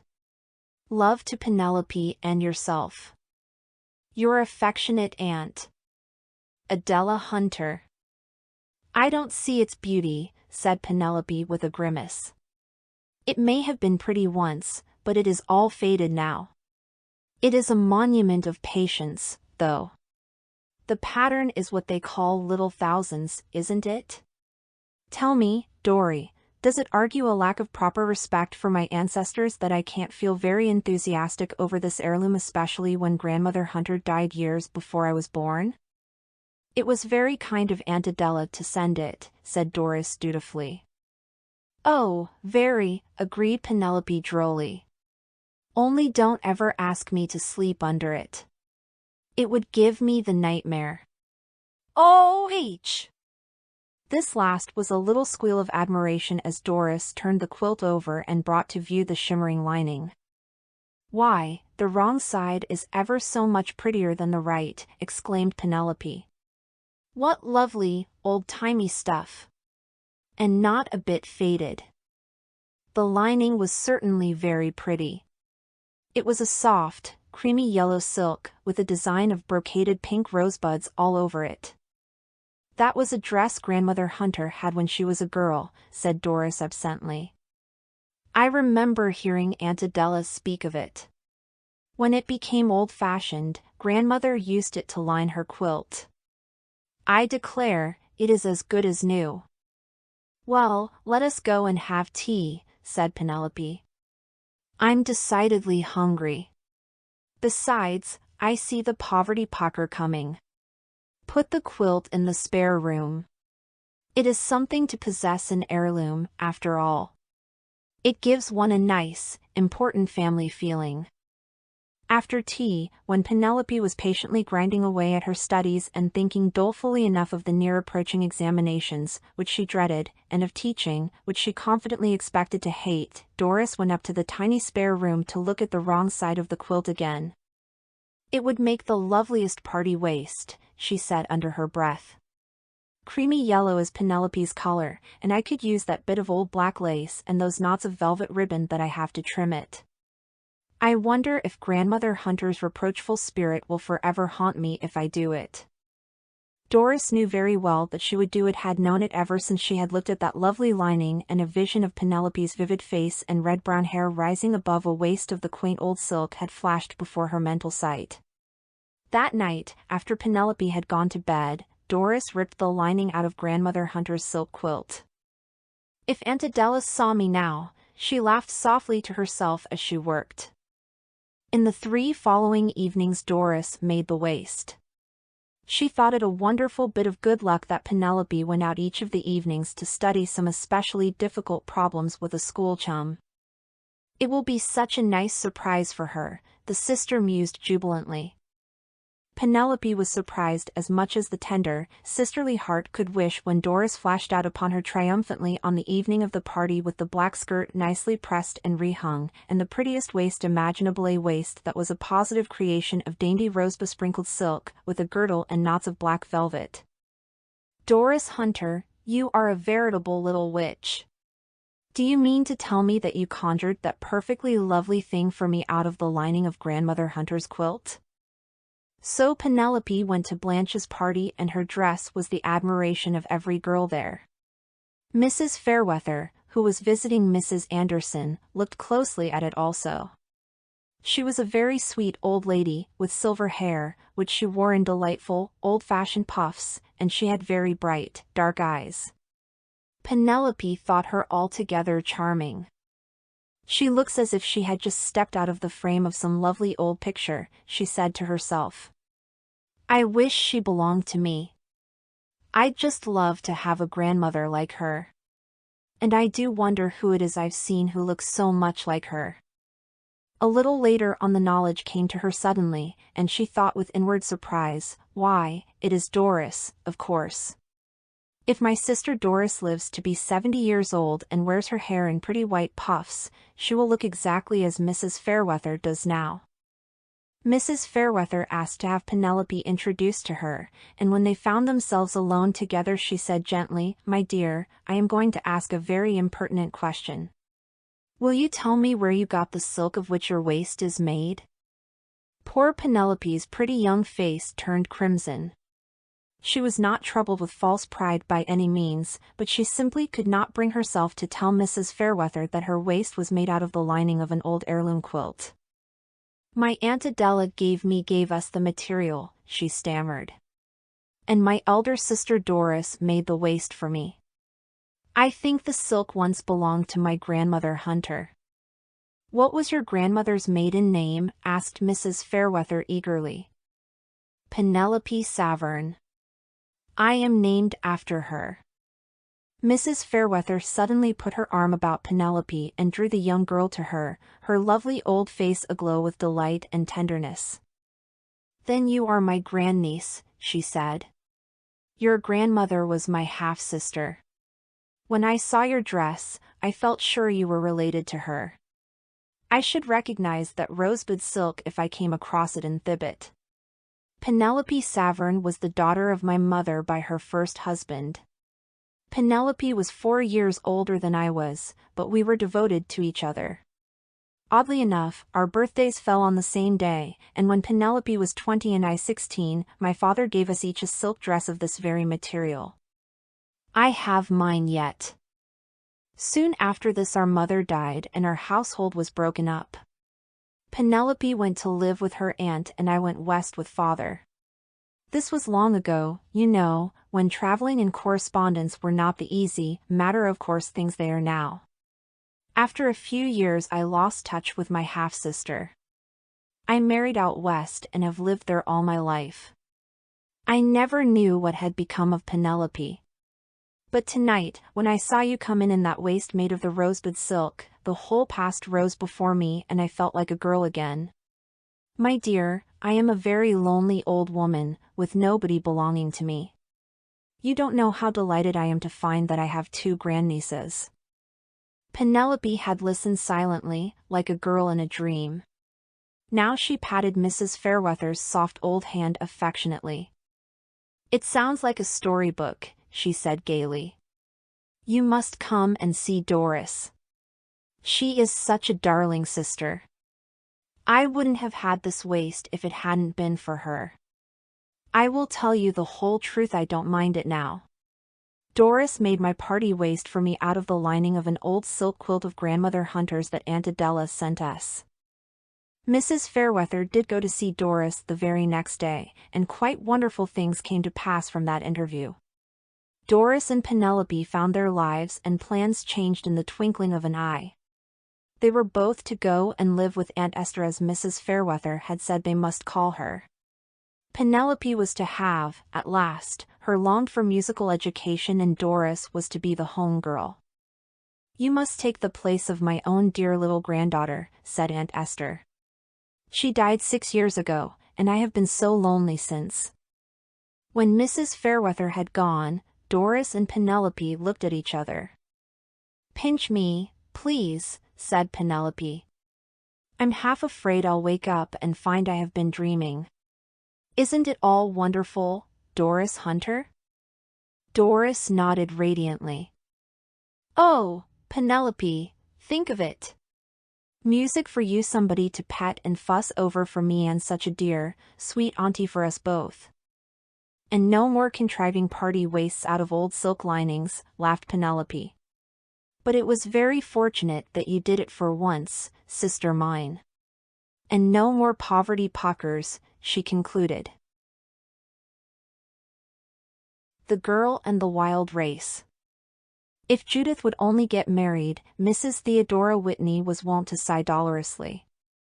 Now, there was no valid reason why Judith ought to get married unless she wanted to.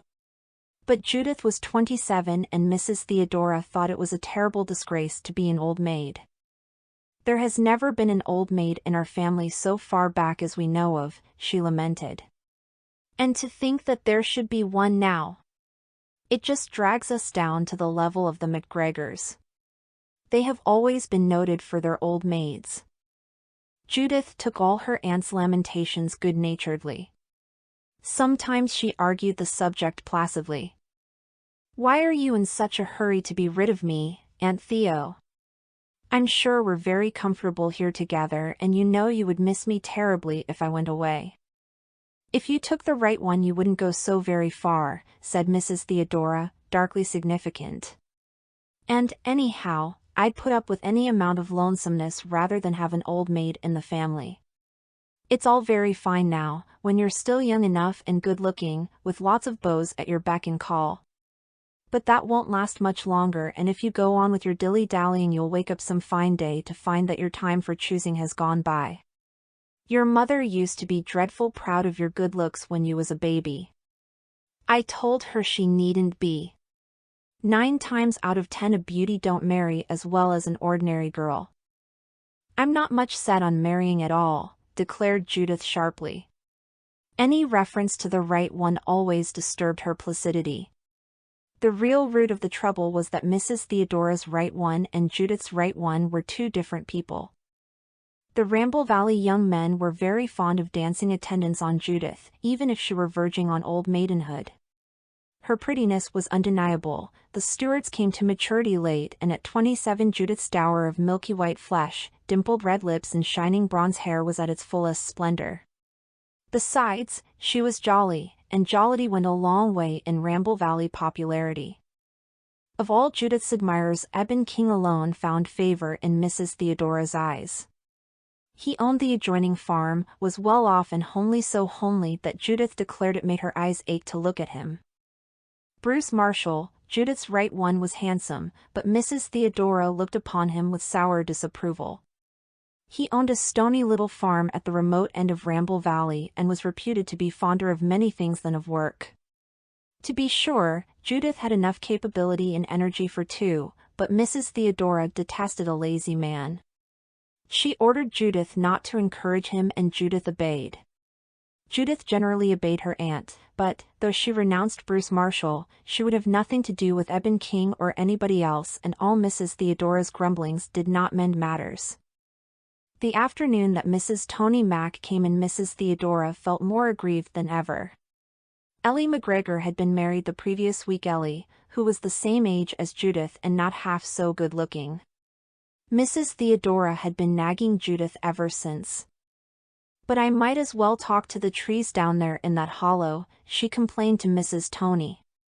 "That girl is so set and contrary-minded. She doesn't care a bit for my feelings." This was not said behind Judith's back. The girl herself was standing at the open door, drinking in all the delicate, evasive beauty of the spring afternoon. The Whitney house crested a bare hill that looked down on misty intervals, feathered with young firs that were golden green in the pale sunlight. The fields were bare and smoking, although the lanes and shadowy places were full of moist snow. Judith's face was aglow with the delight of mere life, and she bent out to front the brisk, dancing wind that blew up from the valley, resinous with the odors of firs and damp mosses. At her aunt's words, the glow went out of her face.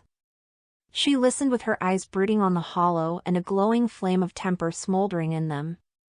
Judith's long patience was giving way. She had been flicked on the raw too often of late. And now her aunt was confiding her grievances to Mrs. Tony Mack, the most notorious gossip in Ramble Valley or out of it. "I can't sleep at nights for worrying over what will become of her when I'm gone," went on Mrs. Theodora dismally.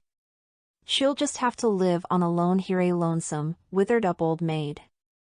And her that might have had her pick, Mrs. Tony, though I do say it as shouldn't. You must feel real thankful to have all your girls married off, especially when none of them was extra good-looking. Some people have all the luck. I'm tired of talking to Judith. Folks'll be saying soon that nobody ever really wanted her, for all her flirting. But she just won't marry." "I will!" Judith whirled about on the sun-warmed doorstep and came in. Her black eyes were flashing and her round cheeks were crimson. "Such a temper you never saw," reported Mrs. Tony afterwards. "Though 'tweren't to be wondered at. Theodora was most awful aggravating." "I will," repeated Judith stormily. "I'm tired of being nagged day in and day out. I'll marry Anne. What is more, I'll marry the very first man that asks me that. I will, if it is old widower Delane himself. How does that suit you, Aunt Theodora?" Mrs. Theodora's mental processes were never slow. She dropped her knitting ball and stooped for it. In that time she had decided what to do. She knew that Judith would stick to her word, Stuart-like, and she must trim her sails to catch this new wind.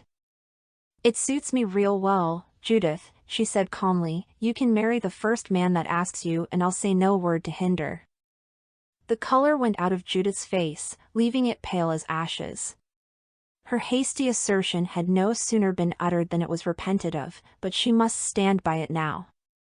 She went out of the kitchen without another glance at her aunt or the delighted Mrs. Tony and dashed up the stairs to her own little room, which looked out over the whole of Ramble Valley. It was warm with the March sunshine, and the leafless boughs of the creeper that covered the end of the house were tapping a gay tattoo on the window panes to the music of the wind. Judith sat down in her little rocker and dropped her pointed chin in her hands. Far down the valley, over the firs on the McGregor Hill and the blue mirror of the Cranston Pond, Bruce Marshall's little gray house peeped out from a semicircle of white-stemmed birches. She had not seen Bruce since before Christmas. He had been angry at her then because she had refused to let him drive her home from prayer meeting. Since then she had heard a rumor that he was going to see Kitty Lee at the Upper Valley. Judith looked somberly down at the Marshall homestead. She had always loved the quaint, picturesque old place, so different from all the commonplace spick and span new houses of the prosperous valley. Judith had never been able to decide whether she really cared very much for Bruce Marshall or not, but she knew that she loved that rambling, cornery house of his, with the gable festooned with the real ivy that Bruce Marshall's great-grandmother had brought with her from England. Judith thought contrastingly of Eben King's staring, primrose-colored house in all its bare, intrusive grandeur. She gave a little shrug of distaste. I wish Bruce knew of this, she thought, flushing even in her solitude at the idea. Although if it is true that he is going to see Kitty Lee, I don't suppose he'd care. And Aunt Theo will be sure to send word to Eben by hook or crook. Whatever possessed me to say such a mad thing? There goes Mrs. Tony now, all agog to spread such a delectable bit of gossip. Mrs. Tony had indeed gone, refusing Mrs. Theodora's invitation to stay to tea, so eager was she to tell her story. And Mrs. Theodora, at that very minute, was out in her kitchen yard, giving her instructions to Potter Vane, the 12-year-old urchin who cut her wood and did sundry other chores for her. Potter, she said, excitedly, run over to the King's and tell Eben to come over here immediately no matter what he's at. Tell him I want to see him about something of the greatest importance. Mrs. Theodora thought that this was a master stroke. That match is as good as made, she thought triumphantly as she picked up chips to start the tea fire. If Judith suspects that Eben is here, she is quite likely to stay in her room and refuse to come down. But if she does, I'll march him upstairs to her door and make him ask her through the keyhole. You can't stump Theodora Whitney. Alas! 10 minutes later Potter returned with the unwelcome news that Eben was away from home. He went to Wexbridge about half an hour ago, his ma said. She said she'd tell him to come right over as soon as he came home. Mrs. Theodora had to content herself with this, but she felt troubled. She knew Mrs. Tony Mack's capabilities for spreading news. What if Bruce Marshall should hear it before Eben? That evening Jacob Plowden's store at Wexbridge was full of men, sitting about on kegs and counters or huddling around the stove, for the March air had grown sharp as the sun lowered in the creamy sky over the Ramble Valley hills. Eben King had a keg in the corner. He was in no hurry to go home, for he loved gossip dearly and the Wexbridge stores abounded with it. He had exhausted the news of Peter Stanley's store across the bridge, and now he meant to hear what was saying at Plowden's.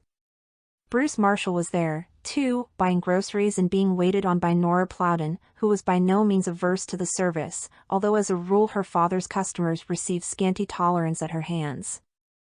What are the valley roads like, Marshall? Asked a Wexbridge man, between 2 squirts of tobacco juice. Bad, said Bruce briefly. Another warm day will finish the sleighing. Are they crossing at Mally's Creek yet? Asked Plowden. No, Jack Carr got in there day before yesterday. Nearly lost his mare. I came round by the main road, responded Bruce. The door opened at this point and Tony Mack came in. As soon as he closed the door he doubled up in a fit of chuckles, which lasted until he was purple in the face. Is the man crazy? Demanded Plowden, who had never seen lean little Tony visited like this before. Crazy nothin', retorted Tony. You'll laugh too, when you hear it. Such a joke! He Theodora Whitney has been badgering Judith Stewart so much about being an old maid that Judith's got mad and vowed she'll marry the first man that asks her. He. My old woman was there and heard her. She'll keep her word, too. She ain't old Joshua Stewart's daughter for nothin'. If he said he'd do a thing he did it if it tuck the hair off. If I was a young feller now. He. Bruce Marshall swung round on one foot. His face was crimson, and if looks could kill, Tony Mac would have fallen dead in the middle of his sniggers. "You needn't mind doing up that parcel for me," he said to Nora. "I'll not wait for it." On his way to the door, Eben King brushed past him. A shout of laughter from the assembled men followed them. The others streamed out in their wake, realizing that a race was afoot. Tony alone remained inside, helpless with chuckling. Eben King's horse was tied at the door. He had nothing to do but step in and drive off. Bruce had put his mare in at Billy Bender's across the bridge, intending to spend the evening there. He knew that this would handicap him seriously, but he strode down the road with a determined expression on his handsome face.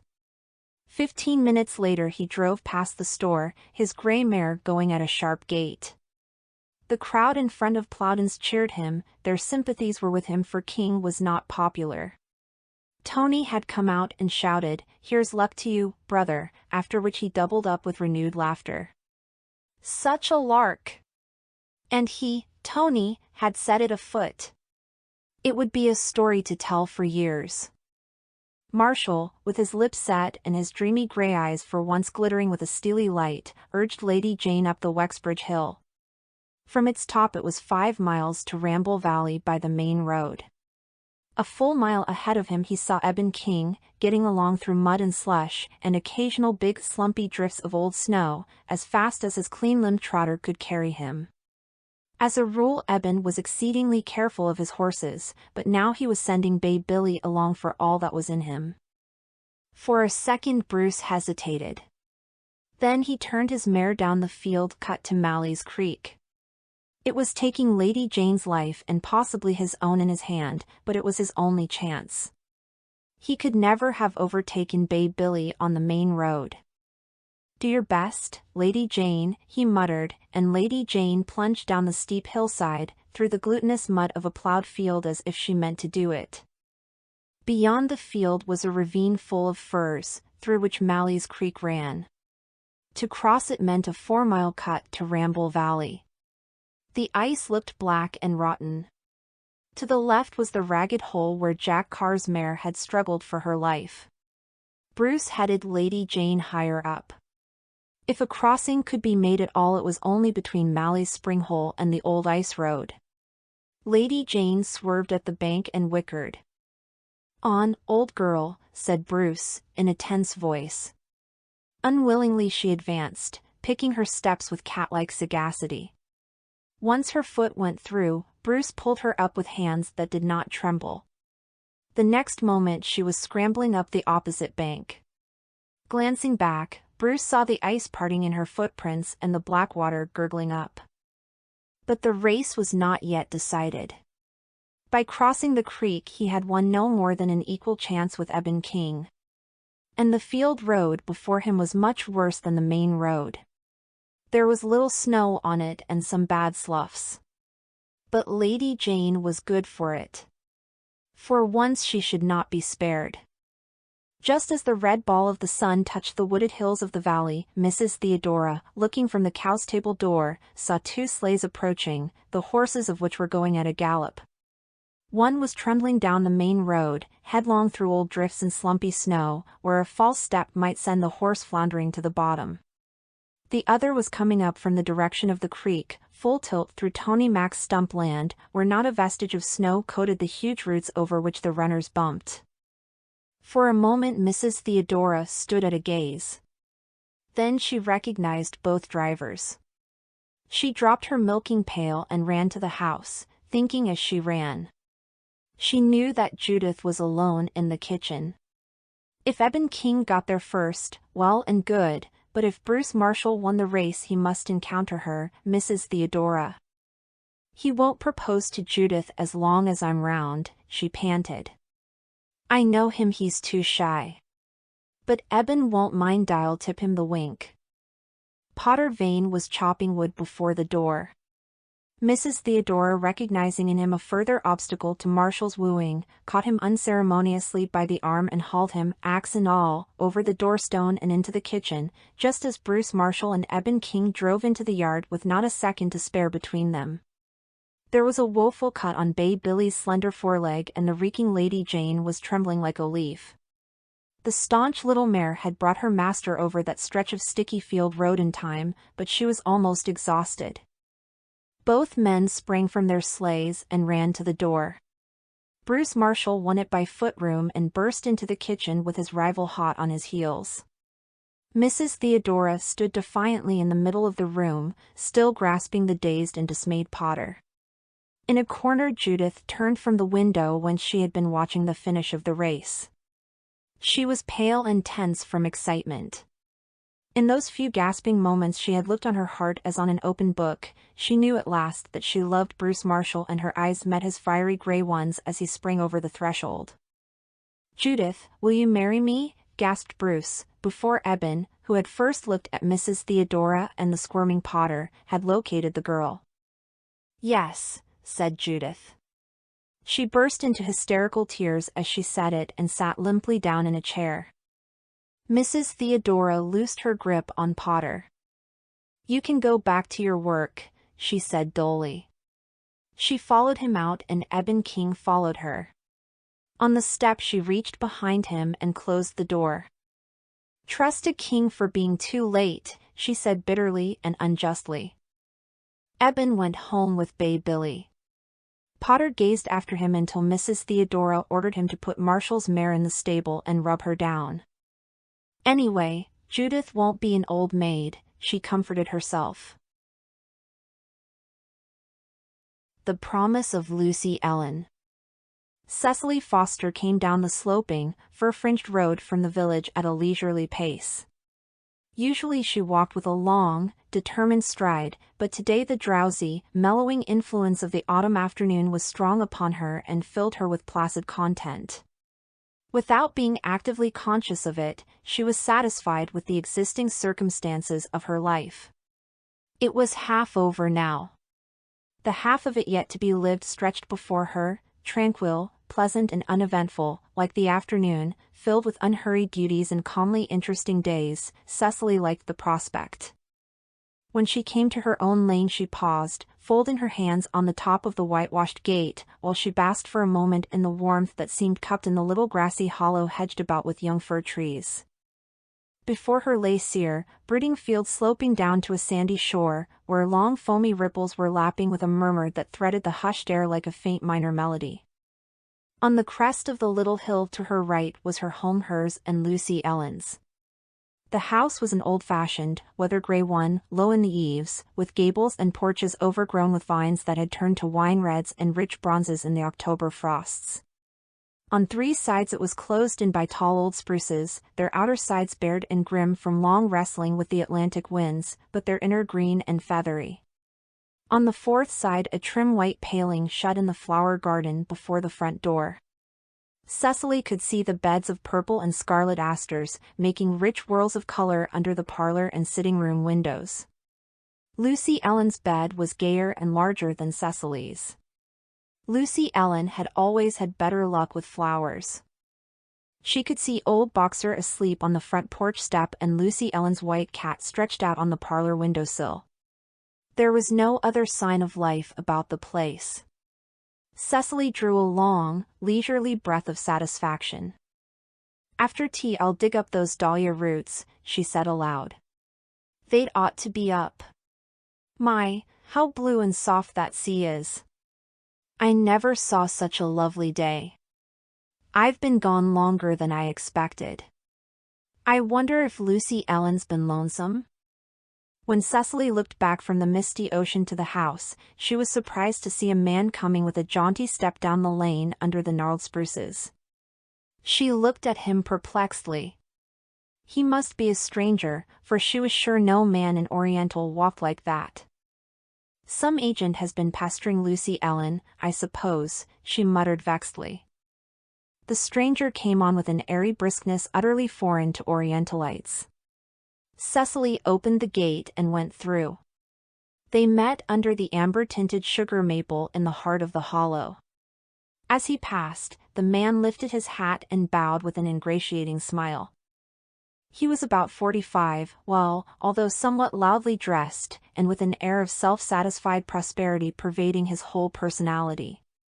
He had a heavy gold watch chain and a large seal ring on the hand that lifted his hat.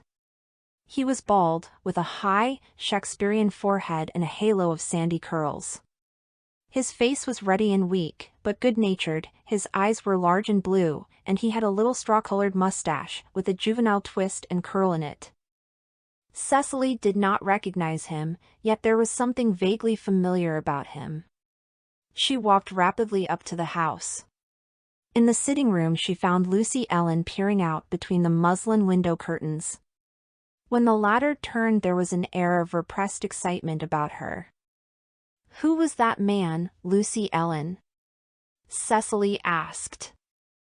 To Cecily's amazement, Lucy Ellen blushed a warm, spring-like flood of color that rolled over her delicate little face like a miracle of rejuvenescence. "Didn't you know him?"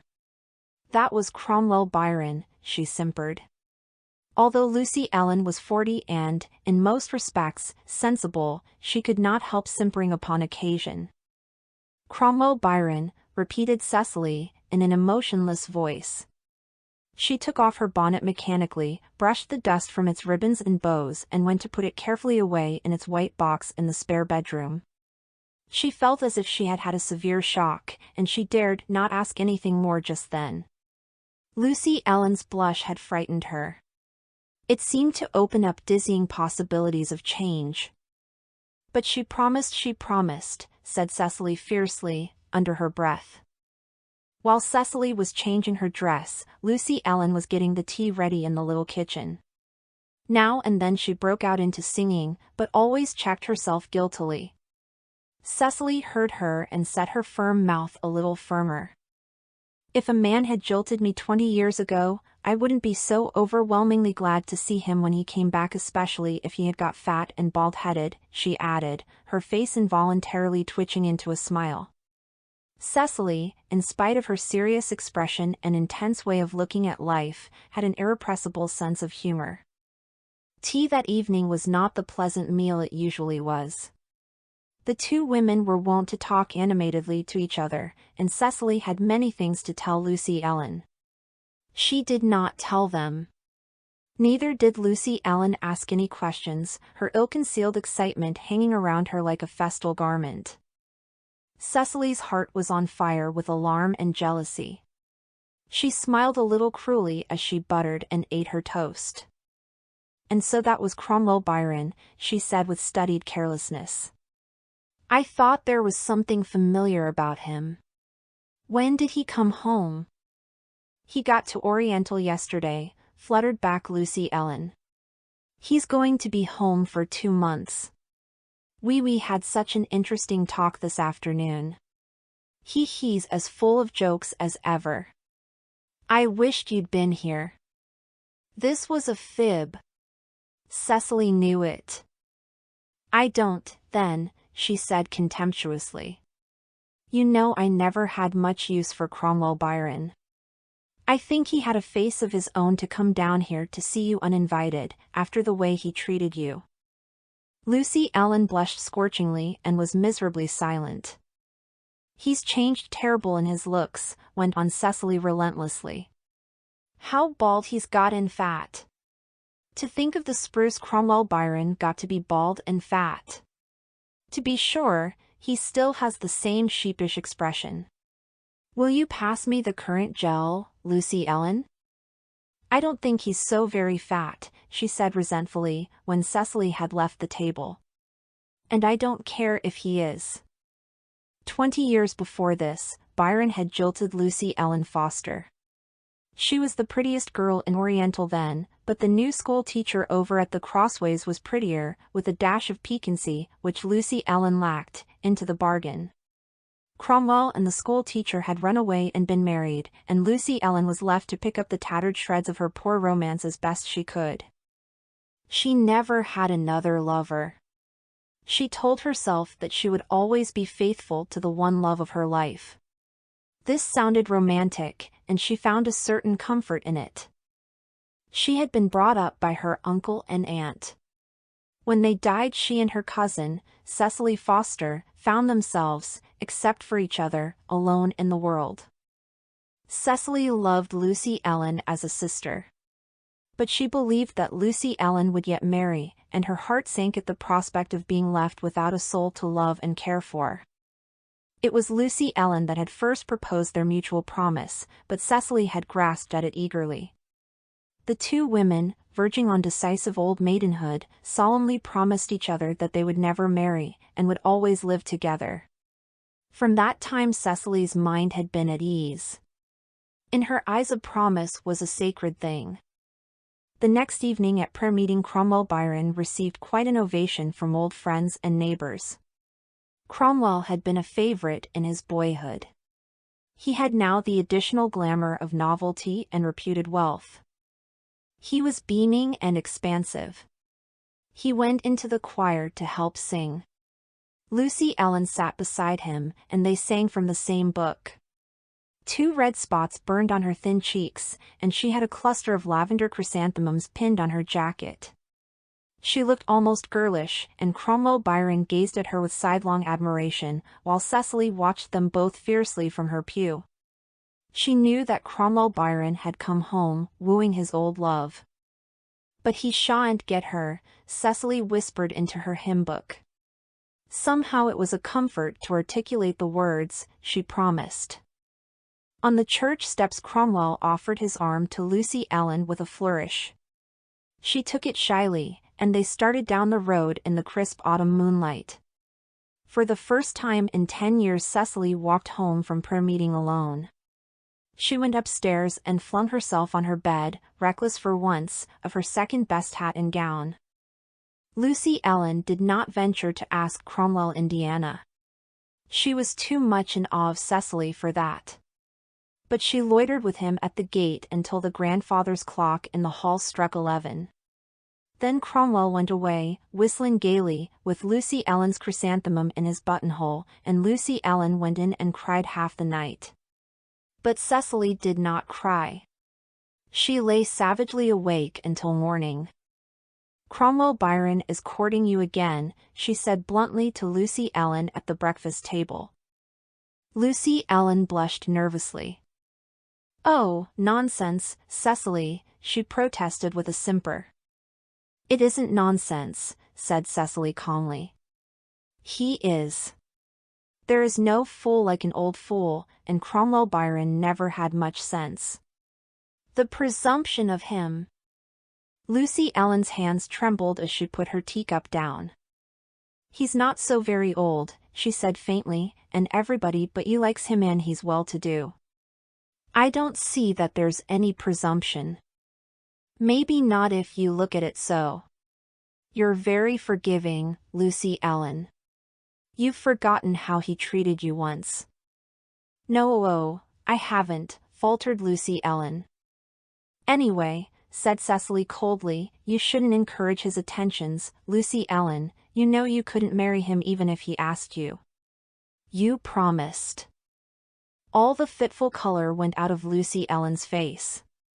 Under Cecily's pitiless eyes she wilted and drooped. "I know," she said deprecatingly, "I haven't forgotten. You are talking nonsense, Cecily.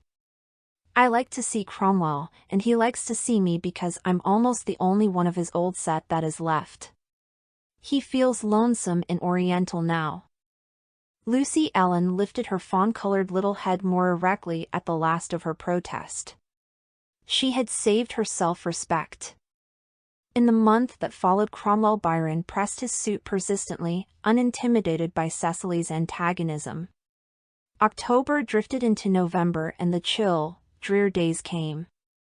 To Cecily the whole outer world seemed the dismal reflex of her pain-bitten heart. Yet she constantly laughed at herself, too, and her laughter was real if bitter. One evening she came home late from a neighbor's. Cromwell Biron passed her in the hollow under the bare boughs of the maple that were outlined against the silvery moonlit sky. When Cecily went into the house, Lucy Ellen opened the parlor door. She was very pale, but her eyes burned in her face and her hands were clasped before her. "I wish you'd come in here for a few minutes, Cecily," she said feverishly. Cecily followed silently into the room. "Cecily," she said faintly, "Cromwell was here tonight.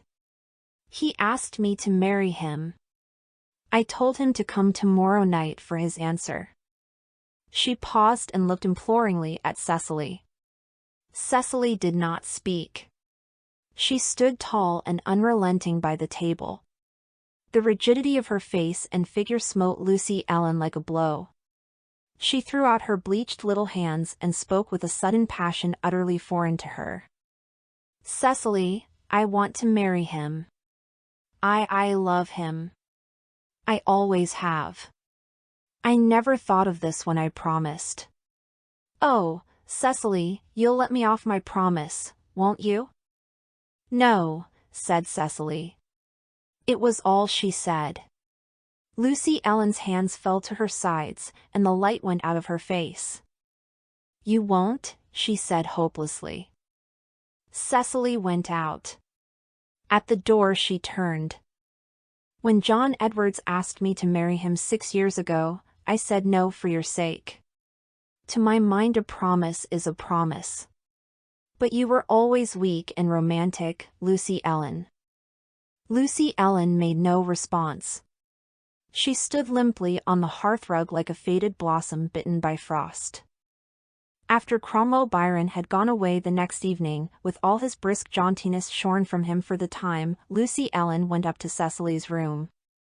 She stood for a moment in the narrow doorway, with the lamplight striking upward with a gruesome effect on her wan face. "I've sent him away," she said lifelessly. "I've kept my promise, Cecily." There was silence for a moment. Cecily did not know what to say. Suddenly Lucy Ellen burst out bitterly. "I wish I was dead." Then she turned swiftly and ran across the hall to her own room. Cecily gave a little moan of pain. This was her reward for all the love she had lavished on Lucy Ellen. "Anyway, it is all over," she said, looking dourly into the moonlit boughs of the firs. "Lucy Ellen'll get over it. When Cromwell is gone she'll forget all about him. I'm not going to fret." She promised, and she wanted the promise first. During the next fortnight tragedy held grim sway in the little weather-grey house among the firs, a tragedy tempered with grim comedy for Cecily, who, amid all her agony, could not help being amused at Lucy Ellen's romantic way of sorrowing. Lucy Ellen did her morning's work listlessly and drooped through the afternoons. Cecily would have felt it as a relief if Lucy Ellen had upbraided her, but after her outburst on the night she sent Cromwell away, Lucy Ellen never uttered a word of reproach or complaint. One evening Cecily made a neighborly call in the village. Cromwell Byron happened to be there and gallantly insisted upon seeing her home. She understood from Cromwell's unaltered manner that Lucy Ellen had not told him why she had refused him. She felt a sudden admiration for her cousin. When they reached the house, Cromwell halted suddenly in the banner of light that streamed from the sitting-room window. They saw Lucy Ellen sitting alone before the fire, her arms folded on the table, and her head bowed on them. Her white cat sat unnoticed at the table beside her. Cecily gave a gasp of surrender. "You'd better come in," she said, harshly. "Lucy Ellen looks lonesome." Cromwell muttered sheepishly, "I'm afraid I wouldn't be company for her. Lucy Ellen doesn't like me much dash." "Oh, doesn't she?" said Cecily, bitterly. "She likes you better than she likes me for all I've, but it's no matter. It's been all my fault," she'll explain. "Tell her I said she could. Come in, I say." She caught the still reluctant Cromwell by the arm and fairly dragged him over the geranium beds and through the front door. She opened the sitting-room door and pushed him in. Lucy Ellen rose in amazement. Over Cromwell's bald head loomed Cecily's dark face, tragic and determined. "Here's your beau, Lucy Ellen," she said, "and I give you back your promise." She shut the door upon the sudden illumination of Lucy Ellen's face and went upstairs with the tears rolling down her cheeks. "It's my turn to wish I was dead," she muttered. Then she laughed hysterically. That goose of a Cromwell! How queer he did look standing there, frightened to death of Lucy Ellen. Poor little Lucy Ellen. Well, I hope he'll be good to her. The pursuit of the ideal. Freda's snuggery was aglow with the rose-red splendor of an open fire which was triumphantly warding off the stealthy approaches of the dull gray autumn twilight. Roger St. Clair stretched himself out luxuriously in an easy chair with a sigh of pleasure. "Freda, your armchairs are the most comfy in the world. How do you get them to fit into a fellow's kinks so splendidly?" Freda smiled at him out of big, owlish eyes that were the same tint as the coppery gray sea upon which the north window of the snuggery looked. "Any armchair will fit a lazy fellow's kinks," she said. "I'm not lazy," protested Roger. "That you should say so, Freda, when I have wheeled all the way out of town this dismal afternoon over the worst bicycle road in 3 kingdoms to see you, bonny maid." "I like lazy people," said Freda softly, tilting her spoon on a cup of chocolate with a slender brown hand. Roger smiled at her chummily. "You are such a comfortable girl," he said. "I like to talk to you and tell you things. You have something to tell me today. It has been fairly sticking out of your eyes ever since you came. Now, fess."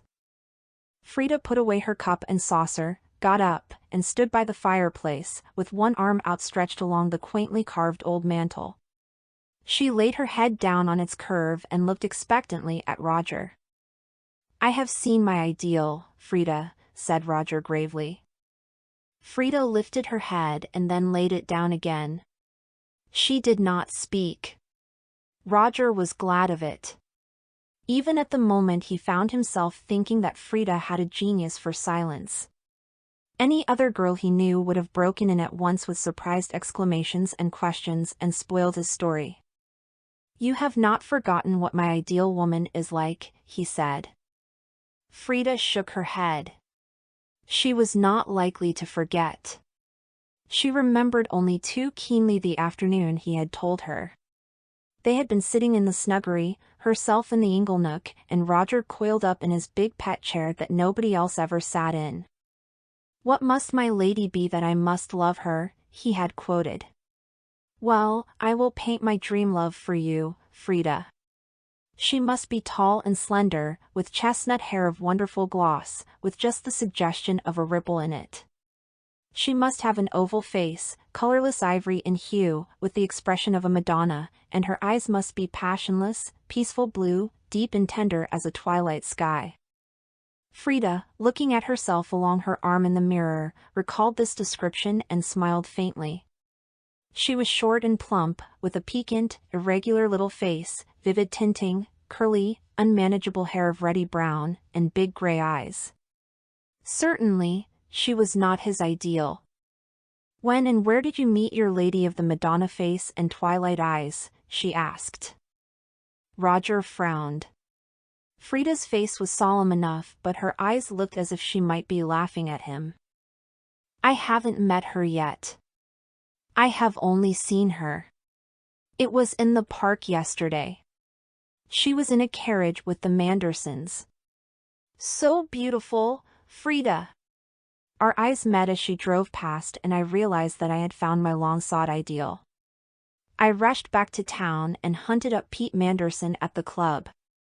Pete is a donkey, but he has his ways of being useful. He told me who she was.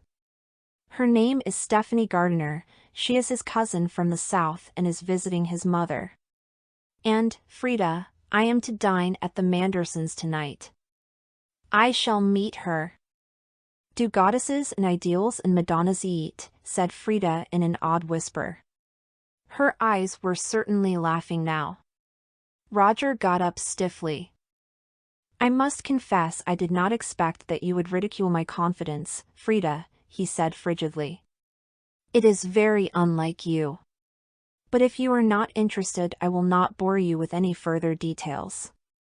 And it is time I was getting back to town anyhow. When he had gone, Freda ran to the west window and flung it open. She leaned out and waved both hands at him over the spruce hedge. Roger, Roger, I was a horrid little beast. Forget it immediately, please. And come out tomorrow and tell me all about her. Roger came. He bored Freda terribly with his raptures, but she never betrayed it. She was all sympathy, or, at least, as much sympathy as a woman can be who must listen while the man of men sings another woman's praises to her. She sent Roger away in perfect good humor with himself and all the world, then she curled herself up in the snuggery, pulled a rug over her head, and cried. Roger came out to Lowlands oftener than ever after that. He had to talk to somebody about Stephanie Gardiner, and Freda was the safest vent. The pursuit of the ideal, as she called it, went on with vim and fervor. Sometimes Roger would be on the heights of hope and elation, the next visit he would be in the depths of despair and humility. Freda had learned to tell which it was by the way he opened the snuggery door. One day when Roger came, he found 6 feet of young man reposing at ease in his particular chair. Freda was sipping chocolate in her corner and looking over the rim of her cup at the intruder, just as she had been wont to look at Roger. She had on a new dark red gown and looked vivid and rose-hued. She introduced the stranger as Mr. Grayson and called him Tim. They seemed to be excellent friends. Roger sat bolt upright on the edge of a fragile, gilded chair which Freda kept to hide a shabby spot in the carpet, and glared at Tim until the latter said goodbye and lounged out. "You'll be over tomorrow?" said Freda. "Can't I come this evening?" he pleaded. Freda nodded. "Yes, and we'll make taffy. You used to make such delicious stuff, Tim." "Who is that fellow, Freda?" Roger inquired crossly, as soon as the door closed. Freda began to make a fresh pot of chocolate. She smiled dreamily as if thinking of something pleasant. "Why, that was Tim Grayson, dear old Tim. He used to live next door to us when we were children. And we were such chums, always together, making mud pies, and getting into scrapes. He is just the same old Tim, and is home from the West for a long visit. I was so glad to see him again." "So it would appear," said Roger grumpily. "Well, now that dear old Tim is gone, I suppose I can have my own chair, can I? And do give me some chocolate. I didn't know you made taffy." "Oh, I don't. It's Tim. He can do everything. He used to make it long ago, and I washed up after him and helped him eat it. How is the pursuit of the ideal coming on, Roger boy?" Roger did not feel as if he wanted to talk about the ideal. He noticed how vivid Freda's smile was and how lovable were the curves of her neck where the dusky curls were caught up from it. He had also an inner vision of Freda making taffy with Tim, and he did not approve of it. He refused to talk about the ideal. On his way back to town, he found himself thinking that Freda had the most charming, glad little laugh of any girl he knew. He suddenly remembered that he had never heard the ideal laugh. She smiled placidly. He had raved to Freda about that smile, but she did not laugh. Roger began to wonder what an ideal without any sense of humor would be like when translated into the real. He went to Lowlands the next afternoon and found Tim there in his chair again. He detested the fellow, but he could not deny that he was good-looking and had charming manners. Freda was very nice to Tim. On his way back to town, Roger decided that Tim was in love with Freda. He was furious at the idea. The presumption of the man! He also remembered that he had not said a word to Freda about the ideal. And he never did say much more, perhaps because he could not get the chance. Tim was always there before him and generally outstayed him. One day when he went out, he did not find Freda at home. Her aunt told him that she was out riding with Mr. Grayson. On his way back he met them. As they cantered by, Freda waved her riding whip at him. Her face was full of warm, ripe, kissable tints, her loose lovelocks were blowing about it, and her eyes shone like gray pools mirroring stars. Roger turned and watched them out of sight behind the firs that cupped lowlands. That night at Mrs. Crandall's dinner table somebody began to talk about Freda. Roger strained his ears to listen. Mrs. Kitty Carr was speaking. Mrs. Kitty knew everything and everybody. "She is simply the most charming girl in the world when you get really acquainted with her," said Mrs. Kitty, with the air of having discovered and patented Freda.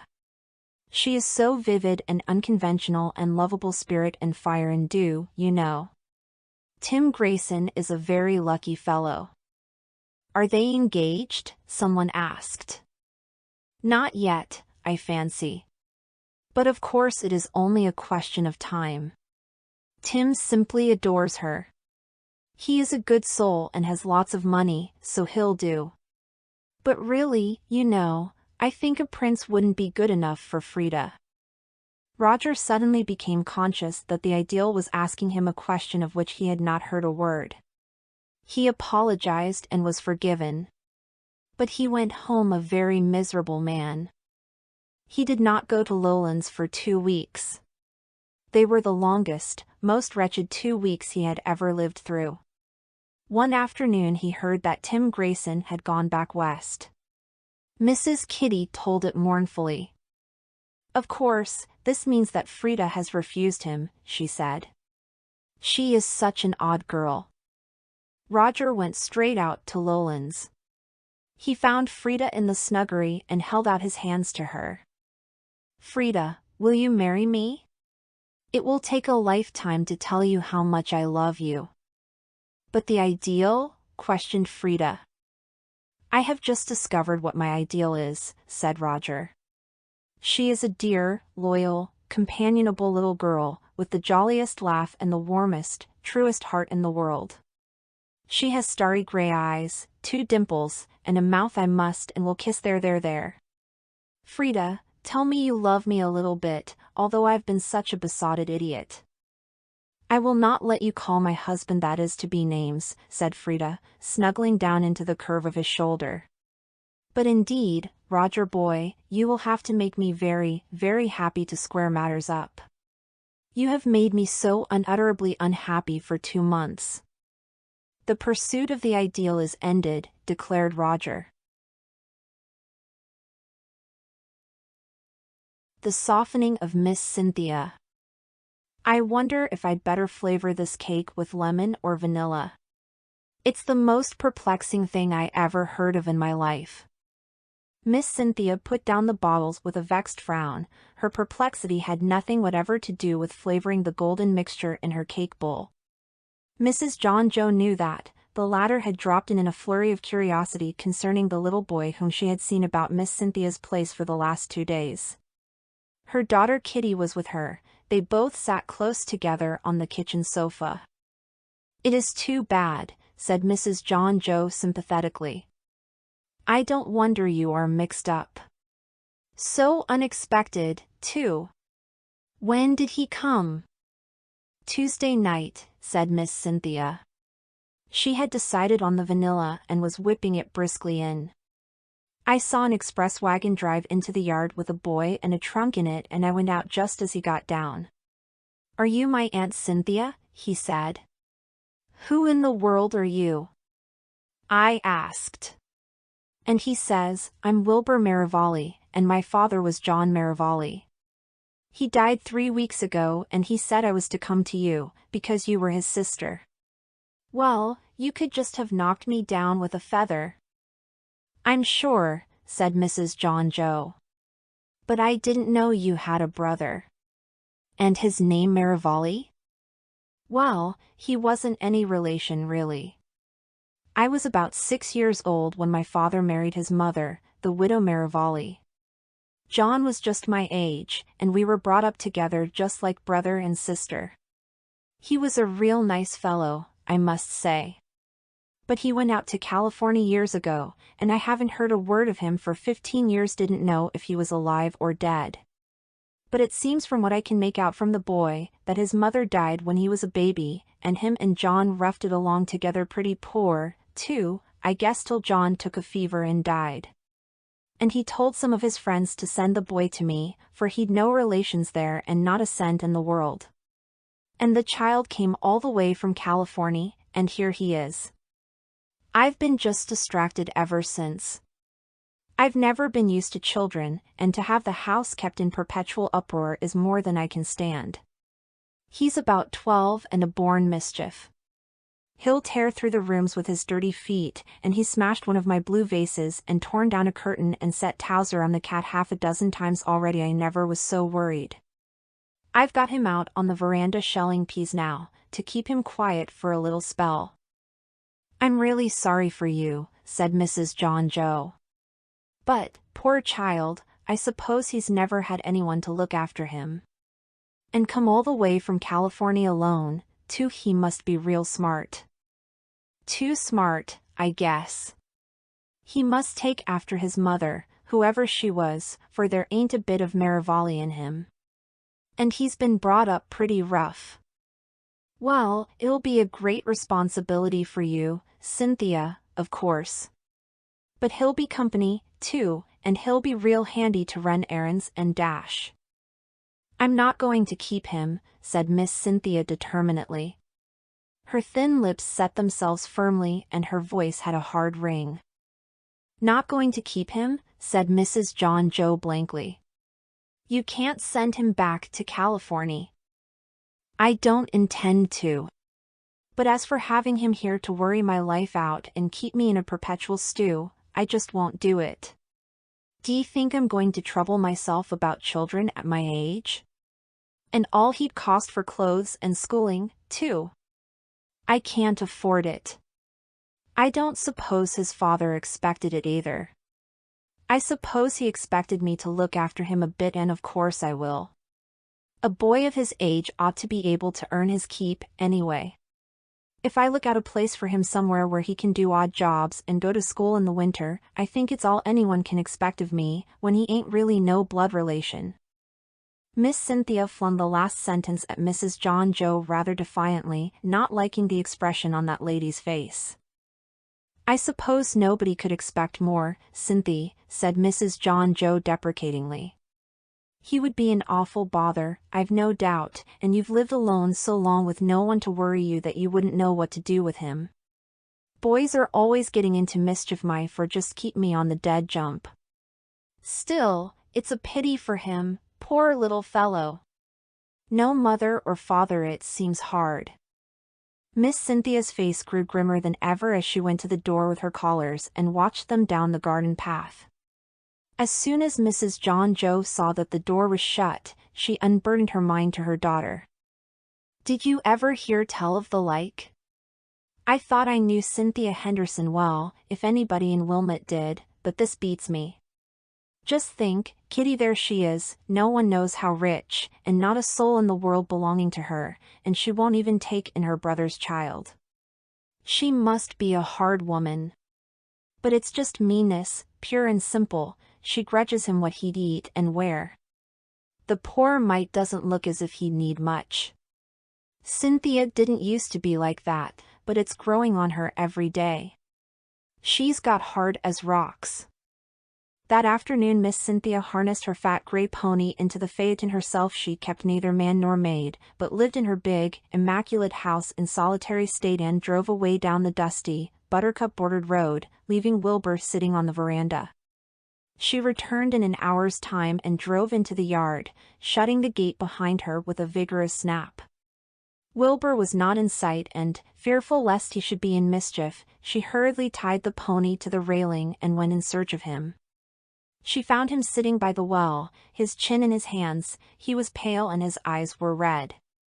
Miss Cynthia hardened her heart and took him into the house. I've been down to see Mr. Robbins this afternoon, Wilbur, she said, pretending to brush some invisible dust from the bottom of her nice black cashmere skirt for an excuse to avoid looking at him, and he's agreed to take you on trial. It's a real good chance, better than you could expect. He says he'll board and clothe you and let you go to school in the winter. The boy seemed to shrink. "Daddy said that I would stay with you," he said wistfully. "He said you were so good and kind and would love me for his sake." For a moment Miss Cynthia softened. She had been very fond of her stepbrother. It seemed that his voice appealed to her across the grave in behalf of his child. But the crust of years was not to be so easily broken. "Your father meant that I would look after you," she said, "and I mean to, but I can't afford to keep you here.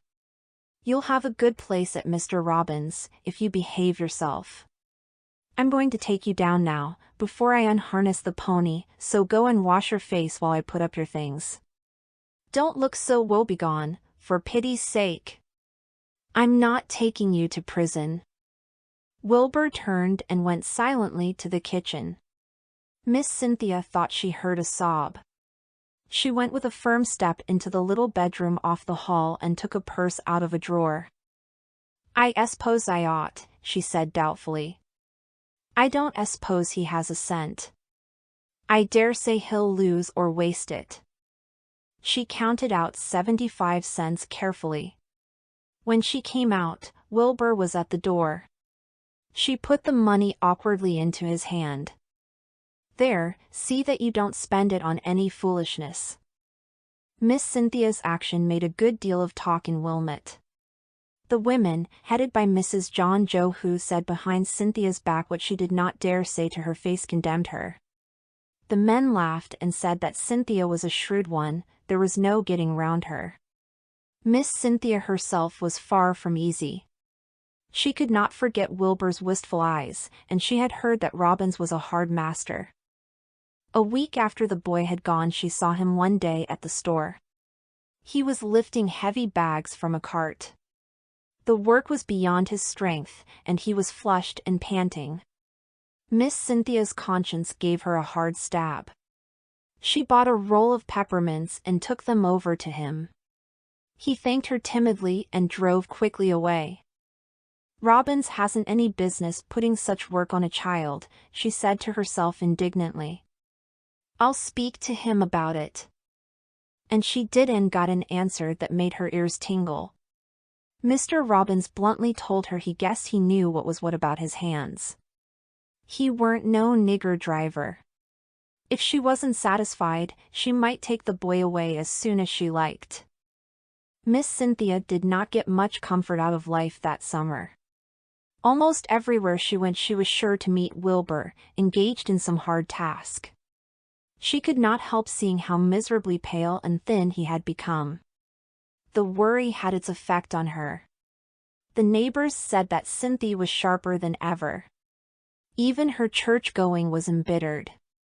She had always enjoyed walking up the aisle with her rich silk skirt rustling over the carpet, her cashmere shawl folded correctly over her shoulders, and her lace bonnet set precisely on her thin shining crimps. But she could take no pleasure in that or in the sermon now, when Wilbur sat right across from her pew, between hard-featured Robins and his sulky-looking wife. The boy's eyes had grown too large for his thin face. The softening of Miss Cynthia was a very gradual process, but it reached a climax one September morning, when Mrs. John Joe came into the former's kitchen with an important face. Miss Cynthia was preserving her plums. "No, thank you, I'll not sit down, I only run in. I suppose you've heard it. That little Marivalli boy has took awful sick with fever, they say. He's been worked half to death this summer. Everyone knows what Robins is with his help, and they say he has fretted a good deal for his father and been homesick, and he's run down, I suppose. Anyway, Robins took him over to the hospital at Stanford last night. Good gracious, Cynthia, are you sick?" Miss Cynthia had staggered to a seat by the table. Her face was pallid. "No, it's only your news gave me a turn. It came so suddenly I didn't know. I must hurry back and see to the men's dinners. I thought I'd come and tell you, though I didn't know as you'd care." This parting shot was unheeded by Miss Cynthia. She laid her face in her hands. "It's a judgment on me," she moaned. "He's going to die, and I'm his murderess. This is the account I'll have to give John Marivalli of his boy. I've been a wicked, selfish woman, and unjustly punished. It was a humbled Miss Cynthia who met the doctor at the hospital that afternoon. He shook his head at her eager questions. "It's a pretty bad case. The boy seems run down every way. No, it is impossible to think of moving him again. Bringing him here last night did him a great deal of harm. Yes, you may see him, but he will not know you. I fear he is delirious and raves of his father in California." Miss Cynthia followed the doctor down the long ward. When he paused by a cot, she pushed past him. Wilbur lay tossing restlessly on his pillow. He was thin to emaciation, but his cheeks were crimson and his eyes burning bright. Miss Cynthia stooped and took the hot, dry hands in hers. "Wilbur," she sobbed, "don't you know me, Aunt Cynthia?" "You are not my Aunt Cynthia," said Wilbur. "Daddy said Aunt Cynthia was good and kind. You are a cross, bad woman. I want Daddy. Why doesn't he come? Why doesn't he come to little Wilbur?" Miss Cynthia got up and faced the doctor. "He's got to get better," she said stubbornly. "Spare no expense or trouble. If he dies, I will be a murderess. He must live and give me a chance to make it up for him." And he did live, but for a long time it was a hard fight, and there were days when it seemed that death must win. Miss Cynthia got so thin and wan that even Mrs. John Joe pitied her. The earth seemed to Miss Cynthia to laugh out in prodigal joyousness on the afternoon she drove home when Wilbur had been pronounced out of danger. How tranquil the hills looked, with warm October sunshine sleeping on their sides and faint blue hazes on their brows. How gallantly the maples flaunted their crimson flags. How kind and friendly was every face she met. Afterwards, Miss Cynthia said she began to live that day. Wilbur's recovery was slow. Every day Miss Cynthia drove over with some dainty, and her loving gentleness sat none the less gracefully on her because of its newness. Wilbur grew to look for and welcome her coming. When it was thought safe to remove him, Miss Cynthia went to the hospital with a phaeton load of shawls and pillows. "I have come to take you away," she said. Wilbur shrank back. "Not to Mr. Robbins," he said piteously. "Oh, not there, Aunt Cynthia." "Of course not," Miss Cynthia said.